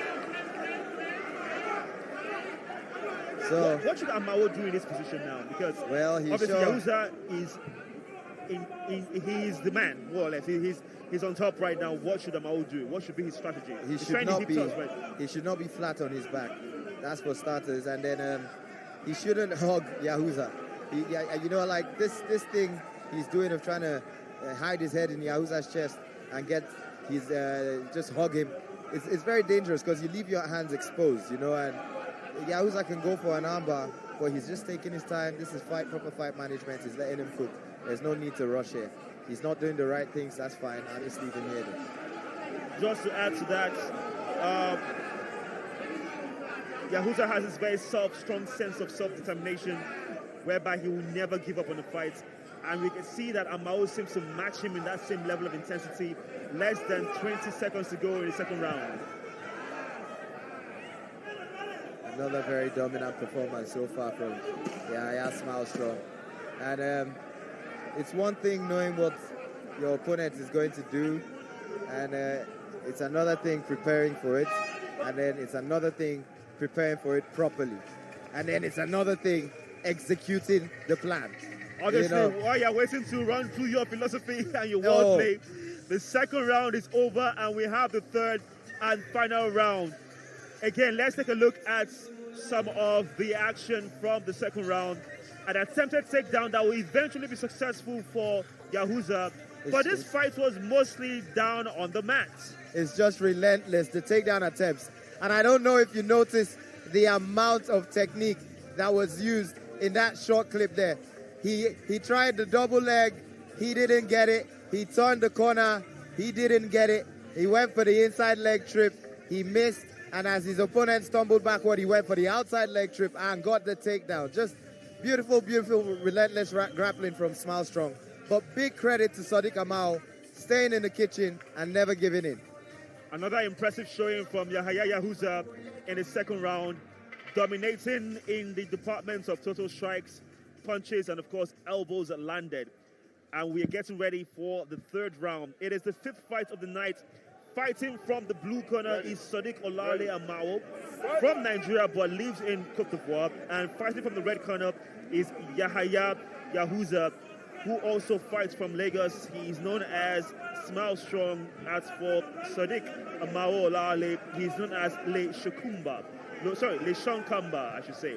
It is the middleweight division, and from what we can see, one can argue and say that the first two rounds may have gone to Yahuza, but the third round seems to be where it can still be won by Amao, perhaps by a stoppage, either submission and or a knockout. That's what he needs. He also needs to discourage Yahya Mohammed from going for the takedown. He needs to show him some uppercuts, some knees. You know, he needs to let him know that shooting is a bad idea. Because sprawling is obviously not working. Yeah, from what we can see so far, that was a very smart move from Yahuza, because those strikes, if they had continued, if he had been on his vertical base, I can assure you Yahuza would have been in trouble because of the longer reach of Amao, but he did a smart thing, go for a takedown. That was danger close, Victor, danger close. He threw about 3 strikes that just grazed. It was a perfectly timed takedown from Yahuza. And here we are again, back to the mat. And we know that that is where Yahuza seems to thrive. That you can say, forgive the term, you can say it's his comfort zone. Hey, that's his bread and butter. This boy has pedigree in judo and wrestling. Not just any type of pedigree. He's a national champion in Nigeria. So this is his bread and butter. I know this is mixed martial arts. He's learned how to deal with the strikes. He's learned how to throw a few strikes of his own. But when push comes to shove, he will take you where he's most comfortable, and that is the ground. So how can Amao, who is more proficient with striking, get back to his vertical base and maybe have some sort of success? Because we have seen that Yahuza doesn't want to be in an exchange when it comes to strikes. Okay, so now he's in the half guard. At this point, if this was me, I'd get my left underhook in, and then I would get on my right shoulder, and I would start working to get up. Now, that would get a definite reaction from Yahuza, and then from there, you can start trying sweeps, and you can start trying to attack for submissions, or you can decide to go into full guard, and the game continues, you know, instead of just hanging on for dear life, you know. But can we say that perhaps the weight, the full body weight of Yahuza all on Amao might be causing some wear and tear, making him expel his energy to get that whole body weight off him? Well, that's the point. That's the point, and this is how you know a good grappler. A good grappler just doesn't use their strength or technique. They also know how to distribute that body weight. They also know how to be heavy and how to wear on you, you know. And this is the middleweight. These boys are what? 80 what kilos? Deal with all 80-something kilos you have to deal with, you know. Obviously, it is the middleweight division, like we just mentioned. It's not just a division that has to do with power, precision. It also has to do with your body size, how you regulate your weight, how you work on your stamina, your endurance. And we are seeing both fighters showcasing these qualities here tonight. Interesting to note that we are less than 1 minute and 30 seconds with this entire fight. This is the third round. And like we just highlighted, Hugo highlighted that Amao needs to find a way to get back to his vertical base, because this is where Yahuza thrives. He's just so comfortable here. And if he ends like this, one would think that more or less he has the advantage and has won this fight. To be honest, I have to give a lot of credit to Amal. He seems like he's just accepting these positions, but he's not. Anytime Yahuza seems to threaten a submission, he gets very, very defensive. And that's what's just keeping Yahuza on top of him. You know, Yahuza is just deciding, you know what? If I can't get the submission, I'm not going to lose the position. I'm just going to make sure I stay in a dominant position where I take no damage and I can keep on trying to land some strikes or keep on trying to fish for submissions. Less than 40 seconds to go in the third and final round in our fifth fight in the African Knockout Championship 7. It is the middleweight division, and it is almost over at this point in time, but the possibility of anything dramatic happening, where does that come from here, Hugo? I don't see anything dramatic happening at this point in the fight. You know, the most dramatic thing would probably be Yahuza being able to get his frames, post up and let some shots off and maybe a knockout. But I don't see that happening now. The last few seconds and it's all over. Yahuza accepts the adulation of the crowd, as it seems like he might have just done enough to get the decision in this fight. That was just wonderful fight management from Yahuza, you know. Sometimes if you can't finish the fight, just manage it properly, you know, and that's exactly what my man did. Very good fight from both fighters. Good tenacity from Olawale Amal, you know, staying in the kitchen and never giving in to any submission attempt.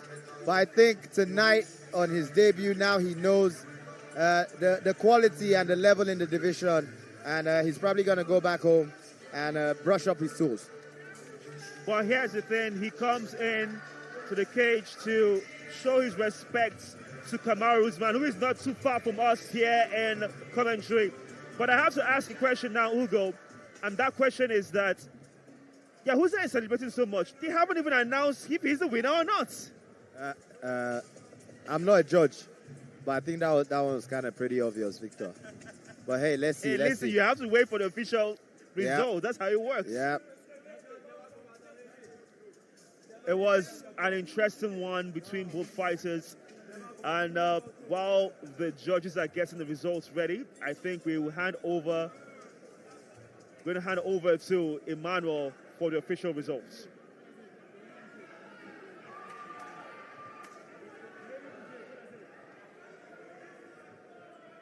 Ladies and gentlemen, after 3 rounds of action, we have our winner by unanimous decision. Yeah! Spice Yahuza!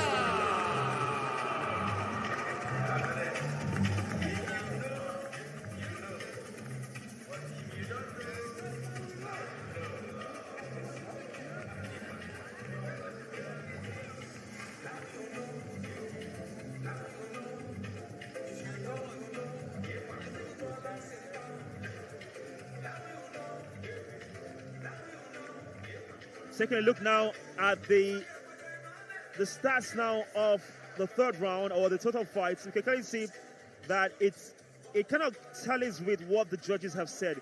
Yahya Yahuza obviously was the man who had this fight in the bag. Oh yeah, it was a very grappling heavy fight. That's why we see not too many strikes, especially from Sadiq Amal. He never really got the chance to let his gun start shooting. You know, he never really got the chance to lay his hands off. Just a few strikes in the first round, and anytime he just seemed to find his rhythm, he got stuffed with a takedown or a clinch. And yeah, very good fight from Mohamed Yahuza. For Sadiq Amal, obviously, he can always come back. But if we're being very honest, he really didn't show the aggression we expected from a fighter at this level, at the African Knockout Championship. I mean, we saw a little speed, you know, we saw a little flash, the spinning stuff and quick hands, you know, but I think he was just lacking in the grappling department, you know. But Yahuza is one of the best grapplers out there, especially in the division, you know. So it was definitely going to be a tough battle for him. Remarkable stuff. Obviously, we still have a stacked night for you, and it has been amazing so far here in the African Knockout Championships. Welcome back to the commentary booth, if I can use that term, with the girlfriend very much in the company of Hugo. And if you can look just a bit to my right, you can see the man himself, Kamaru's man, very much with us here. But we do have to go on a commercial break and get a few words from our sponsors. And of course, after which it will be our next fight of the night. So stick with us here on the African Knockout Championship.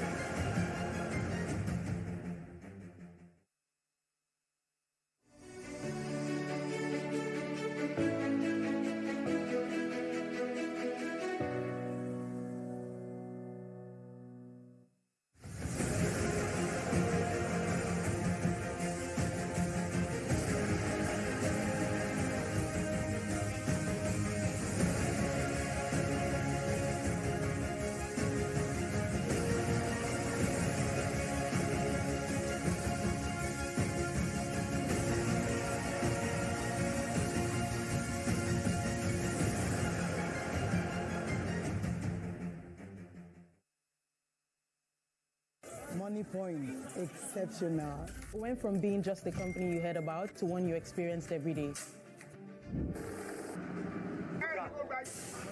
I just use my money point card to pay. Savings or current? Using money point has been pure bliss.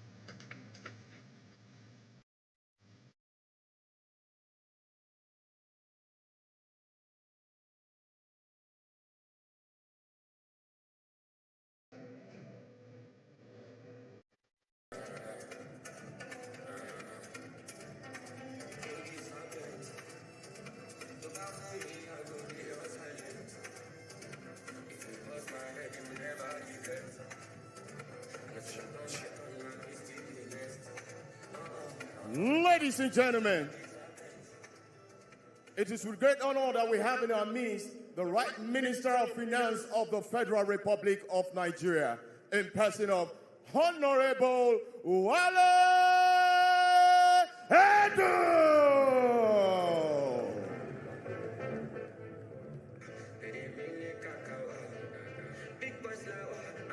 All right, ladies and gentlemen, when we told you that the stars will come out tonight, you thought we were joking.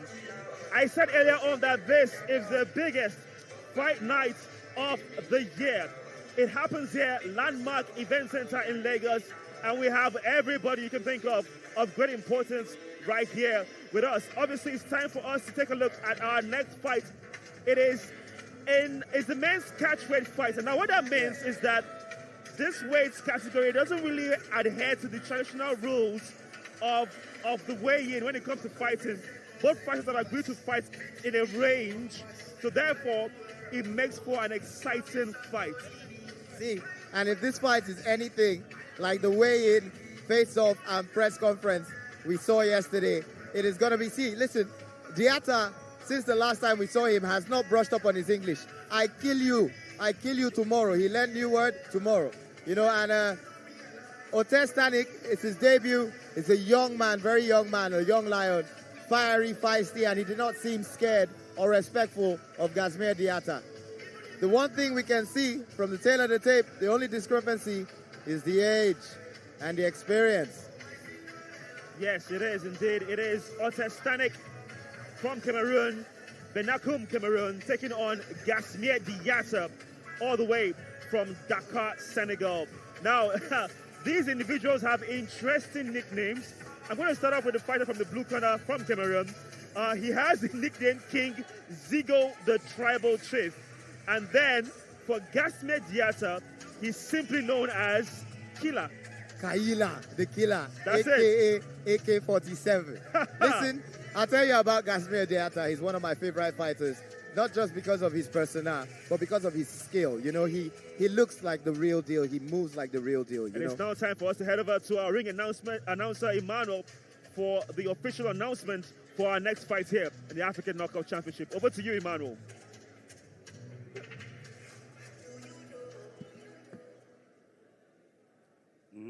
Ladies and gentlemen, now please making his entrance, Oteh Stanick, King Ziggo, the Tribal Chief, Bache!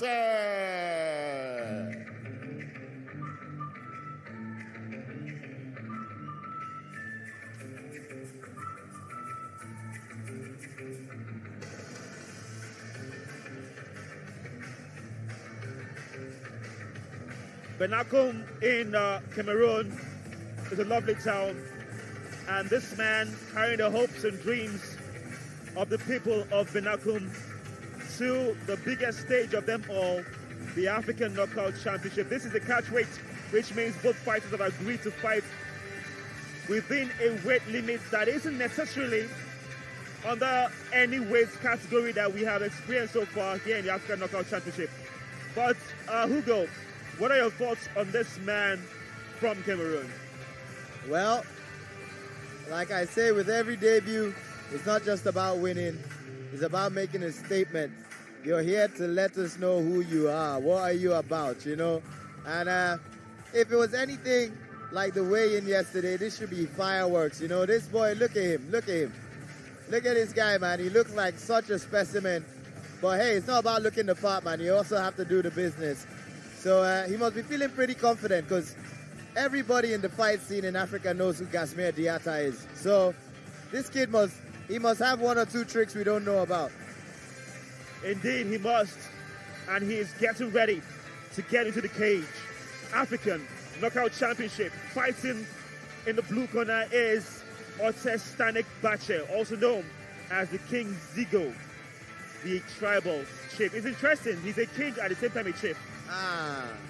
It's about that war. You know, he's a warrior king, a tribal leader, you know. So yeah, this boy comes with a lot of confidence. He definitely believes in himself, and it'll be really interesting to see what he brings.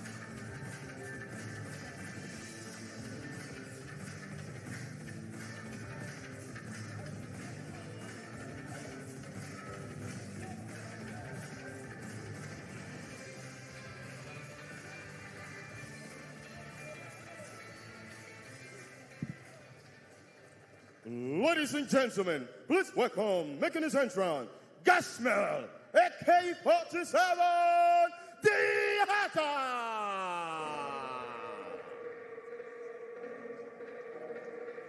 Gasmir Diatta is clearly no stranger to the African Knockout Championship.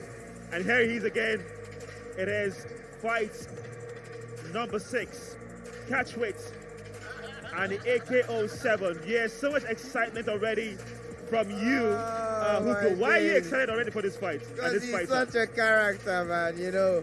This guy, he's so full of confidence, you know, and why wouldn't you be? You know, he works hard. He's really talented, really gifted. My first introduction to Gasmir Diatta was his fight against Musasa, and he was winning that fight until he lost that fight. You know, that's what Musasa brings, a lot of power. But Gasmir Diatta, his technique, his speed, his shot selection, his composure, he just seems the real deal. Striking, wrestling, just good all around, you know. And it's definitely going to be a very big test for Stanick, Bache, Oteh. He has those beads on, which means a lot for him, for the capital of Senegal being Dakar. However, those beads means a lot as he showcases some certain level of royalty. And that is what Gasmir Diatta is here to do. Showcase that perhaps he might just be the true tribal chief, not Stanick Bache. He also seems like a very methodical guy, you know, because they've been trying to get that shirt off him, but he seems like he has a process. Mouth guard in first, water next, the shoes, you know, and this is these are the signs of a guy that has probably done this a lot of times. Now, of course, if you look to his side, you see the imposing figure of Kane, who won his fight with, honestly, with ease, if you're being very honest. Hopefully, his countryman in Gasmir Diatta can have a repeat performance or mimic his compatriots in Abdul Kane.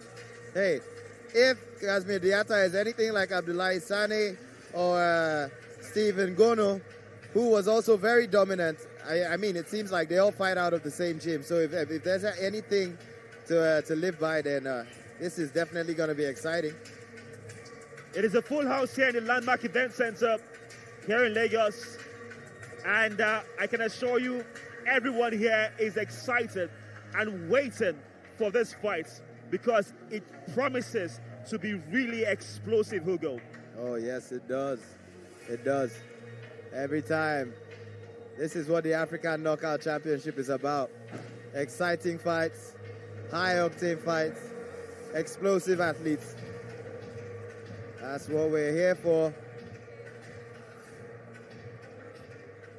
Ladies and gentlemen, this is the 3 rounds of 5 minutes each of action in the AKO Championship Men's Catchweight Division.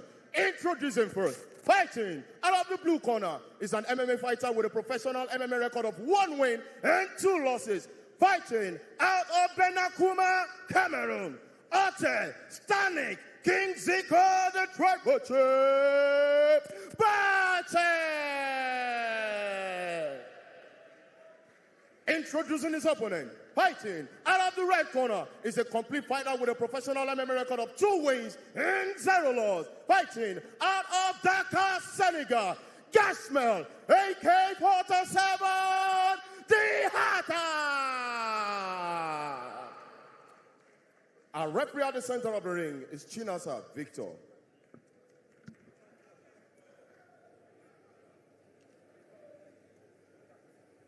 Fighters, come over. Protect yourself at all times. Touch gloves if you want. And go back to my corner. We are ready to go on this one. It is the 6th fight of the night. Men's catchweight. And we have Oteh Stanick Bache taking on Gasmir Diatta. Hugo, this has to be the one that could be very explosive. Well, both men refused to touch gloves at the start. But I think that might also be a communication problem. Like I said, Diatta's English is not the best. All he says is, I kill you tomorrow. Well, then again, his nickname is Killa, so it's no surprise that perhaps the word he learns the most in English is most likely kill. Wow. Okay, now we do have these two fighters having an explosive start, both trying to establish control, and wow, Hugo, whoa! Wow, instantly, I can tell that I can see why Oteh Stanick he was feeling very confident. The boy seems to have some skills, and he just showed his pedigree there with the takedown defense and the takedown attempts. Yeah, very dynamic. He was able to chain a few different types of takedowns there, from the double leg to the outside leg trip. Very fluid stuff. Well, one can say that this is one that perhaps could be very explosive. And look at that. What an amazing show of strength there by Diatta, Gasmir Diatta, just casually shrugging off Stanick like he's not even in this fight. Oh, that was all technique. That was not really a strength thing, That was a beautiful half Nelson. It's such a typical takedown defense, but it was just perfectly timed and executed to perfection. We have to tell you that this fight promises to be very explosive. We have seen two fighters who are willing to exchange. They are like, we're going to stand up in the middle of the cage and square up against each other. Both fighters seeming very technical now, very methodical with their strikes. And that's when you can tell both fighters are trying to set things up. Diatta is saying, no, we are going to do this on our vertical base. The attempted takedown by Stanick was a failure. Oh, he said, no, if we're grappling, we're going to grapple at my terms. That's what this is. Diatta obviously is more or less willing here, but he has to be careful for those counter strikes from Stanick. You don't want to be too confident and then get yourself exposed to a dangerous counter. Well, I have to give Stanick a lot of credit for his composure. He's not phased. Whoa, lovely right cross there from Stanick that got the attention of Diatta. Oh, the boy has power in his hands. That definitely put Diatta on notice. Yes, he did. Yeah. Earned his respect. And look at that. Diatta there. Well, this is a more exciting fight. Whoa! Lovely uppercut there by Diatta. Definitely caught Stanick flush, and he is wobbled. He looks to be up on his feet. Can Diatta capitalize on this? Well, so far so good for both fighters. This is such an exciting fight. Both fighters looking dangerous at every moment. Again, those strikes are landing. Oh my God! Oh no! Oh! He's got him rocked and dazed. He's got him rocked and dazed. Stanick is in trouble. Lovely strikes by Diatta, and Stanick in survival mode already. Diatta can smell blood. He can smell blood, and he's definitely going for the kill. But he is not in a rush here. But Stanick is also standing his ground and he gets his takedown. What a fight! Perfect takedown. And perfectly timed. He needed to weather the storm, and that was the time to do it, because he was taking damage, boy. Diatta was picking those shots. He was picking them apart. But do you feel that perhaps Diatta should have had more success because you don't he rush. landed with flush? And look at it, You don't less rush. than a minute to go, but Stanick, to be honest, lovely body shots there. Oh my God. Dig it in. Stanick is in trouble. Will Victor Chinasa end his fight? Stanick is in trouble. And it's all over. It's all over. Our first knockout of the night. And it has been through Diatta. Okay. There you have it. Whoa. He's on the fence. He's on the fence. And he's letting Kamaru know that he kills everybody. Hey, ladies and gentlemen, this is the African Knockout Championship. And this is what we came here for. This is what we came here for. There you have it, right there. Gasmir Diatta with a statement win, a first-round knockout, a first-round TKO of this fight.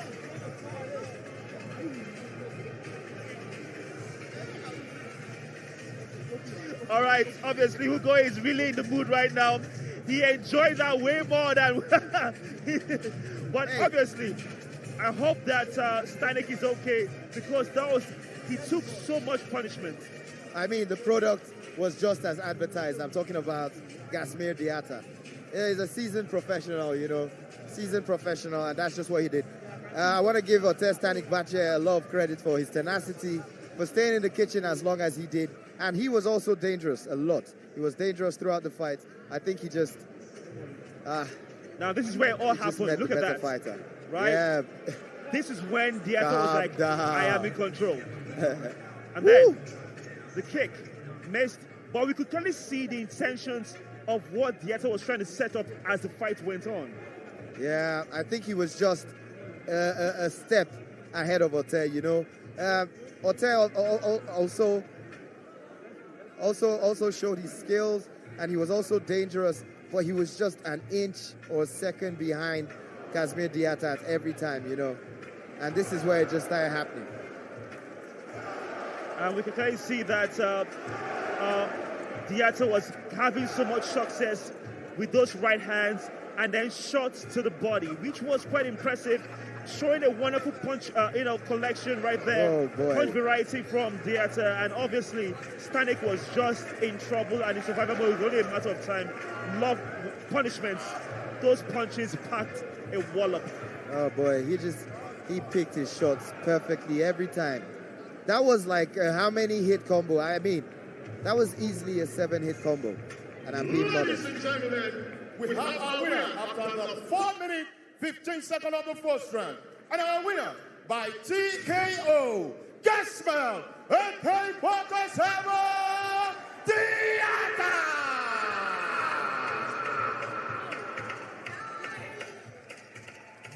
Ladies and gentlemen, I'm with the winner, Gasmir Diatta.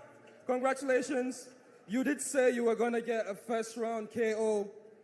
How happy are you that this actually happened? Toutes mes félicitations, monsieur. Vous avez gagné ce combat. Comment est-ce que vous avez pu parvenir à ce succès rapidement? Bon, ce que je peux dire, d'abord, mes remerciements à EKO et au public nigérien. I like Lagos. I love you. Yes, c'est tout ça que j'ai dit. Je me suis préparé pour le finir le premier round. Mais bon, j'ai décidé de prendre mon temps pour gagner le combat au premier round, de ne pas me précipiter, pour permettre à ce public de goûter un peu la sensation et le feeling du combat. En tout cas, je suis content, j'ai pris mon temps et j'ai gagné mon combat comme il le faut. Okay, thank you to you all. Thanks to all the AKO members. This is I tried to win at the first round, but I could not. I didn't rush it. I took my time, but I already knew that I was going to come as the winner of this round. Thank you so much to you. I really love all Nigerians. Thanks to all Nigerians. One question: who do you want next? Une question: qui est-ce que vous voulez combattre? Ah, tout le monde le sait, je pense. Youssef!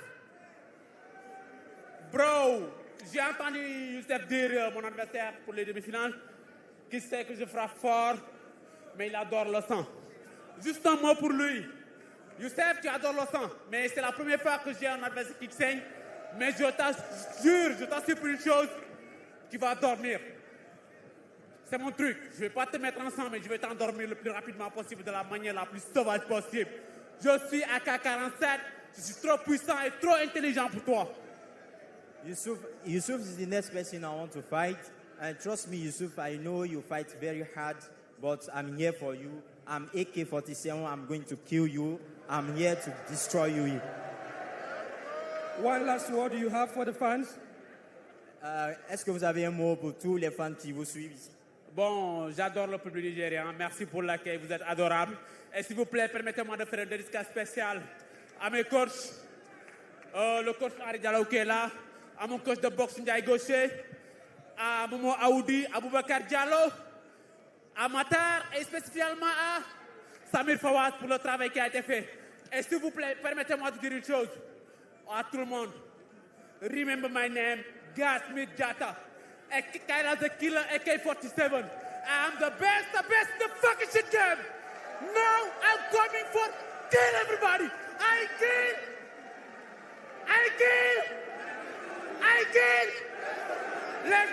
Love you, Lagos. I love you so much, my bro. Ladies and gentlemen, Gasmir, Diatta. What an amazing way to end the fight. Fight number 6, men's catchweight division. And that man right there calling out Yusuf, and as well as showcasing his love for the home crowd, saying he loves Lagos so much. There you have it. The story of the fights. Let's look at that punch activity. The volume of the punches by Diatta were impressive, and they also landed with devastating effect. I mean, both men were swinging, both men were throwing bombs, but Gasmir Diatta just seemed like he was picking the more accurate shots. And in fact, what am I saying? Every time he threw a shot that landed, it caused a big reaction. He was landing and he was doing big damage, you know, and eventually he broke down his opponent. The package did come as advertised. And I told you, you see why I get excited when Diatta is fighting? I told you, he's an exciting fighter, and you see what he did with the crowd. I mean, he resonates with everybody. Yes, it does. He does. And this fight number 6, will end in a first round technical knockout victory for the man fighting from the red corner, all the way from Dakar, Senegal, known as Gasmir Diatta. He will defeat, of course, the Cameroonian in Oteh, Stanick, Bache. Unfortunately for him, obviously he can recover and rebound even bigger, better and stronger here in the African Knockout Championship. Obviously, this has been exciting. What an exciting finish. I'm having a good time. He's definitely having a good time. And we hope that you are having a good time as well at home. Yeah. We do have to go on the break now. And when we come back, it'll still be more here on the African Knockout Championship.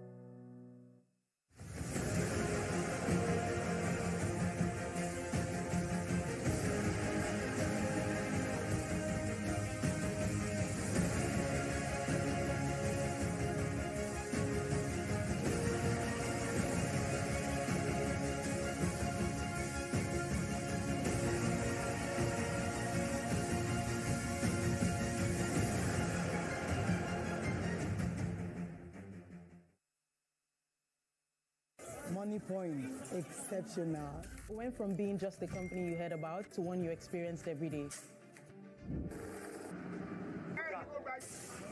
I just use my money point card to pay. Savings or current? Using money point has been pure bliss.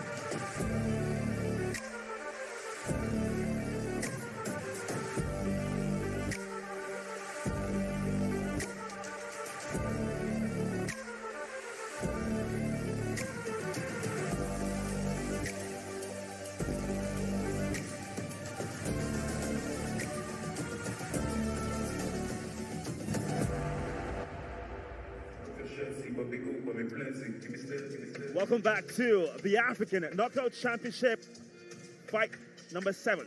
And it is all about the women's bantamweight division. Obviously, this is the biggest fight event of the year. We do have the co-founder of the African Knockout Championship as well as UFC legend and champion, talking about Kamaru Usman, who is very much with us in the house. But I also have with me another individual who is excited to be here as well, my co-commentator in Hugo. So far, Hugo, you have been excited. That last fight was a beautiful finish. It took a victory for Diatta. But we have another big one on our hands. It is in the women's bantamweight division between Joy and Telemon Dose. Your thoughts on this one? Boys, the Woman King is fighting again. AKO 6 was her debut, and it was very impressive, very dominant. We haven't seen Joy Obala. Today is her debut, or tonight is her debut. So it'll be interesting to see what she brings. And you know, Butterfly's debut is all about managing your anxiety. I know there's a lot to prove, but manage your anxiety, manage your energy, and show us what you got.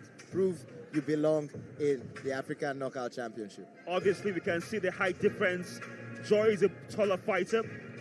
She has the reach advantage, but Telemonde Dose is 20 years old. She's younger. She's 8 years younger than Joy.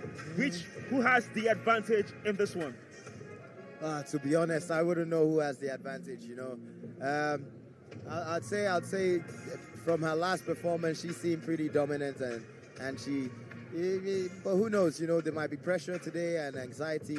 Joy Obala is coming with a lot of things. We don't know what she's coming with. We haven't seen her before, so it might be a bit of a surprise package, and that is kind of hard to prepare for if you're Temelum Duse, you know. So let's see how these dynamics play out tonight.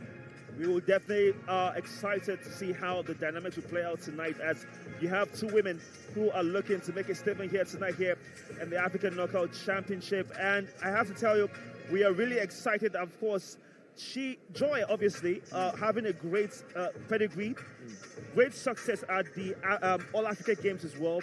Okay. And you think to yourself that this is now when you make that leap to the big leagues. Will that happen tonight? So, it is. The African Knockout Championship is the biggest stage, you know, and it's a big platform, and it's a big opportunity for her to showcase her skills and what she's really about. So, yeah. Good thing. Let's see what she has to bring to the table. Now, we don't have to wait any longer, because standing by in the cage is our ring announcer in Emmanuel to announce the fighters. Over to you, Emmanuel.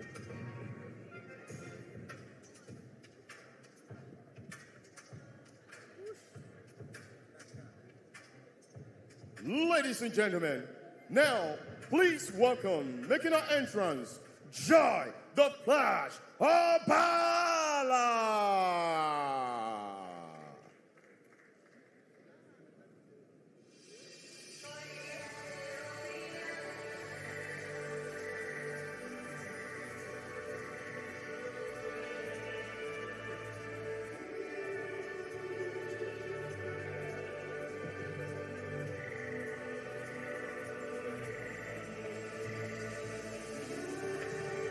Joy Obala has said that she has big dreams to become the UFC champion eventually.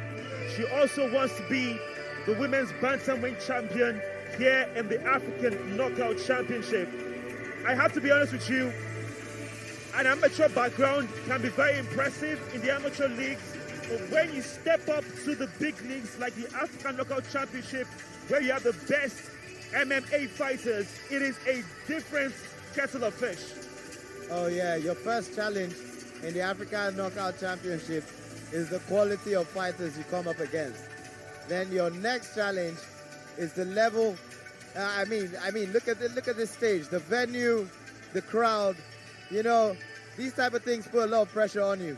But most importantly is the quality of fighter that you're going to face across you in the hectagon. You know, so. Welcome, Joy Obala. It will be interesting to see what you bring to the table, because, hey, this is the African Knockout Championship, and this is the highest levels. Now, obviously, we talk about nerves. You have been in the cage before. You know how that feels like. Do the nerves really get to you, or are you zeroed in the moment? To be honest, it's an experience thing, you know. It's an experience thing, and the nerves will always be there, you know. But the more fights you have, the less the nerves. And I can't lie.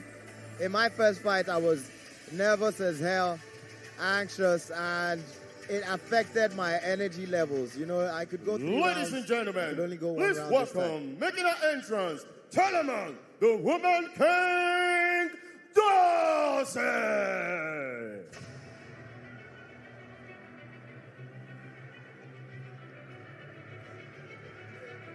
Telemann Dorsey has age on her side. She's very young, but she can still work on gaining more experience. And what better way to have experience than to go head-to-head with a champion at the All-Africa Games. She seems to have the charisma on lockdown, the crowd responding to her. She is obviously a show woman, and she is ready for this one. Hugo. That's the Woman King for you, you know. Every time she fights, exciting fights, you know. She always comes to the hexagon, steps into the cage, always believing she's gonna win, always believing she's better than the other woman standing across from her. So yeah, always gives us exciting fights. Another lady with lofty ambitions to also become the champion here in the women's bantamweight division.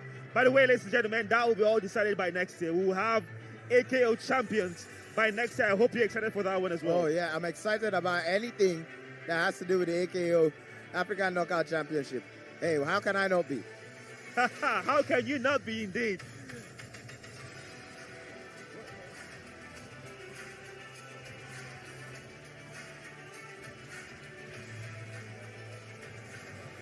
This is another fighter that is oh so young and has the world, I mean, she has so much to grow, so much to learn, and she's this good already, you know, so it's very exciting. Ladies and gentlemen, this is 3 rounds of 5 minutes each of action in the AKO Championship Women's Bantamweight Division.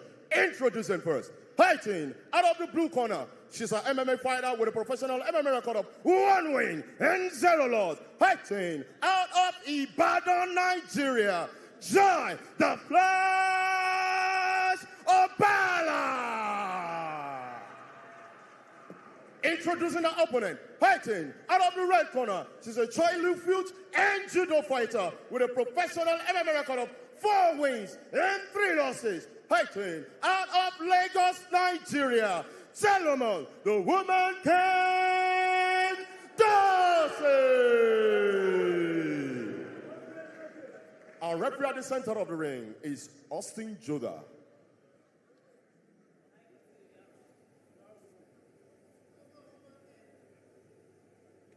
Okay, ladies, come. Always obey my commands. Protect yourselves at all times. Now touch gloves if you want. Back to the corner. Okay. The first thing that jumps at you, Hugo, is the height advantage that Joy has over Telemann Dorsey. Would that play a factor in terms of even the height and the reach as well? Yeah, and then another thing that jumped out to me was the Woman King Telemann just not in the mood to touch gloves. Instantly straight to the wrestling. Wow, talk about an explosive start to a fight. So you were asking about the reach and what the reach was going to do. And I guess this is how she plans on dealing with that reach. Whoa! Yep, this girl is a seasoned judoka. That was a seasoned judoka. Beautiful. Yeah, we have the crowd excited. What a wonderful maneuver there by textbook judo. Whoa. And all the that boxers reminds me of a certain Ronda Rousey. That's what she usually did in her fights in the early stages of her career. She was proficient in judo. All the boxers in the house cannot believe what just happened. And you know Joy Obala is from Ibadan, and they have such a big ball. Oh, she's going for the armbar, and it's almost in. I think she might just. Oh, that was a lovely counter. She's still not safe. She's still not safe. Oh, she's not safe. Not safe. But what amazing strength there by Telemon, Dose, and Obala, both jostling for position as Obala is trying to escape that deadly armbar. Again, listen, I'm being very honest, but Dose seems to have tailored her fight style to that of Ronda Rousey, because we've seen these exact moves of Ronda Rousey during her time in the UFC. It's the leg position that the position of her right leg let Telemon do say she couldn't finish that armbar just because of the position of her leg at that time. And I've never really seen her on her back. I always see her on top of people. I've never seen people on top of her and how she reacts to that. So this should be interesting. Let's see how she reacts to this, because Joy Obala has her back here in a seat belt. She needs to get her hooks in and try and finish this choke. Well, this is an intense showcase between these two ladies in the women's bantamweight division. If you just join us, Joy Obala is fighting from the blue corner. She is known as the Flash from Ibadan. And we have the woman king from Lagos, Nigeria, fighting out of the red corner. Also, these two ladies have lofty ambitions to become the AKO champion in the women's bantamweight division.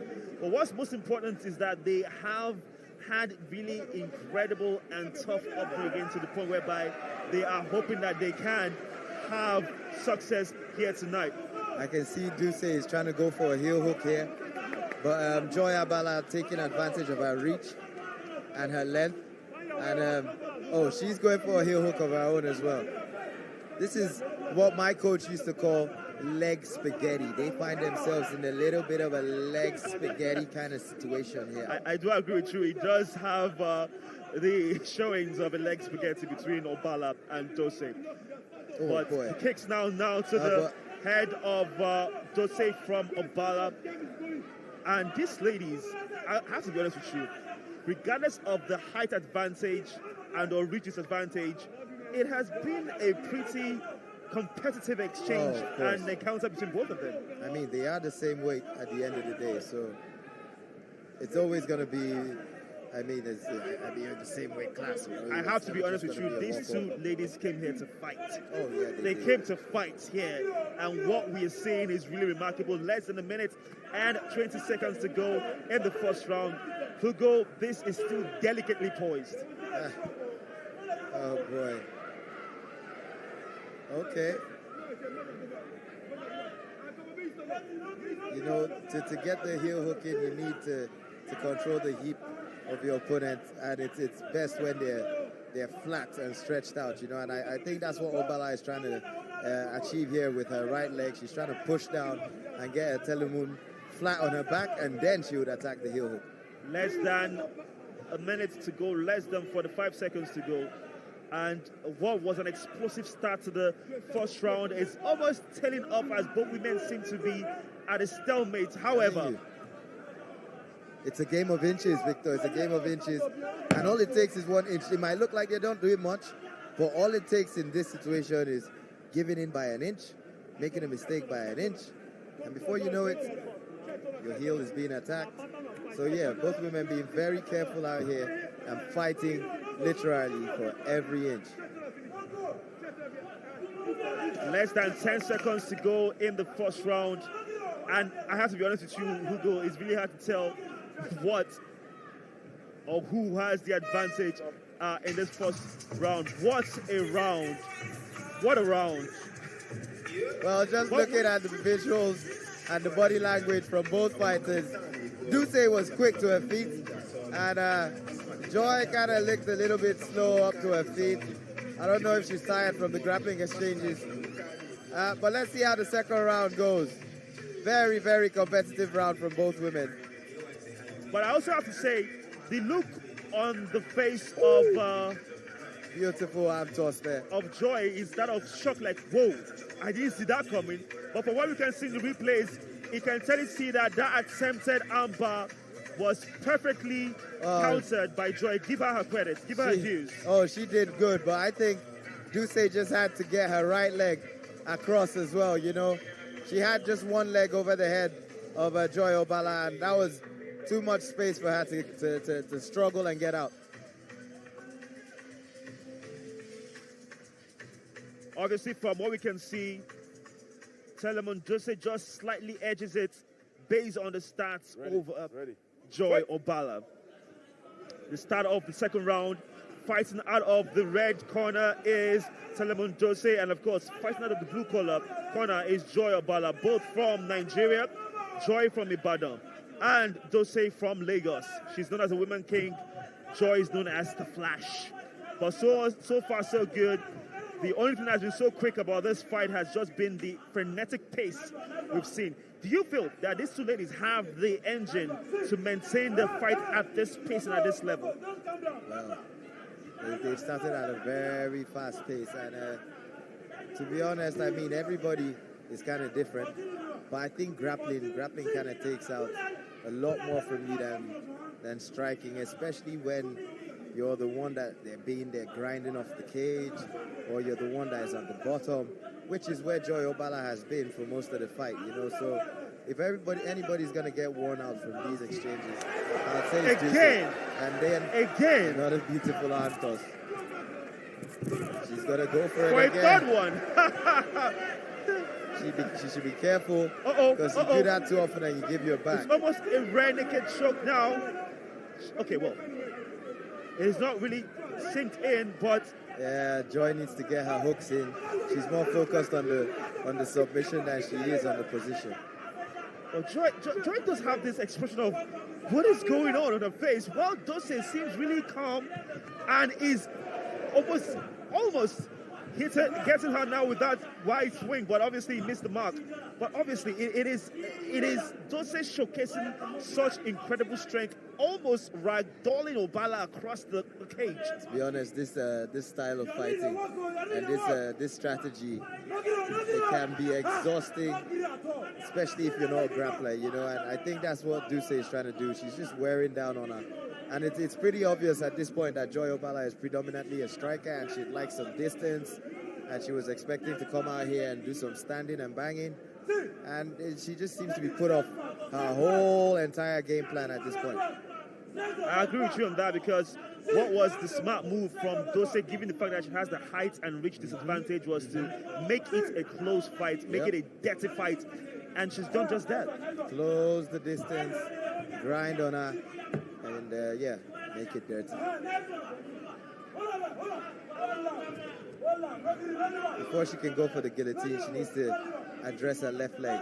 So Joy Obala seems to have a very good grip on her, gable grip on her left leg, and she needs to address that before she can attack the submission, or she risks getting taken down. Lots of concern on the look of the corner of Joy as he lamented, "You dey lose, which means you're losing the fight.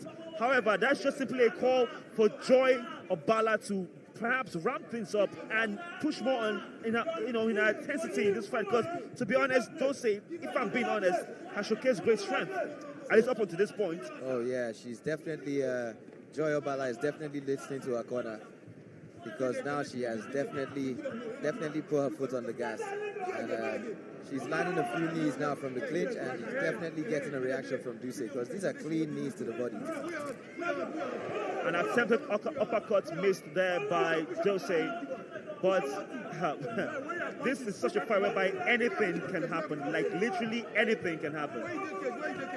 Oh boy. She should be careful. She was going for a toss there. She was going for a hip toss. But I think she's ended up giving her a back. Not completely, because Joy Obala can't seem to get her hooks in. But invest in some knees to the thigh. Get whatever you can get at this point.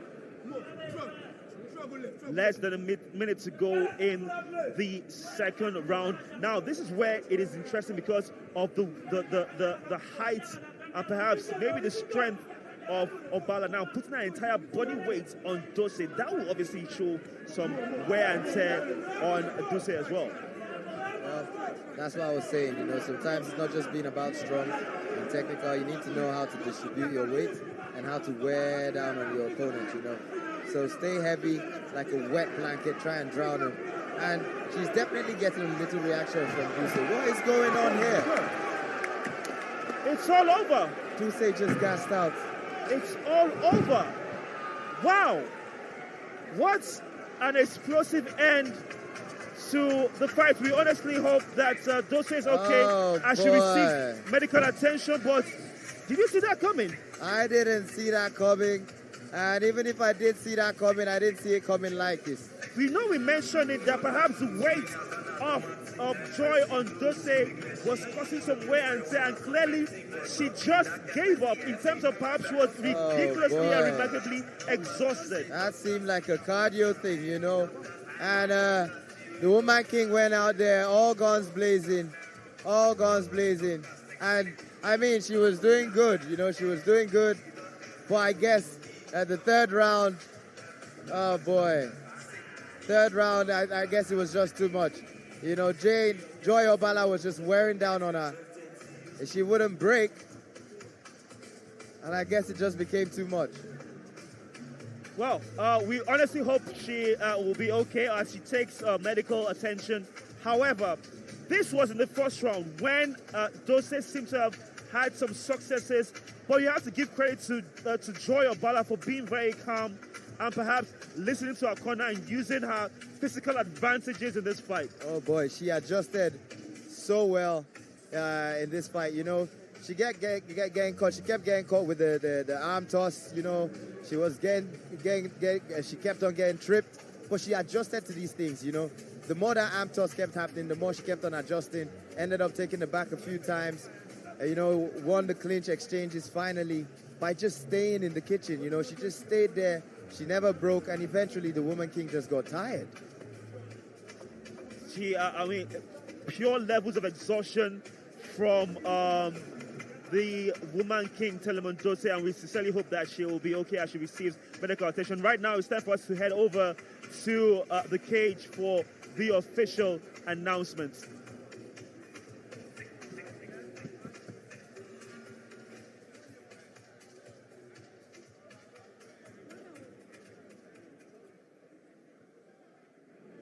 Ladies and gentlemen, after 4 minutes 46 seconds of the second round, we have our winner by technical knockout, Joy the First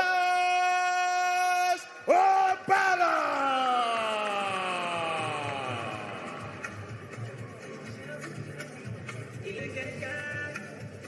Ladies and gentlemen, I'm with the winner, Obala. Congratulations, Obala. Can you take us through what your thoughts were when you had that finish? I knew that my God would not abandon me. Jesus, thank you, Jesus. Well, that fight ended very abruptly. What do you think that you did that makes you stop her? I discovered my weak point. That is what I can say. And I'm going to work to bring the best of me. Did anything about Dose's performance surprise you today?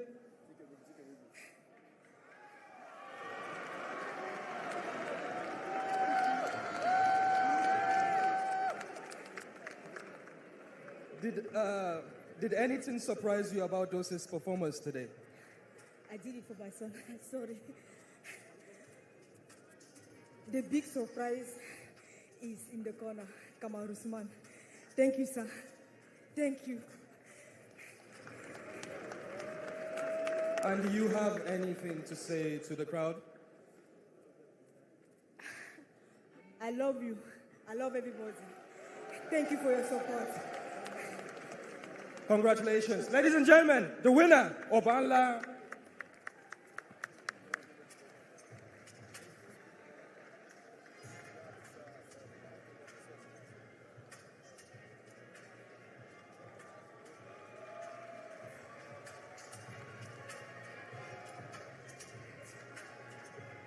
All right, ladies and gentlemen, AKO 7 second semifinals is a star-studded event, and in here we have all the Nigerian celebrities present here. But let me run through the first 4 names in my list. Ladies and gentlemen, make some noise for Venom. We also have in the house Phil's Mr. Producer. Also in the house, we have Ricardo Banks. We also have in the house Naira Male. Also present in the house, Zeno Leske. And we'll go for a commercial break. We will be back with the remaining names. Well, just before we go on a commercial break, well done to Emmanuel, our ring announcer. Obviously, like he said, it is a star-studded event. If you look up to the night skies, Hugo, you won't see any stars. Because guess what? They're all inside. They're all here tonight. There we go. That was telegraphed for you. Obviously, it has been an incredible fights card we've had. The second block has seen 4 fights, and we've had remarkable results. This as well has been very impressive. Let's take a quick look now. You have Mandasana defeating Marie Mengwe by unanimous decision in the women's bantamweight division. Yahya Yauza defeats Sadiq Amal with a very dominant performance, grappling heavy, top heavy, all night. And as well as Gasmir Diatta with that TV reel knockout of Oteh Stanick from Cameroon. And that will be in, of course, our third fight in the second block. And the fight we just saw, Joy Abala defeats Temelun Duse by a technical knockout, knees to the back of the thigh. That's the first time I've seen that one. Right? I know. Yeah. You see new things every day. What? And of course, definitely here in the African Knockout Championship. It has been an incredible time so far, but we are getting to the business end of the night. We're getting closer to the main event, the co-main event. And of course, not forgetting that man just over to my right, extreme right, talking about Kamaru Usman, is very much with us here in the African Knockout Championship. We shall go on a break. And when we return, there's still more because we have the final block to go through here in AKO 7. Stick with us.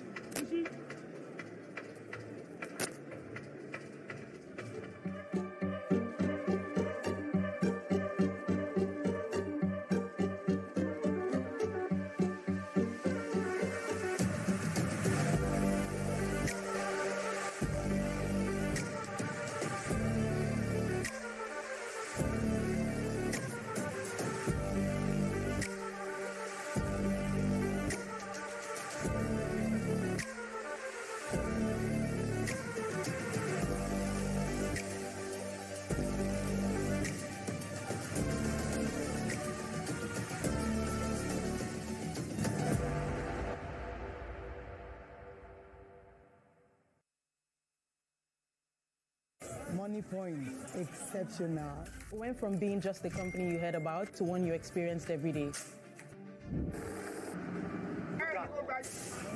I just use my Money Point card to pay. Service or current? Using Money Point has been pure bliss.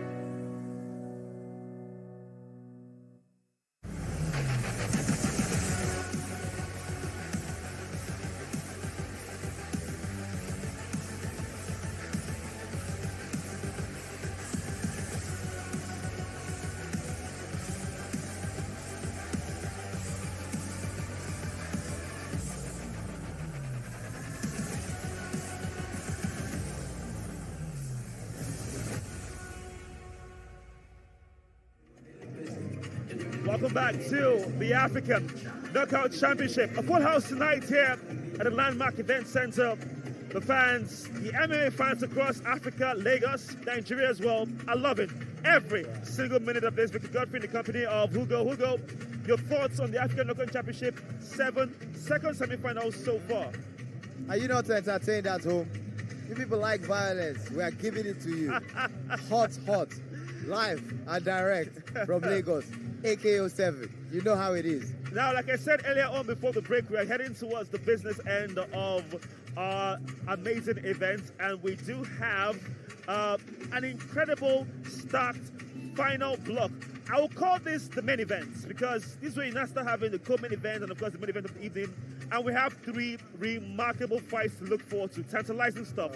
Isaac Muluh from Cameroon in the light heavyweight division, taking on crowd favorites in Richard Muzaan. The Shield.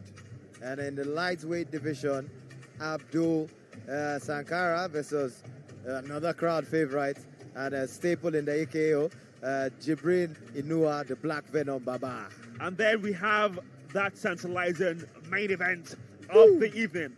It is in the middleweight division where you have Segun Ogunnoiki taking on Daniel Emeka. My goodness, what a card we have for our lovely viewers.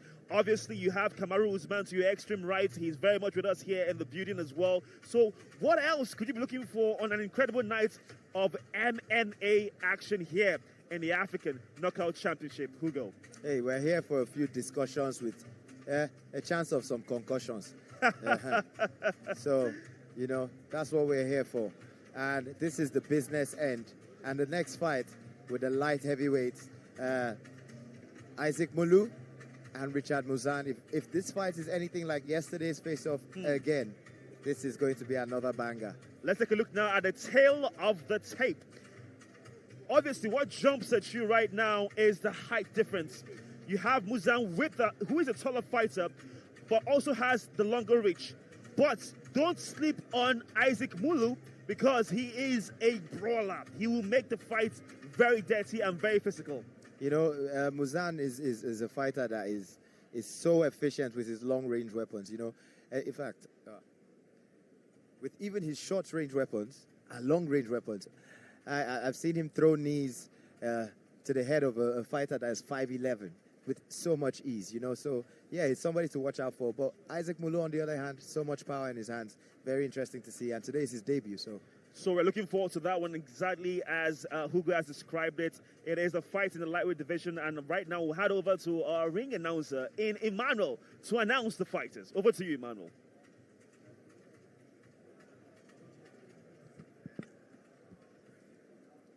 Ladies and gentlemen, now please welcome, making his entrance, Isaac Supremo Muluh.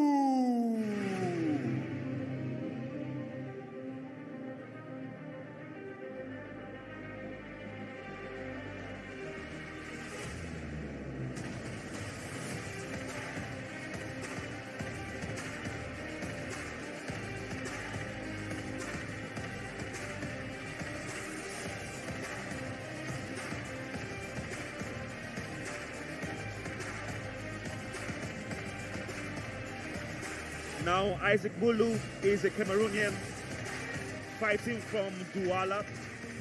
He has a unique nickname, Supremo. Or Supremo. But it's a different test when you're taking on Richard Muzaan. Do you think he's up for that test? Ah, boy. This guy, I saw him yesterday. I mean, I've seen videos of him. I've seen pictures of him. But when I saw him up close and personal, I'm like, oh my God, this guy is massive. His muscle structure, his muscle density, the size of his calves, you know, and then he's one of these fighters that's very religious. Tell me what you think. You know, all these religious fighters, they always come here ready to die, you know, they just leave it all to God. And these type of men always worry me, you know, and he's one of those type of men. You can't argue with the fact that he is razor focused for this one, because he's taking on Richard Muzaan, who is highly recommended. So this promises to be one for the history books. Don't take your eyes off this one. Muzaan is the man right at the top. He has the big red target on his back. And since this setup for the AKO championship, Muzaan is undefeated. He's definitely the man to come after. And it doesn't seem like anybody can beat him. Isaac Muluh says no.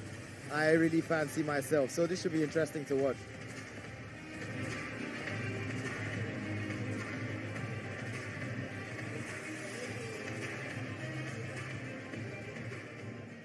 Ladies and gentlemen, please welcome, making his entrance, Richard the Shield Muzaan.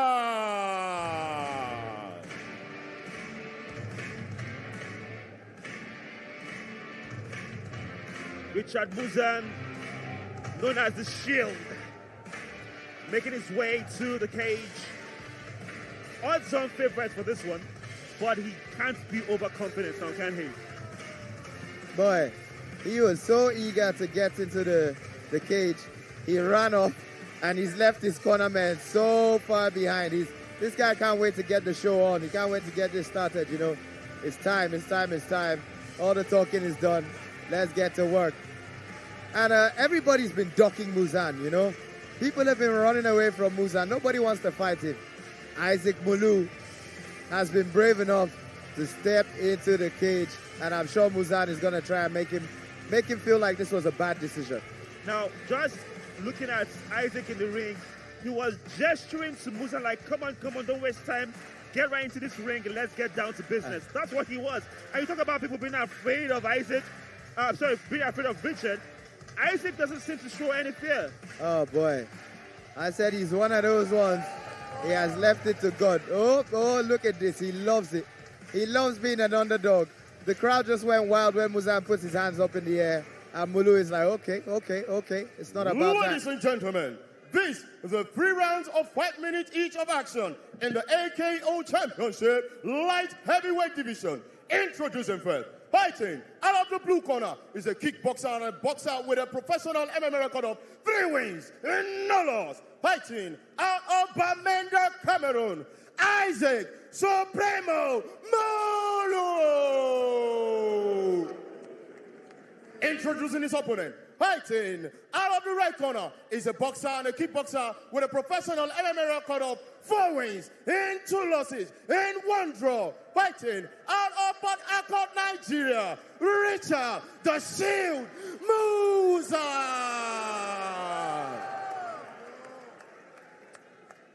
Our referee at the center of the ring is Austin Judah.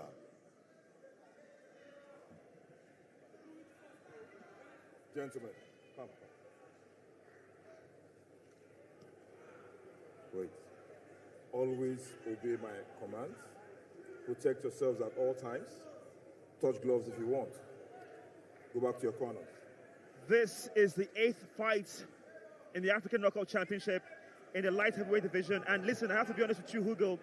This one looks like it's not going to go the distance, if I'm being very honest. Dude, I can't breathe. I don't know where that came from, but I'm so anxious. My chest got so tight. The intensity is, you know, look at that face-off when the ref called him. Wow.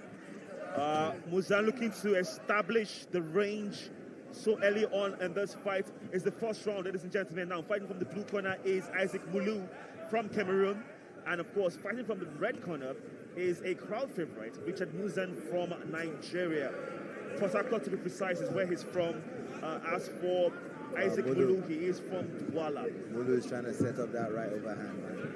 He's trying to set up that right overhand. It's just stuck in Muluh. Oh, there it is. Whoa. There it is. Lovely right. You were right. The right overhand. Boy, you called it down the pipe. You saw that coming. And Muzaan needs to be careful. Oh, he needs to be careful, you know. He needs to be careful. Oh, and this guy, he seems so strong. Oh, that was a very, very well-placed knee. It's a lovely knee to the midriff of Muluh. Landed well, both men jostling for position. And again, another knee lands successfully. And Muluh is also showcasing great strength, pushing Isaac all the way to the cage. But those knees are beginning to find a hole in the midsection of Muluh. Boy, Muluh must be hard as a rock, you know. And yesterday he did say to Muzaan that I don't think anybody has taken you to deep waters, and I am going to take you to deep water. Oh, that right overhand is from hell. Oh my God, Muzaan is dazed. And he the has crowd no idea where he has been silenced. Whoa!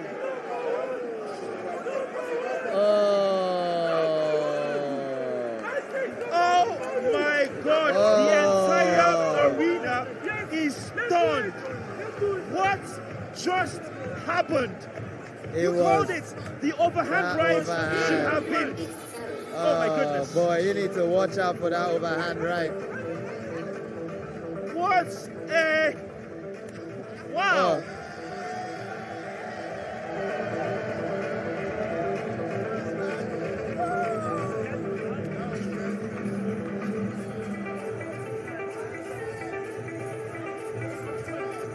What a knockout.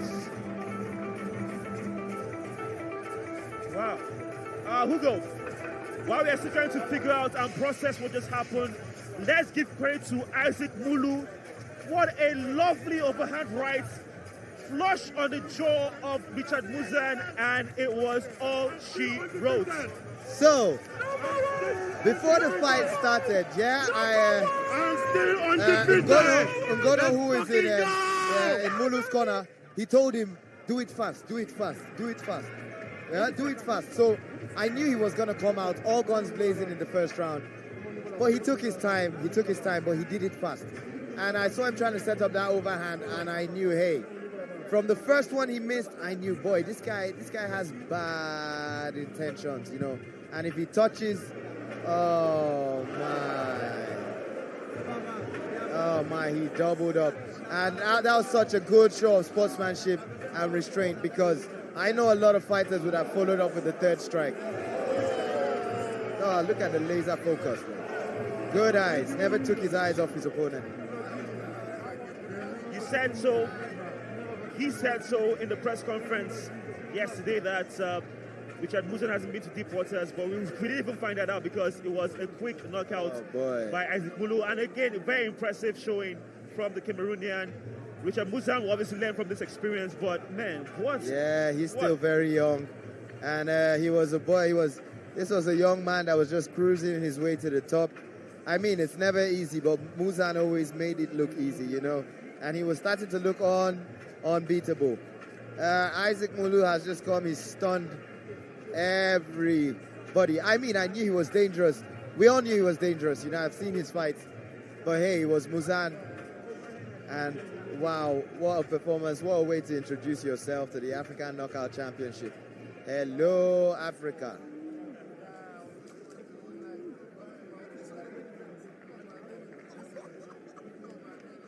Ladies and gentlemen, after 1 minute 32 seconds of the first round, we have our winner by knockout, Isaac Supremo Muluh!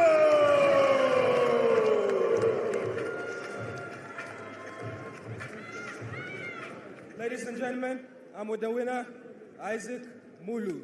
Congratulations. All fights week, you did say you were going to get a knockout victory. How gratifying is it to get it in the first round? First of all, I want to give gratitude and thanks again to Lord Jesus. He keeps doing it for me. I'm not doing it on my own. And I told Richard that he has not seen an opponent like me before, but he kept talking. I had an opportunity to give him a hammer.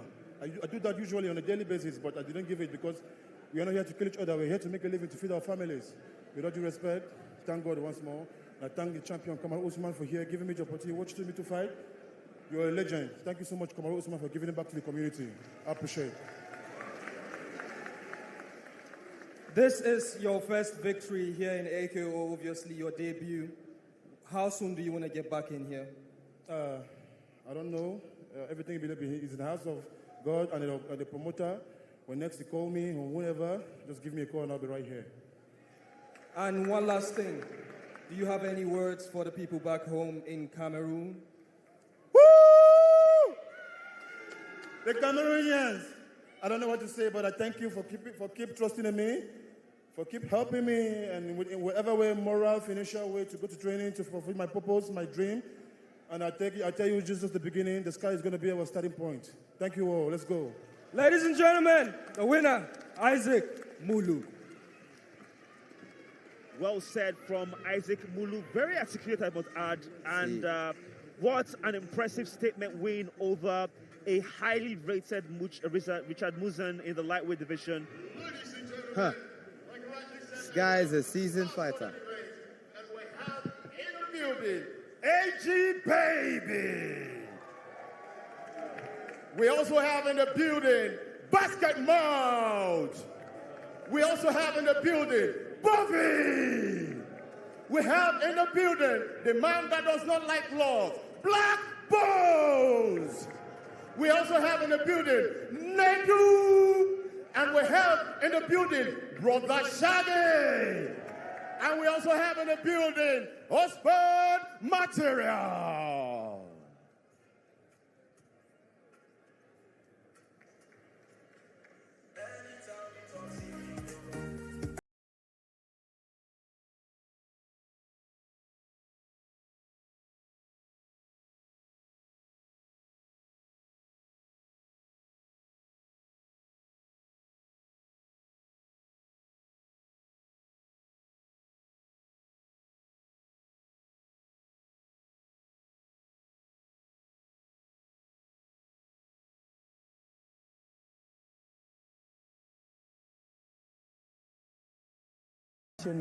Went from being just a company you heard about to one you experienced every day.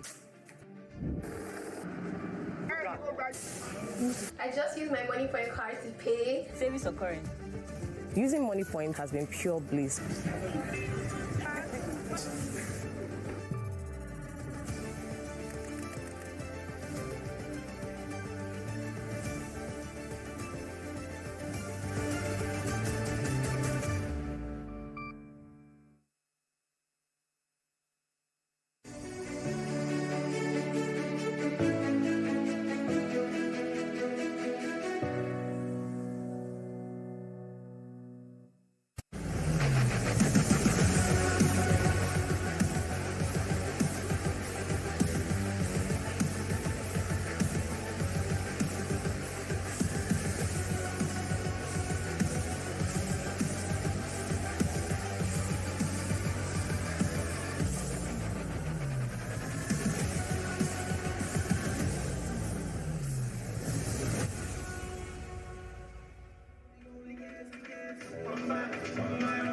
It is really amazing tonight, truly amazing to be out here in Lagos as we have the best MMA fighters on the continent going head to head. We just witnessed a masterclass when it comes to knockout power in our last fight between Isaac Muluh and Richard Muzaan. Victor Godfrey very much in the company of Hugo, who is my co-commentator for tonight's event. Hugo, we talk about the African Knockout Championship. It's right there in the name, knockout, and we just saw that. Devastating overhand right hand. Hey, it was devastating, boy. You know, like, and we saw him trying to set up that overhand, and so did Muzaan. He missed the first time, the second time, but hey, third time lucky, and it was so clean and flush. Followed up with the second left hook, and the boy was out. You know, what a way to introduce yourself to the African Knockout Championship. Now, very impressive. From one exciting fight to another, as we do have our 9th fight of the night, and it is in the lightweight division.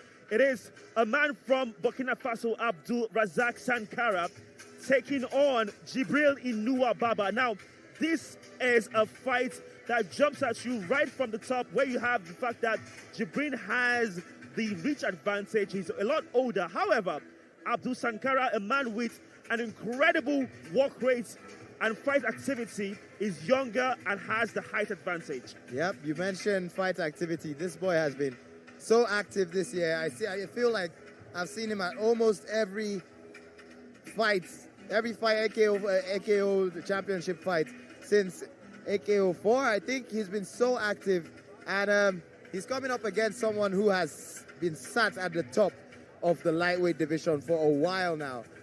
Maybe not as active as he has been, but comes with very, very big credentials, very highly rated fighter, highly decorated. I mean, nobody other than Jibrin Inua, the Black Venom.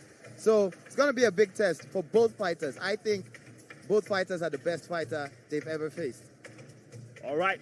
It will be a big test for both fighters, and at this point, we'll head over to our ring announcers, Emmanuel, to announce the fighters. Ladies and gentlemen, making his way into the entrance right now, Abdul Sankara.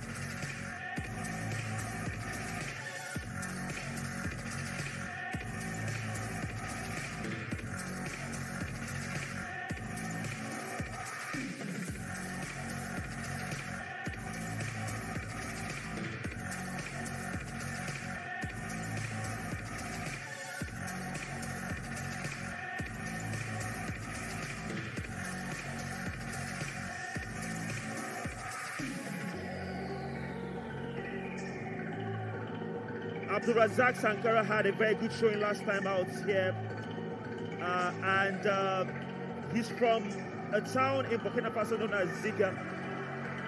But what we need to put out there is, like he said, he has had a lovely fight activity so far this year.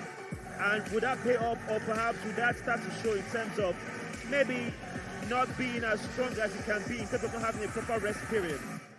I mean, he is very, very young, you know, and he's a good fighter. He knows how to manage himself most times. I love watching this guy fight. His fights are always so exciting, and he has such a very nice style and a very high fight IQ, you know. Sometimes he fights the same, sometimes he fights different, depending on who he's up against. He's very good on his feet, and he's very good on the ground. He does well against explosive fighters. He does well against technical fighters.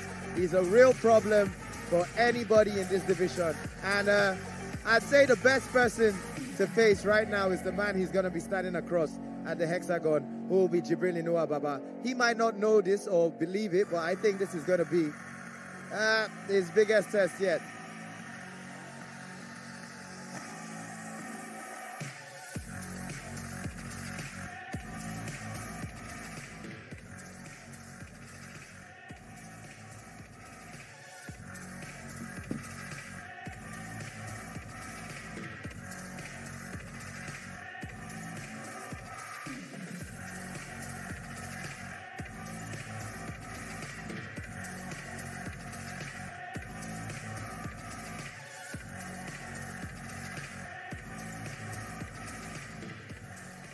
Ladies and gentlemen, please welcome, making his entrance, Jibrin, the Black Venom Baba.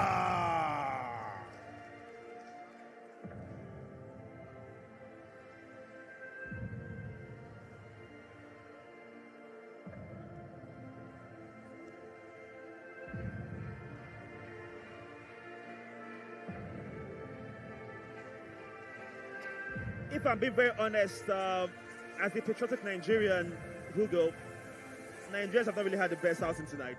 I mean, you know. To be honest, I haven't even really been paying attention. But I guess you're right, Victor. Now that you do mention it. But I'll tell you what, man.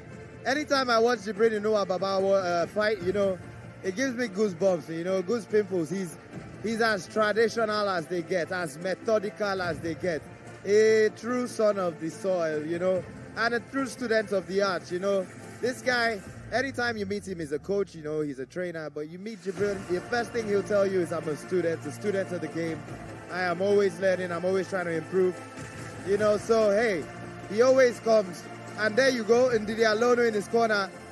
That's the ex-AKO champion, ladies and gentlemen, or the current champion. So these are the type of people Jibrin Baba has around him.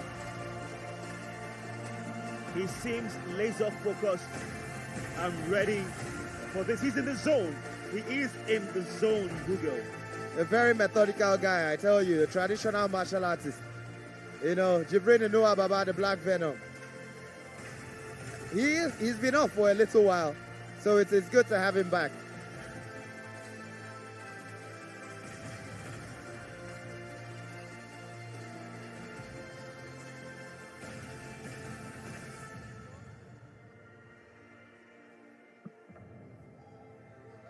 Boy, this guy carries Kano on his back.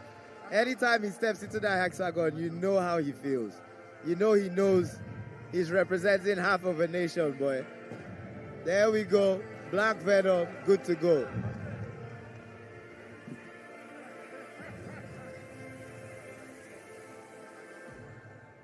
Ladies and gentlemen, this is the co-main event of the evening. This is a 3 rounds of 5 minutes each of action in the AKO Championship Featherweight Division.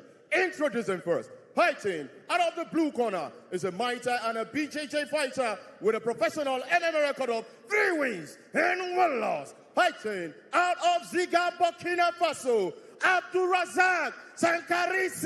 Sankara. Introducing his opponent, fighting out of the red corner is a professional striker and a Dambe fighter with a professional MMA record of 5 wins and 2 losses. Fighting out of Kano, Nigeria, Jibrin, the Black Venom Baba.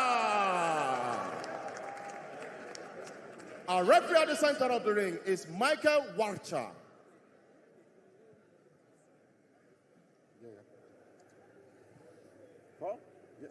Okay, fighters, come to the middle. Okay, you both know the rules. It's co-main event, so keep it clean, yes? Listen to my commands, protect yourself at any time. When I say stop, you stop. Shake hand if you like. Go back to your corner. It is the co-main event of the evening. Stay. It is in the Stay there, lightweight division.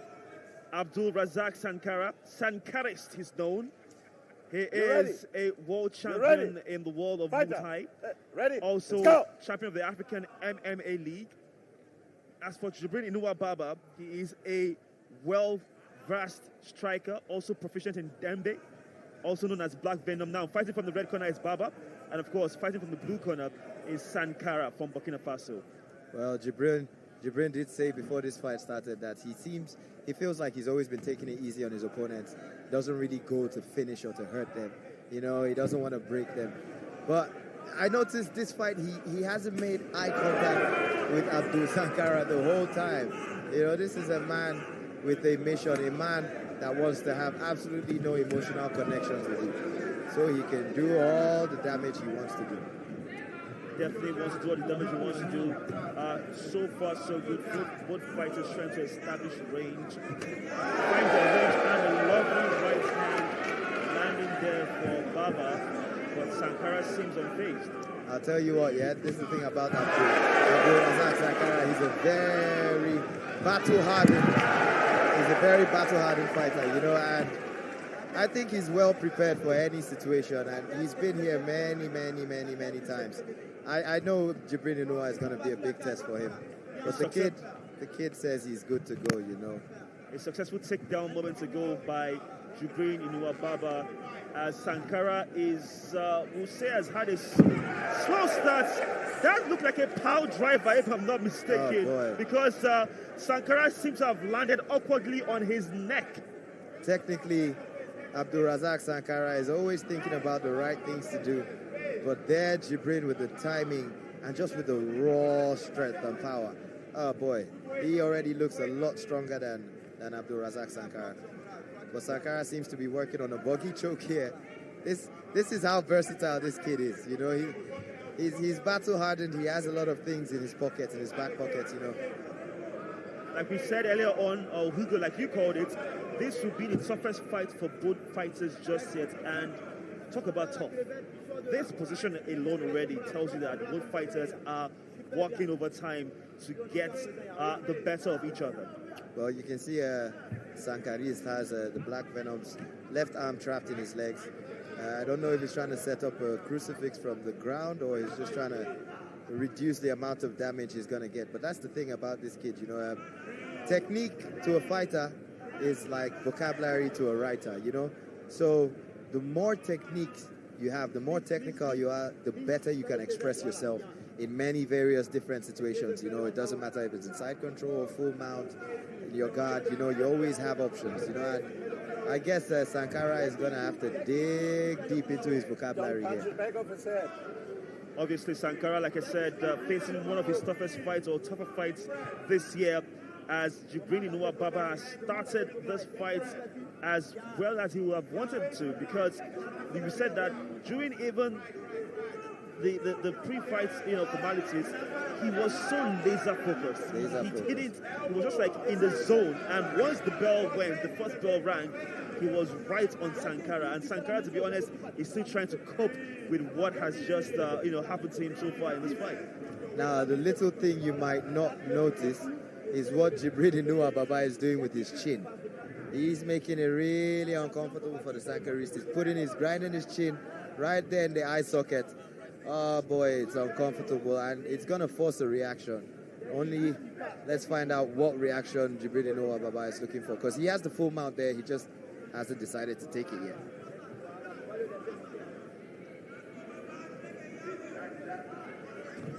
Less than a minute to go in the first round in our co-main event of the night. African Knockout Championship between Sankara from Burkina Faso and Jibrin Inuwa Baba from Nigeria. Oh boy, there's a big grimace on Abdul Razak Sankara's face. I wonder why seems to be in some sort of discomfort. I don't want to believe it's just better pressure. still, he's just feeling the mood, perhaps just feeling the intensity that Jibrin Baba has brought to this fight. Boy, Jibrin seems very strong for the weight class. Very, very strong. And back in the day, Jibrin used to be a middleweight, So he's a strong lad, He's a really strong lad. I know it's a very hard weight cut for him, but he's a strong lad. And he's definitely showing it tonight. Less than 10 seconds to go in the first round in our co-main event of the evening. And Jibrin Baba has had a good start to this bout. Thoughts? Boy, he's so focused. He still hasn't made eye contact with Abdul Sankara. He is on full kill mode.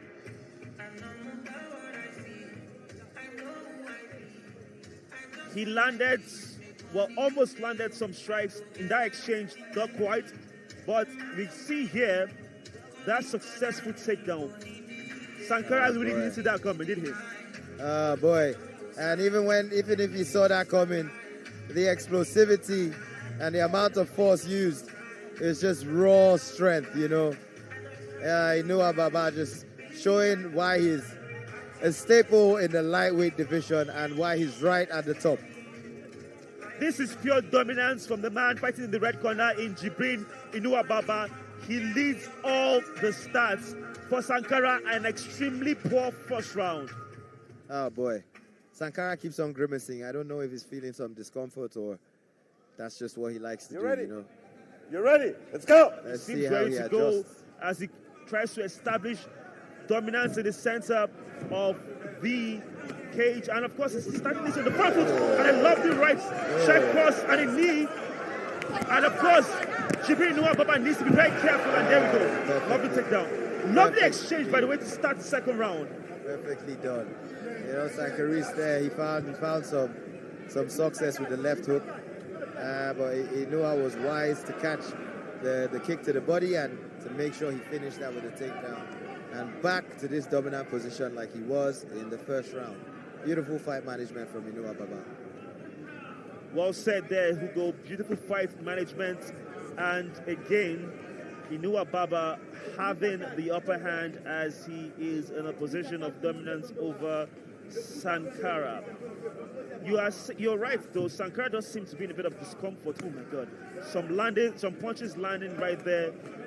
They are literally very close to us right now, close to our commentary position, so we can see the action pretty up close and personal at this point. Those punches are really getting in the guards of Sankara. Remember what I was saying about when both fighters are still very dry and haven't really started getting a sweat on.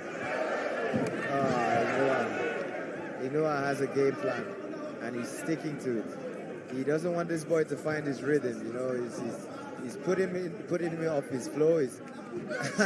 And he's just, anytime Sankara wants to get into a beautiful striking flow, Baba shoots for the takedown.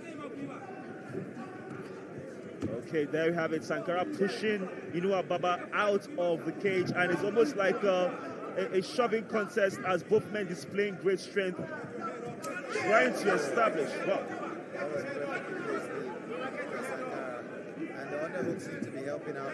They're helping him here, and he had double underhooks for a little while there, and he tried to set up a guillotine, and I think that's what he's going back to.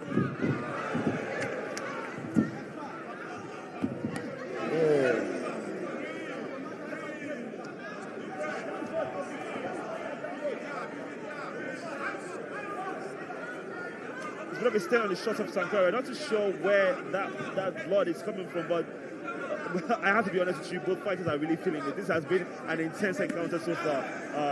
Hugo. Sankara is definitely game. He's definitely still in the kitchen. But I think Jibrin Inoue is starting to wear down on him a little bit, and he's going to have to find some success to, probably land a very clean strike or something. He needs to earn Jibrin Inoue's respect. He's going to have to discourage him from pressing forward like this, because it's only just going to wear him out. And it's still very early in the second round. There's still so much time left in this fight. Indeed, there is about 2 minutes to go, less than 2 minutes to go, and wow, you have to say Jibrin Baba has had a very good showing in this second round as well.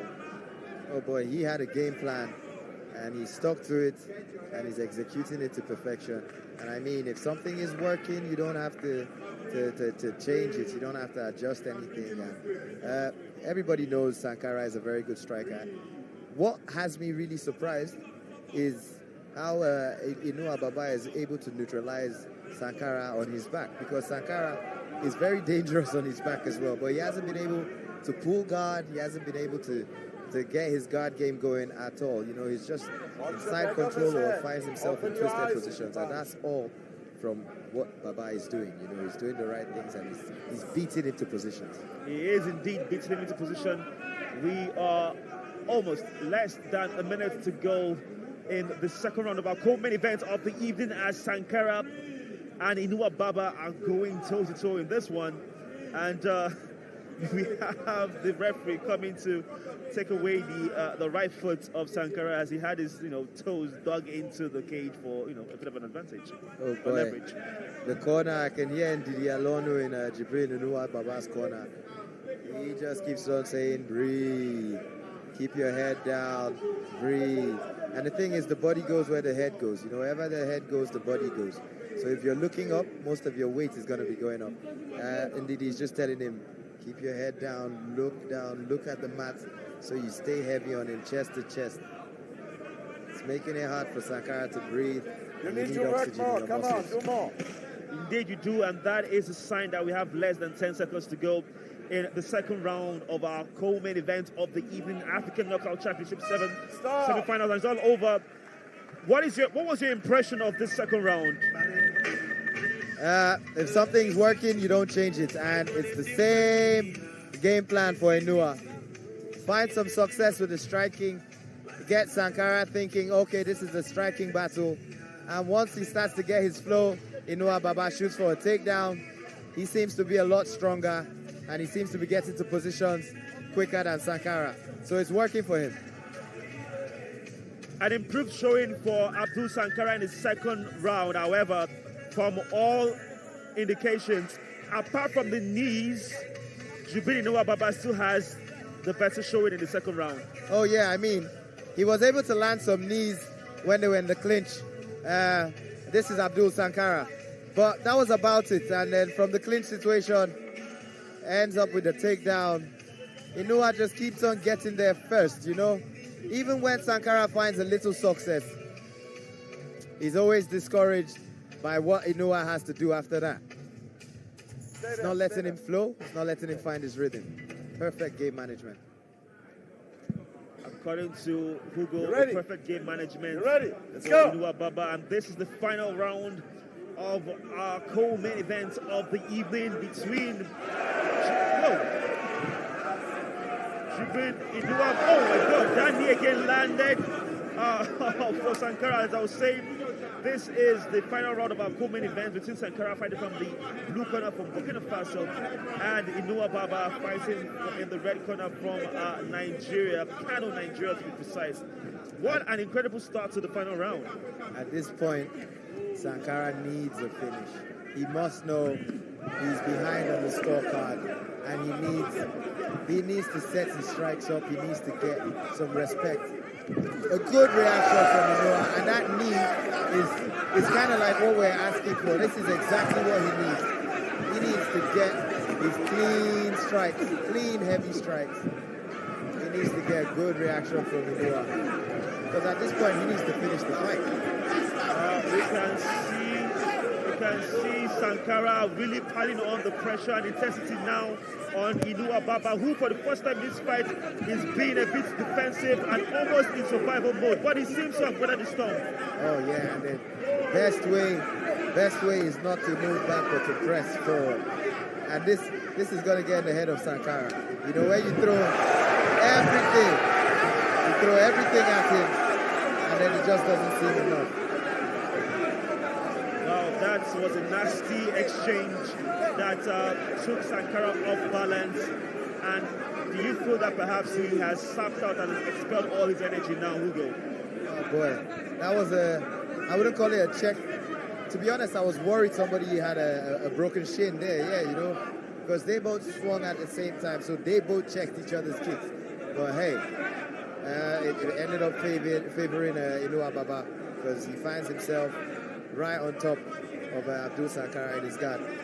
Now that exchange obviously was the moment of excitement for our crowd here in the Landmark Event Center as we are back on the mat as Sankara and Baba again battling it out. This is the third and final round of our co-main event of the evening. Sankara in the blue corner fighting from Burkina Faso, a small town in Burkina Faso known as Ziggo, as well as Jibrin Baba fighting from Kano in Nigeria. So it's a battle of Burkina Faso and Nigeria, to be honest. Perhaps Baba can be a first Nigerian to have a comeback victory after what happened to Muzaan in our last fight. Let it go, Victor. Let it go. I mean Nigerian. Oh my. So normally Sankara is very dangerous on his back, and but Inu Ababa, being the chess player that he is and the game boy that he is, he's neutralized all of this by pushing Sankara all the way to the fence. And like I said earlier, the body can only go where the head can go. And Sankara right now is very limited in the places he can go, you know. So it's hard to attack the arm bars. It's hard to set up the triangles. It's just hard to work off his back right now because he is so close to the fence.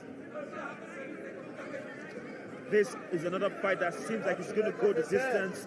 And the question now is, or I should say the idea now is that, or the observation is such that as we are heading in towards the championship fights now, we are seeing fighters almost cancel each other out in terms of having almost the same level of technique, and fights are now going the distance as to what we had in the preliminary rounds, whereby you almost had a knockout every other fight. Boy, I mean, a few people in the crowd are shouting, stand him up, because it does seem like a bit of a stalemate.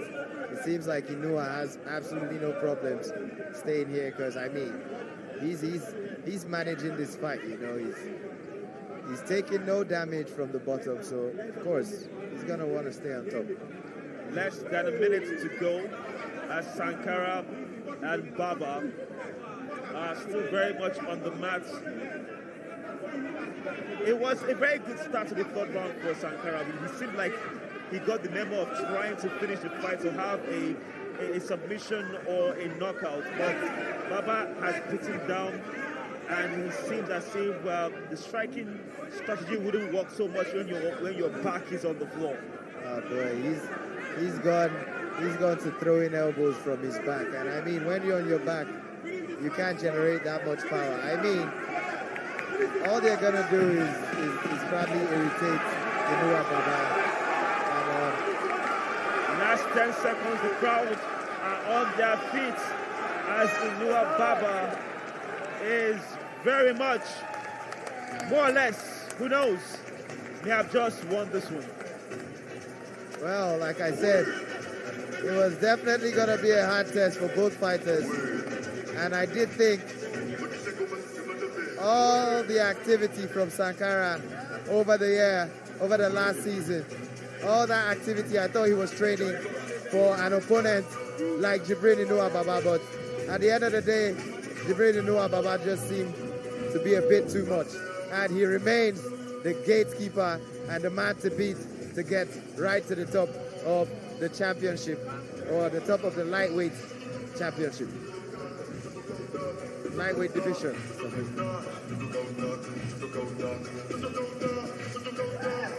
It is really hard to tell.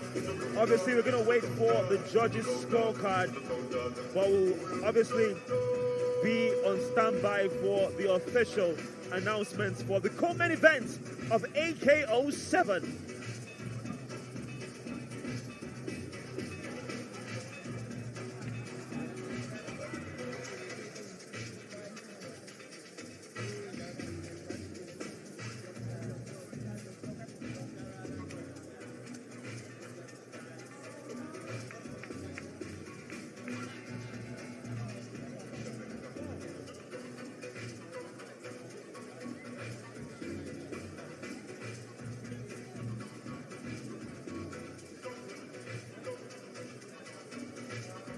We are still waiting for the official results, but again, we have to say what a great performance by Jubril Inua Baba, which was quite impressive. But also credit to go to Sankara as well, who gave a good account of himself, and you can see respect shared between both fighters as they share a hug and embrace right there in the cage. We do have the official results, and we head over to Emmanuel for the official announcement of the fight.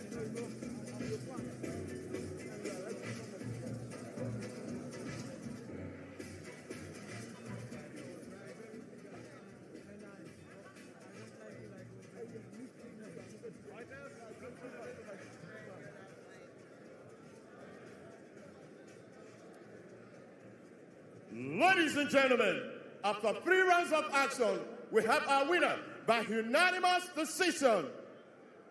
Jibrin, the Black Venom, Inuaba!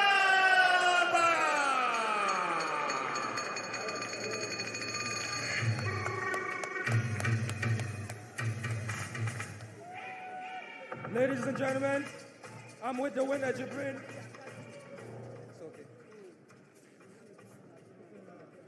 Jibrin, we know how difficult of a week this has been for you.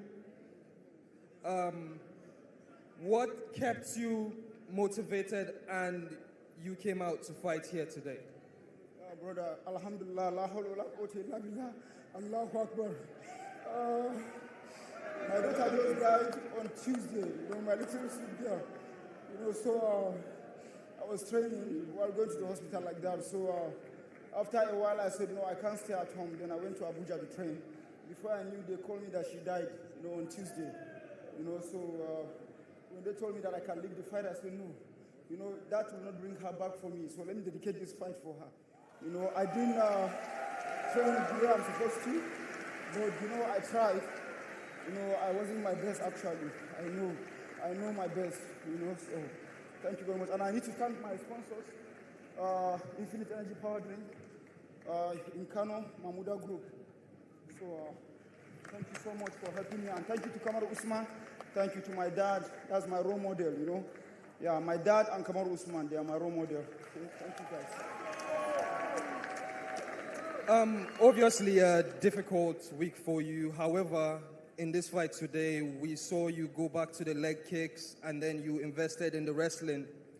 Was that the game plan, or were you just... Yeah, I love my guy, Sankara. I love the guy so much. We used to chat a lot, and when I knew I'm fighting him, I said, oh my God, this guy, how can I fight this guy, So, but I said, okay, now, let it be a fair play. I'm going to strike with him. When I see he's so good in the striking, I say, oh man, let me go back to my root, I went to wrestling straight. Because the guy is too good, man. His kicks are like hell. The knees are something else, so, yeah. All right. Now you have qualified in the title eliminator fight. Who do you want to fight next? Yeah, I thought I won the belt now. Huh? Is there anybody? Who is that person? Who is remaining?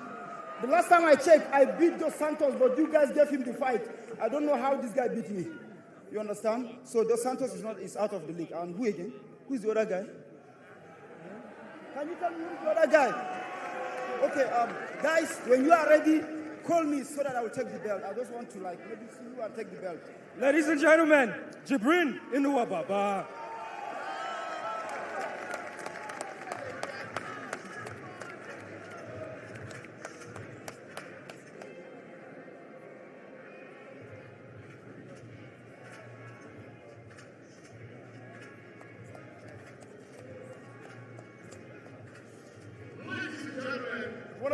A big thank you to all the celebrities that are in the house today. And we will be moving to our main event of the evening.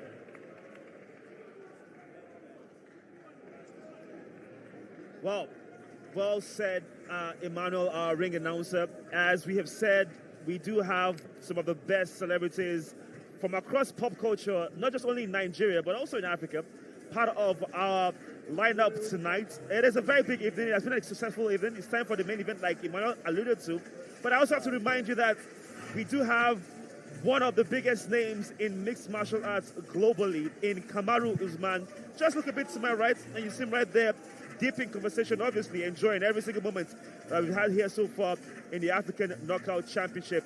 Hugo, I have to ask you, Ababa had a great performance, but how would you rate tonight in terms of excitement? It has been a breathtaking event we've had here in the African Knockout Championship so far.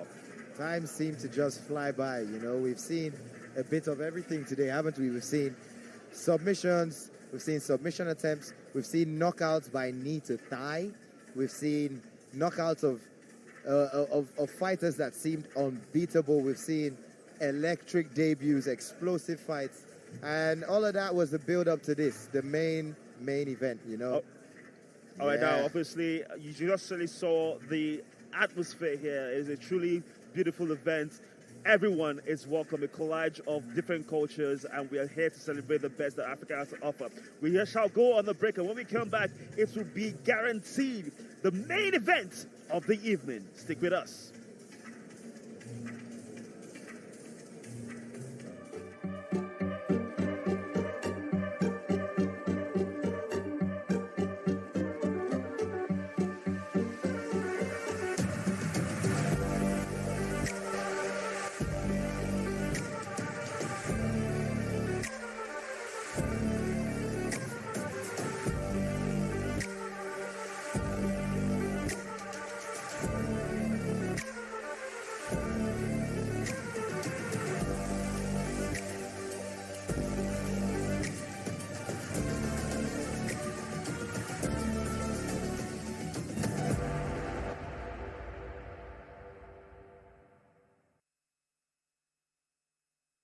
Money points, exceptional. Went from being just a company you heard about to one you experienced every day. I just use my money point card to pay. Savings or current? Using money point has been pure bliss.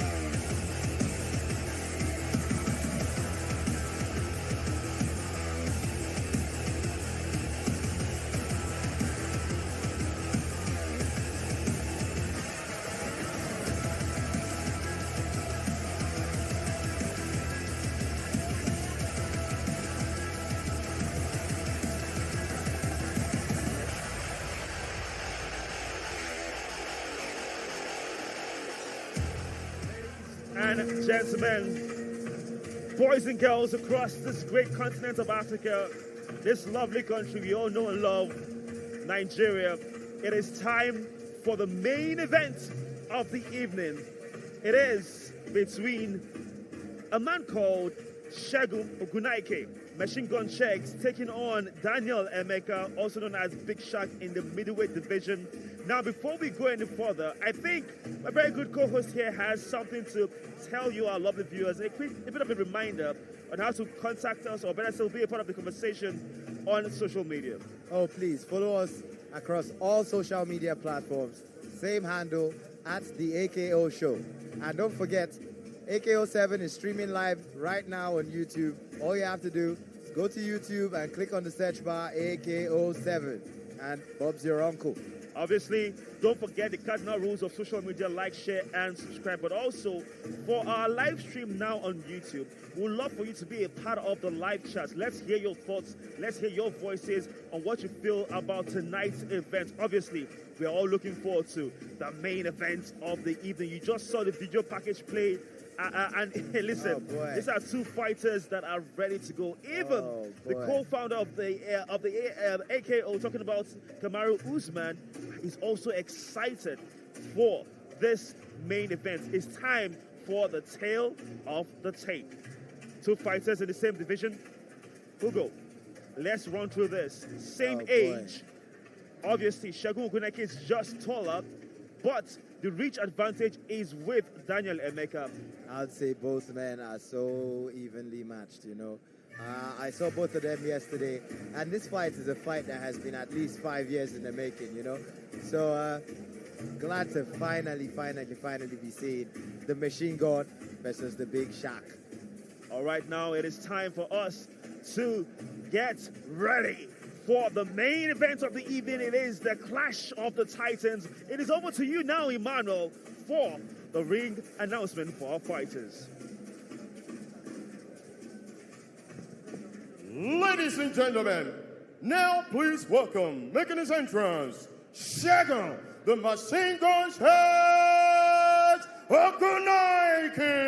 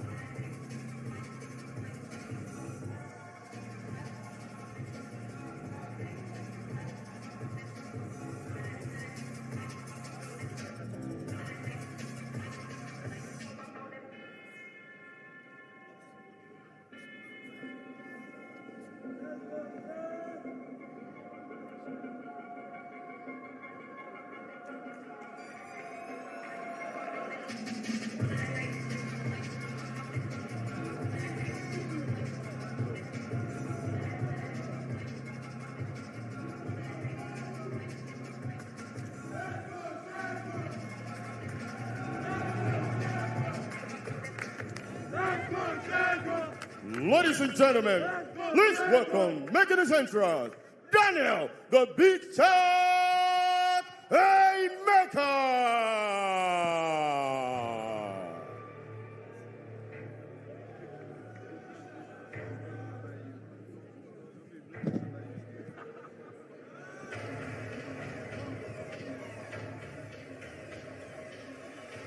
Daniel Emeka from Ondo State. Potentially what could be the fight of the night. We've had a few candidates, but this one promises to have it all. Both fighters who are very strong, but can also capitalize on each other's weaknesses. Boy, we know what to expect from both these guys, you know. One of them is very aggressive, always pressing forward, comes out all guns blazing, and never holds back, you know. The other guy is a very, he's a tactician. He picks his shots. He's never in a hurry. Good footwork. He moves back sometimes. He moves forward sometimes. So this should be a very, very interesting matchup. And I mean, these guys, this fight has been 5 years in the making. 5 years in the making at the least. These guys somehow have avoided each other for that long. But this was inevitable.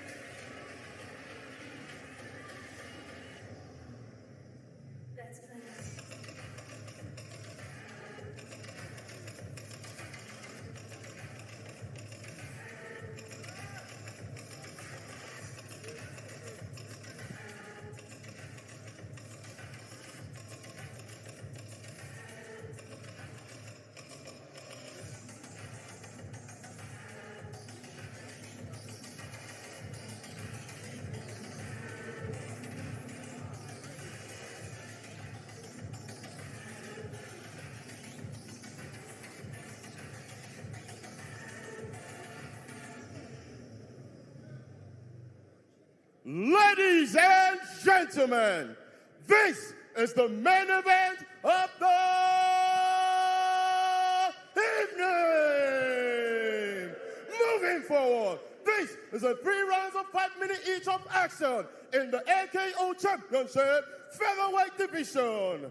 Introducing first, fighting out of the blue corner is a professional kickboxer and a taekwondo fighter with a professional MMA record of 6 wins and 3 losses. Fighting out of Abuja, Nigeria, Segun, the machine gun son, Ogunnoiki. Introducing his opponent, fighting out of the red corner is a professional kickboxer with a professional MMA record of 6 wins and 2 losses. Fighting out of Ondo State, Nigeria, Daniel, the Big Shot Emeka.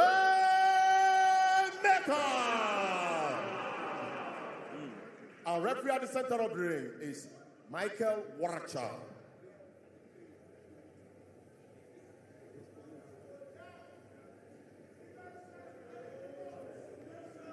Okay, gentlemen, this is the main event. I expect a clean and fair fight. Protect yourself at any time. Listen to my command. When I say stop, you stop. Shake hand if you like.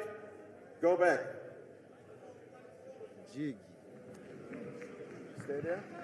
Okay. Stay there. It is. Oh, boy.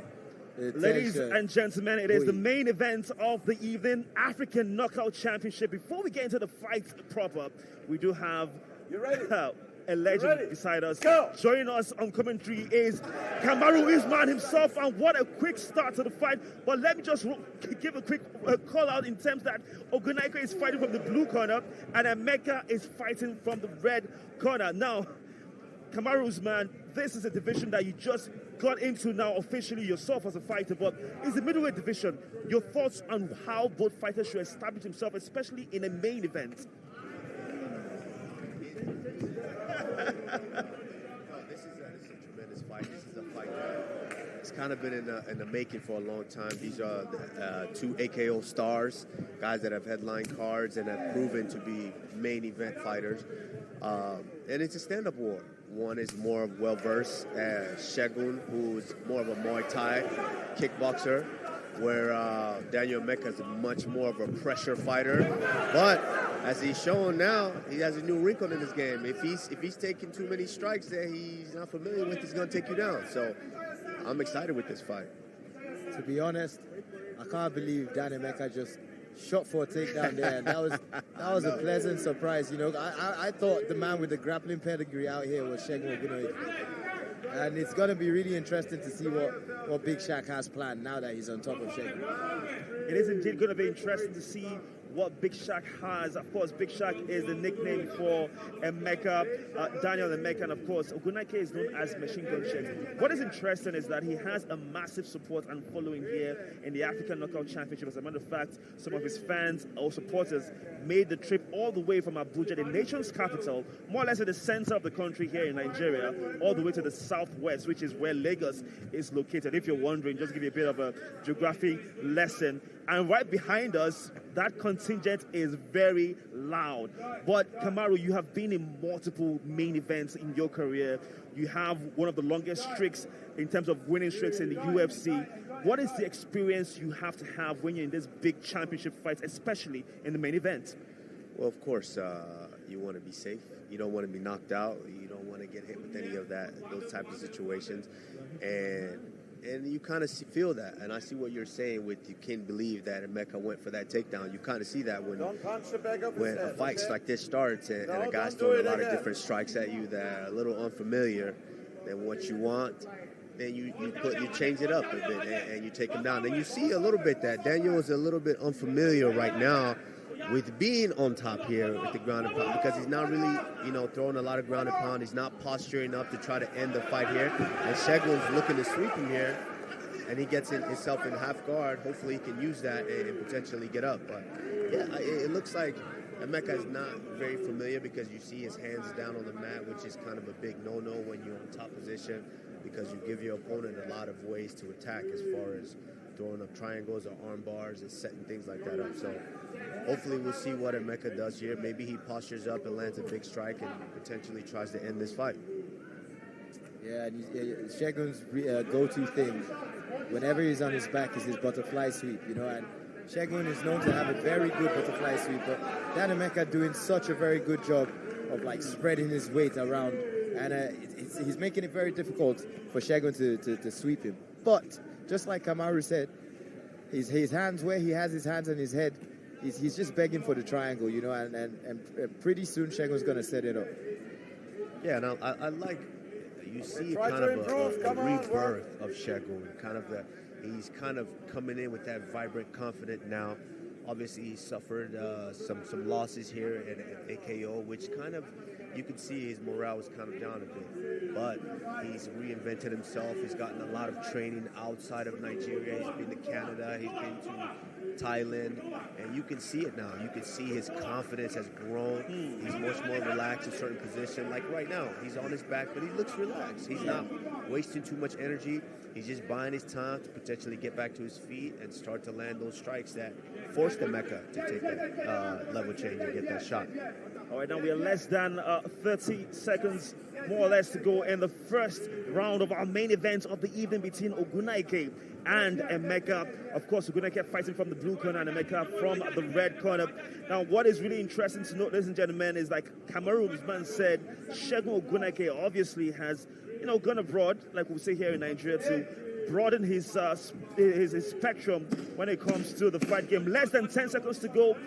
From the eye test, Kamaru, who would you feel has had the better of the exchanges in the first round?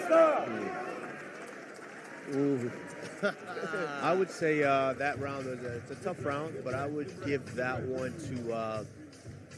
honestly, I would give that one to Segun because Emeka, yes, he did get the takedown, but he did really do a lot of damage on top. And so, it's kind of hard to give him that round when you didn't really work and potentially tried to end that fight. So I would still give that one to Segun because he landed more of the strikes standing up before that takedown. Now, just to remind you, our lovely viewers watching at home, you are not dreaming, it is real. Kamaru's man is right here with us on commentary duties for the main event of the AKO Championship 7. He is also the co-founder and as well as an MMA legend and UFC champion. It doesn't get any bigger and better than having the Nigerian nightmare, making our dreams come true this lovely evening. And he has given his assessment. But Hugo, let me get your thoughts. Well, Second round about to start. Yeah. What would happen? I think that was a frustrating round for Segun. I think he had a game plan, and Dan Emeka just seemed so heavy when he got on top. So I think Segun might be a bit frustrated, but let's see how he adjusts for the second round because I know the boy has a lot of things in his pocket. Kamaru's man, any words? Well, thank you guys for having me. I want to sit back now and enjoy the fight, but it was a pleasure. You guys are doing a phenomenal job. Let's keep it going. Thank you so much, Kamaru's man. You've been amazing, and this is all you. Big shout out to you. Massive honor for myself as well. A massive fan. Thank you so much. Thank you guys. All right, so Hugo, once again, it's the main event, and like Kamaru's man said, he seems to be full of praise for Ogunnoiki and how he has shown tremendous growth in his fighting game. Oh yeah, definitely. Segun has changed his game a lot, and he's done a lot of training here and there.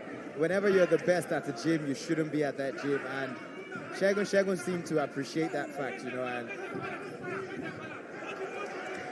Big Shaq is very strong. I have to give him. Lovely punch to the body. He really dug in.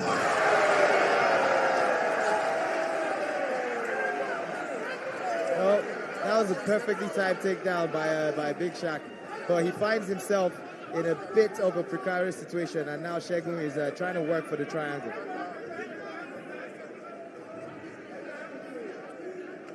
Obviously, that got the row of the crowd, but he could get into... Lovely reversal there by Emeka. Emeka was wise to it. Emeka seems to have done his homework. I think he knew that Segun might have done some work on the grappling, and he definitely seemed to have done his own homework on his grappling because it's very difficult to sweep. Seems to have done his homework on the butterfly sweep. That was a decent triangle defense. He was wise to it nice and early. And so far, he just seems to be frustrating Segun. But at the same time, Segun seems very safe. He's not panicking, and he doesn't seem to be in too much trouble on his back, at least not yet. Obviously, Ogunnoiki and Emeka really right into it in our main event. So much for the crowd to be excited about. And can Ogunnoiki do it? Oh boy, he's trying to set in that triangle, and it seems pretty tight. He needs to pull down on that head. He needs to pull down on that head, and he needs to get Big Shaq's left hand across his chest, and then he would have a better chance of finishing this triangle. But he is by the cage, and it's making it difficult to finish because he can't move. You know, his head is trapped, and he can't get the necessary leverage to finish. The referee, Michael Watcher, no pun intended, watching with keen eyes, as Ogunnoiki and Emeka again have put this fight largely on the mat. And I see Segun trying to work for an armbar here. He seems very determined to win this fight by submission. But Big Shaq just, trying to frustrate him, being very top heavy. He should let his hands go. I mean, he's in a very good position. Instead of hiding his hands behind Segun's back, he should try and frame, posture up, and get his hands going. But so far, so good for Big Shaq. But still, Segun not in any immediate danger. This is the second round of our main event. It is between Segun Machine Gun Ogunnoiki and Emeka Big Shaq Daniels as well. And we are less than a minute to go. As I also have to ask you, this fight has been very technical and tactical. But just for our viewers, who do you feel is having the better of the exchanges in this main event? Boy, like I always put that disclaimer, I am not a judge, So how do you feel? I'm not saying it's your official scorecard, okay, just so your thoughts, from the visuals, Segun hasn't taken any damage, and he still seems pretty safe, but he's definitely getting frustrated. And from the way it looks, Big Shaq has been on top of him throughout the first round and now the second round, and it's to be honest, it's not looking good for Shegz. If it stays this way, I think it favors Big Shaq. Well, those are the opinions and thoughts, impressions of Hugo. Obviously, the judges might view it differently, but again, it's your expert's view as well as the fact that you are also in the fight game. You have been in this position before, you experienced these moments. And it is the end of the second round. We can see Kamaru's man gesturing towards Ogunnoiki like, what is going on? What are you doing? What should be done better and differently for either fighters in the third and final round? Segun needs to calm it down. He shouldn't let the size of the occasion get to him. And maybe we should bail out on the grappling, huh? Big Shaq, it seems like he's really strong, and he knows how to spread his weight. I think maybe Segun should try and set up his strikes, set up a head kick, go for a finish. This was an expertly taken takedown by Emeka that was very, very successful. Again, listen, look at this. Daniel Emeka seems to have the better of the exchanges, and this will play a big factor in the result of this fight. Oh yeah, I mean, the statistics don't look good. Although both fighters looking fresh, nobody has taken any real damage. But yeah. You're ready. Let's go. Lovely double jab there by Emeka to start off the third and final round. That was the moment Segun had been waiting for all night. I guess Big Shaq just got a little bit unlucky there. I don't know if he slipped or the moment he threw that kick, Segun caught it. However which way, Segun wasted no time to get to the top.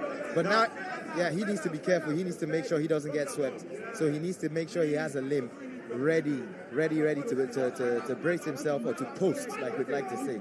Okay, now here's the thing, Hugo. Obviously, the crowd seems to be favoring Segun Ogunnoiki because you have so many people behind us shouting instructions. However, if you are Emeka's corner, what will be going through your mind? What will you be telling Emeka to do right now to get away from this position? If I was Emeka, that's it. I'd wait for both of Segun's hands to be committed to a submission, like in this type of position, and then I would hip bomb. Just try to get him off balance and create some more space. Or, you know, you could also try the mount escape of trying to bench press him, create a little space, and then pull your knees to your chest. And now you can pull guard. But at this point, Segun is using the dark arts. He's using the dark arts. He's out here using his chin, and he should be careful not to get swept.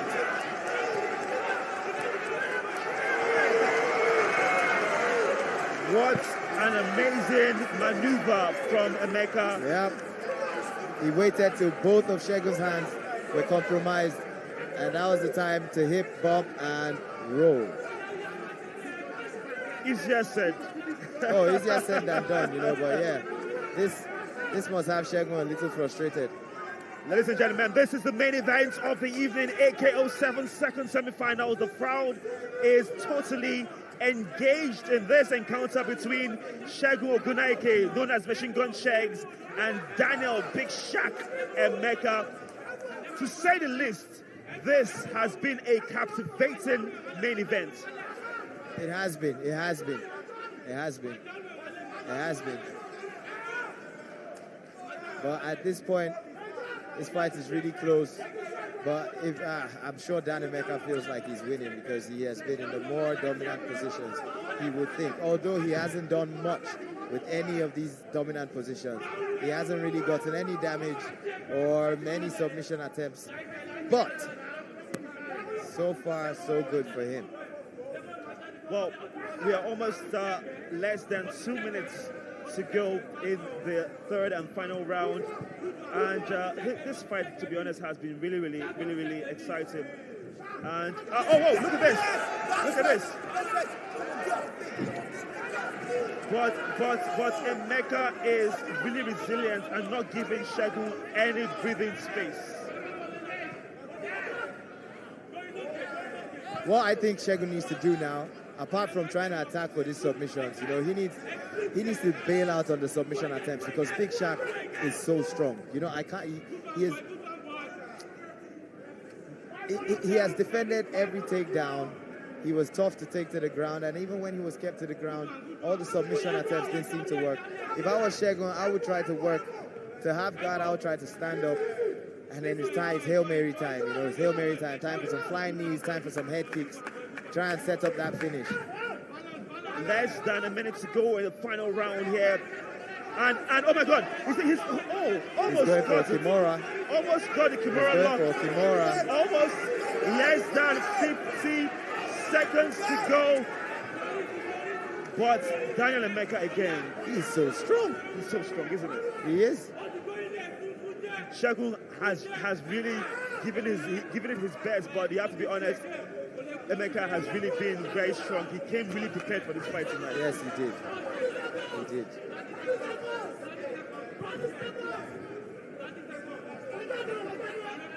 I think what the neutralizing factor is here is the cage and Dan Emeka's control of Segun's legs. Less than 15 seconds to go in the final round of the main event here at AK07. Yep. Shegz is trying to get in. Last 10 seconds. Last 5 seconds. Stop. And it's all over in the main event of the evening as Daniel Emeka feels he has won the fight, feels he has done enough for the victory. However, we'll leave it till the judges because it went the distance. Your thoughts? That was a close fight, very close fight. To be honest, I wouldn't want to be a judge in this, you know, because I don't know how I would call it, you know. Dan Emeka was on top the whole time, most times, but he never really got his hands going. He never really went for any submission attempts. Ogunnoiki, on the other hand, Very active with the submission attempts, but never got anything. It never really got his hands going as well. And, well, let's see how the judges call it. Let's indeed see how the judges scored it. All right. Yeah, so Big Shaq just came over here. Yes. He said we don't talk too much. We do more than we talk. Oh, we do have Kamaru's man now stepping into the cage. It is the main event of the evening, and of course, it's good to have him in there as we're not too sure what's going to happen, but remarkable thoughts there from the man who thinks he's a winner. He says, what would he say again? We don't do much talking. We don't talk too much, we do much. All right, there we go. Or something to that effect. All right, it's time for us now to head over for the official announcement of the results.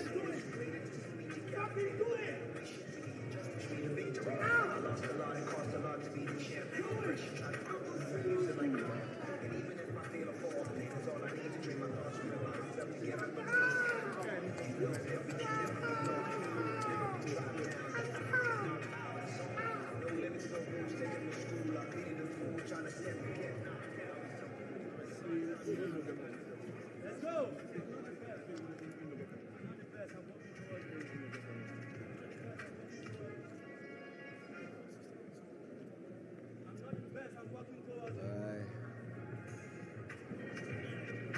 Whoa.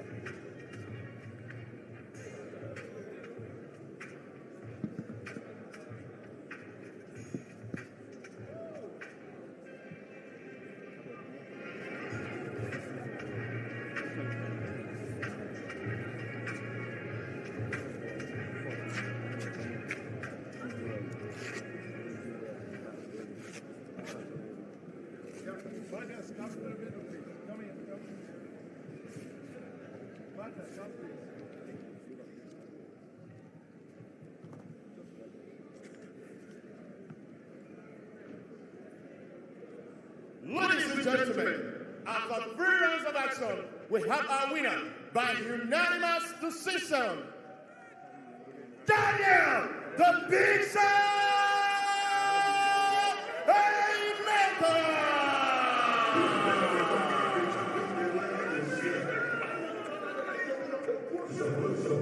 Ladies and gentlemen, Daniel Big Shaq Emeka. Daniel, congratulations. Another main event victory for you here at AKO. We've never seen you wrestle this much before. Was this the strategy coming into this fight? Not really. But I want to thank Jesus for making me become the victorious at the end of the day. I'm fighting with one eye, this eye blind in round 1, and I keep moving, never complain. I went through a grappling game because my previous fight, everybody say what happened. This guy took me down a couple of times. He could not allow me to do what I'm very good at.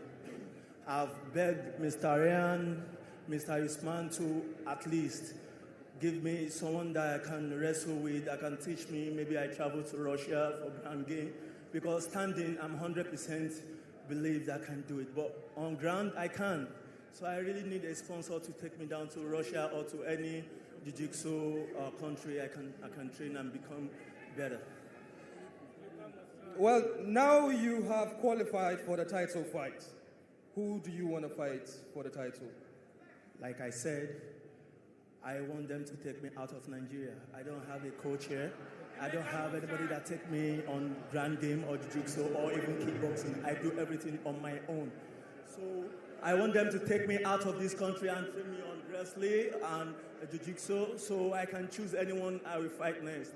I don't mind. I'm a beast. Ladies and gentlemen, the winner, Daniel Big Shaq Emeka.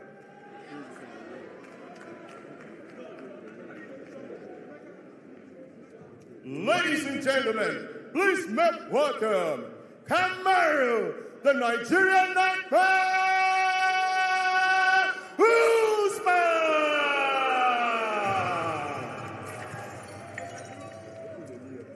Thank you, everybody. I just want to say thank you all for coming. As you can see, we're doing our very best here to continue to grow this sport all across Africa, not just Nigeria. We have a lot of different contestants from a lot of different African countries.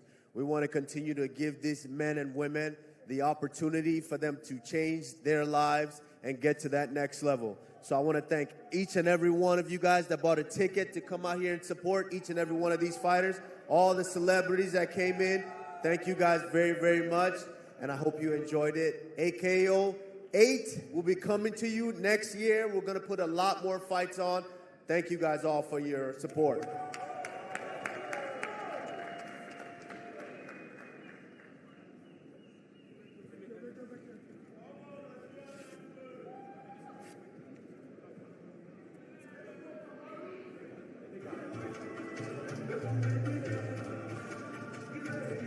Ladies and gentlemen, we have to say a very big thank you to everyone that has made this possible.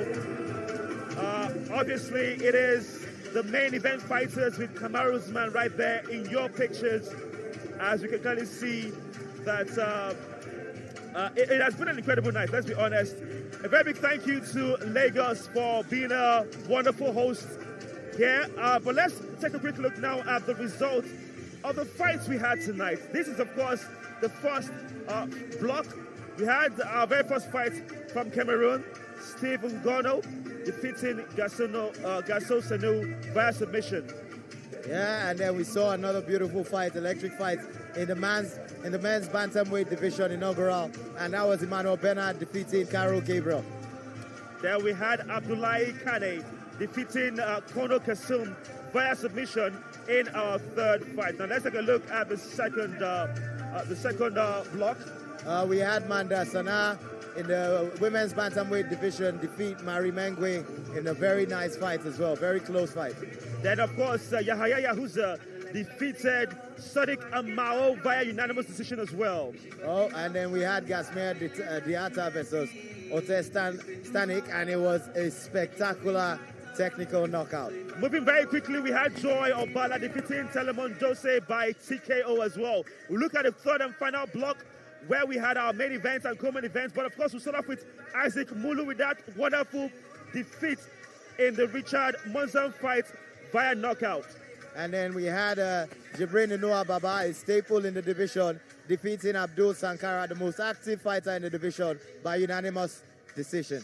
And then Daniel Emeka defeated Segun Ogunnoiki in our main event via unanimous decision. So it has just been an incredible evening for us here in the AKO. So we have to say a very big thank you to all our sponsors for being a part of this. Ace Global, gold sponsors Green Hill, and of course talking about Sports Assist, not forgetting Fearless Energy Drink as well. A very big thank you to my co-host in Hugo, who has been incredible all night, a great sport. Of course, yours truly is Victor Godfrey. We'd love to wish you guys a fantastic end of the year. Like we always say, Happy New Year in advance. Now, I always say this, be good and be safe, keep it going as a sports fan or a fight fan. It is bye from us, and of course, bye for now. But before we say our goodbyes, one more time we'll have the final goodbye from our very wonderful and capable ring announcer, talking about Emmanuel. Us. Ladies and gentlemen, it's been a great night of action here in Lagos in the final event of the year 2024 of the African Knockout Championship. Special thanks to our sponsors, MoneyPoint, AKO Season 2024 Gold Sponsor, Ace Global Depository, our Gold Sponsor, National Lottery Trust Fund, our sponsor, Green Hill, our Gear and Apparel sponsor, and Sport Assist, our usual medical partner. And most importantly, you, the audience and viewers. Don't forget to follow us on all our social media handles at the AKO Show on Instagram, Twitter, and Facebook. It's good night from me, Africa's #1 ring announcer, Robert Chainer. Have a great night, MMA fans.